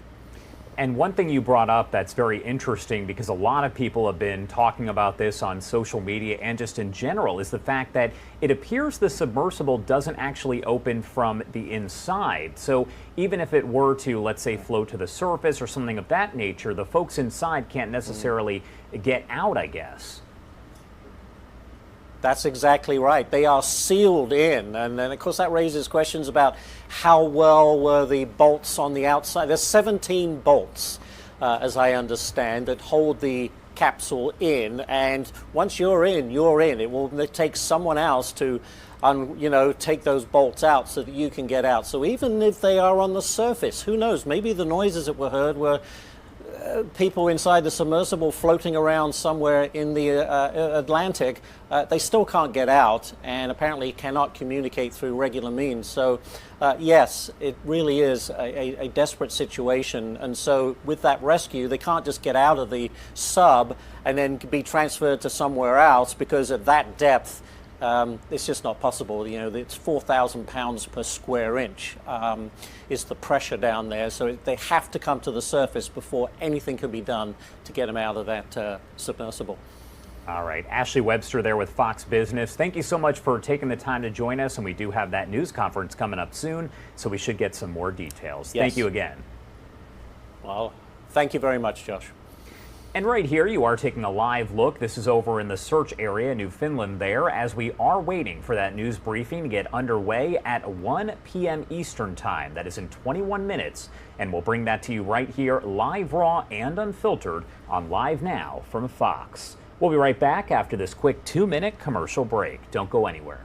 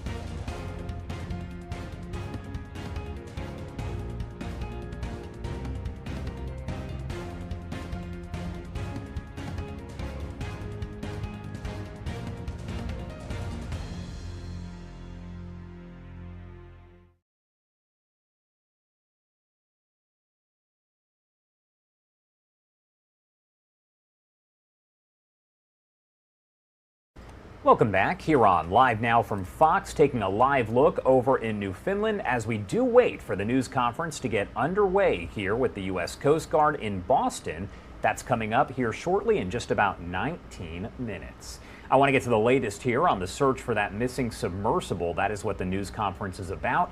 It's carrying 5 people, or was, to the wreckage of the Titanic. Now, a Canadian military surveillance aircraft detected underwater noises amid that ongoing search. A statement from the U.S. Coast Guard did not explain what rescuers believe the noises could be, but Rolling Stone, citing internal U.S. Department of Homeland Security emails, reported that teams heard banging sounds in the area every 30 minutes.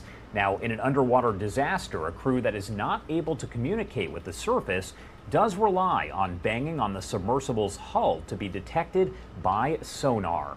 Based on what the U.S. Coast Guard has said, the submersible likely has less than 24 hours of breathable oxygen left at this point, and as of late Tuesday, crews had searched more than 10,000 square miles of that very remote area where the vessel could potentially be. The submersible was reported overdue on Sunday night, and here we are Wednesday afternoon, still no answers. But again, we do expect that news conference to get underway here in 18 minutes, so we'll bring it to you live, raw, and unfiltered.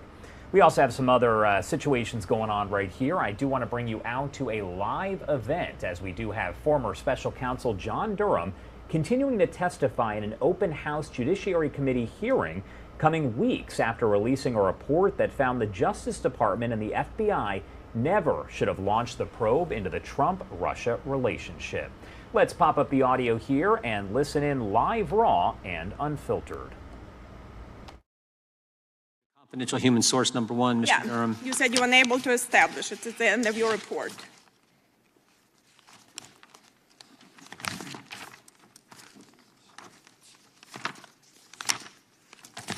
It's banned.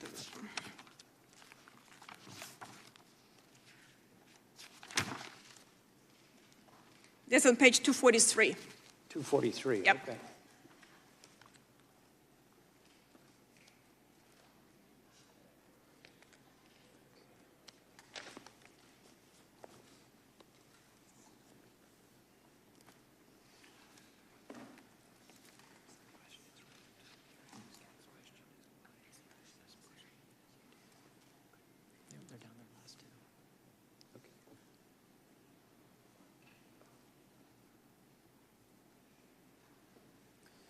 So the context of that is in the Steele reporting, one of the pieces of information that had been used in the dossiers was that Mr. Page allegedly But what, did you interview him? What did you do to establish? We got to move quickly. Mr. The Chairman, gentlelady's time has expired. We'll let the witness answer the question. We are going to have to stick closer to the 5-minute rule because they're holding votes on the floor until we finish today's business. Okay, so you can answer real quick, sure. So one of the things in the Steele report was that Carter Page allegedly had met with 2 sanctioned Russians when he was in Moscow in July.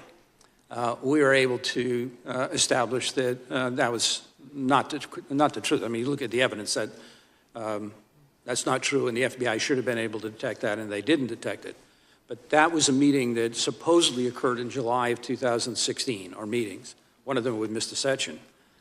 Later, when the FBI had opened Crossfire Hurricane, and in December of 2016, CHS-1 met with Mr. Page, again, recorded a conversation with Mr. Page.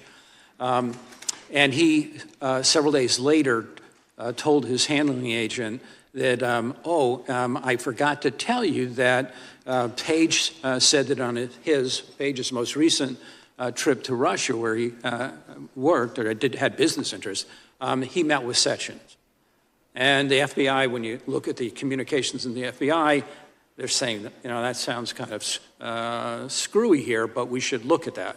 They apparently never looked at that. We went and got the recording of that conversation that had occurred between CHS-1 and Mr. Page in December of 2016. And Page never said that he had met with Sechin on his most recent visit. Mr. Chairman, the overruns, I appreciate the fact to give him a chance to answer. You're definitely going to get asked your question. It'll be the Republicans will be squeezed. I think the gentlelady's time has expired. We'll now go to the gentlelady from, I appreciate your answer, Mr. Durham. I think we understand where you're headed. The gentlelady from Missouri is recognized for 5 minutes. Thank you. St. Louis and I are here today to set the record straight about this political investigation conducted on behalf of the twice impeached, twice indicted former white supremacist in chief, Donald Trump. From the start, this entire investigation has been an attempt to undermine the findings of the Mueller investigation and distract the people of this country from Donald Trump's corruption. That's why it began just days after the release of the Mueller report. And that's why 4 years later, and no matter how much my colleagues across the aisle claim otherwise, the Durham investigation did not exonerate Mr. Trump or any of his associates. Mr. Durham, I'd like to briefly discuss a few of the different Trump-related items that your report does not touch on. In the interest of time, you can just simply answer yes or no. The Mueller report found that Trump campaign chairman Paul Manafort knowingly shared internal polling data and information on battleground states with a Russian spy. Did you find this to be untrue? I did not find that to be untrue. Thank you. Thank you for that. The Mueller report found that Mr. Manafort shared this internal polling data with a Russian asset with the expectation it would be shared with Putin-linked oligarch Oleg Deripaska. Did you find this to be untrue? I didn't find it to be untrue, but I didn't look at it either. The Mueller report found that Russian military hackers first targeted Hillary Clinton's personal office within hours of Trump's infamous July 27, 2016 press conference, which we've heard already, where he said, Russia, if you're listening, I hope you're able to find the 30,000 emails that are missing. Did you find this to be untrue? When you say this, what? That Mr. Trump clearly said that. Is it publicly recorded? Did you find, the Mueller report found that Russian military hackers first targeted her personal office within hours of the infamous press conference, where Trump said, Russia, if you're listening, I hope you're able to find the 30,000 emails. Right. If that was, did you find this to be untrue? I did not find that to be untrue. Thank you. So again, your investigation, Mr. Durham, did not undercut the basic findings of the Mueller report. Those who read your report as exonerating Donald Trump are willfully deluding themselves and the people of this country. And let's take a step back for a minute.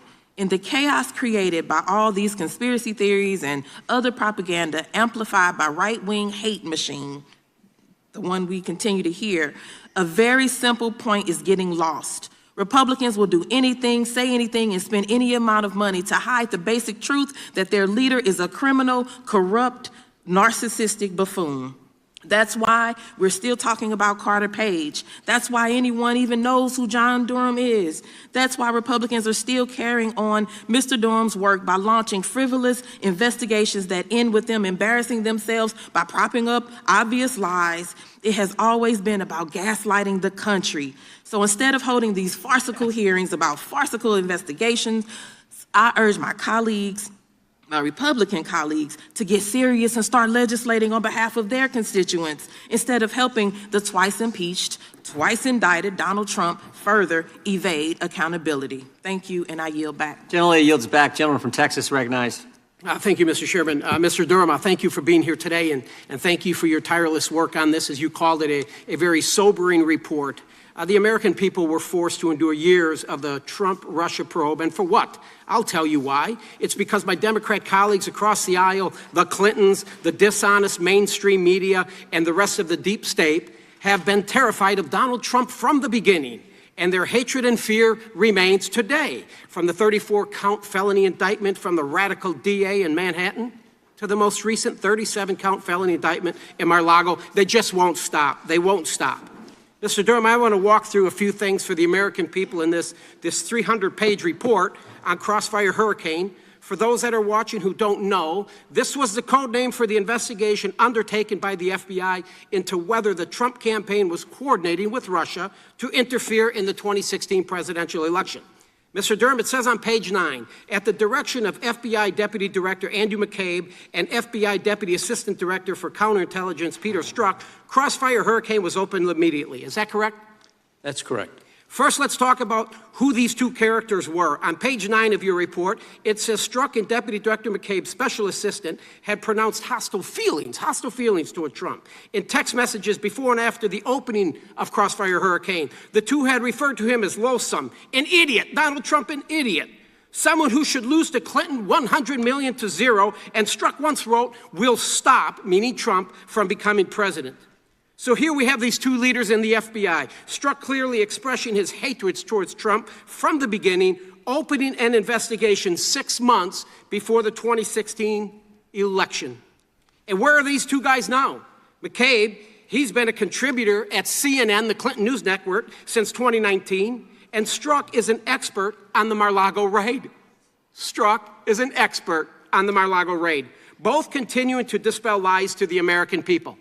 On page 10 in your report, within days after opening Crossfire Hurricane, the FBI opened full investigations on members of the Trump campaign team. The FBI then began working on requests of the use of FISA authorities against Carter Page. Is that correct? That's correct. Folks, let me... All right, so you're listening there as Special Counsel John Durham is testifying there on the FBI investigation into the Trump-Russia probe. I do want to head to our last 2-minute commercial break of the hour, but coming up in just about 8 minutes, we expect we are going to get a briefing from the U.S. Coast Guard with the latest on the search efforts for that missing submersible that has now been gone since Sunday, headed over to the Titanic wreckage, but it lost communication. So right now, this is about to get underway. You can see the podium is set up, and again, the Coast Guard should be there at the podium in just about 8 minutes. You're watching Live Now from Fox. We will be right back.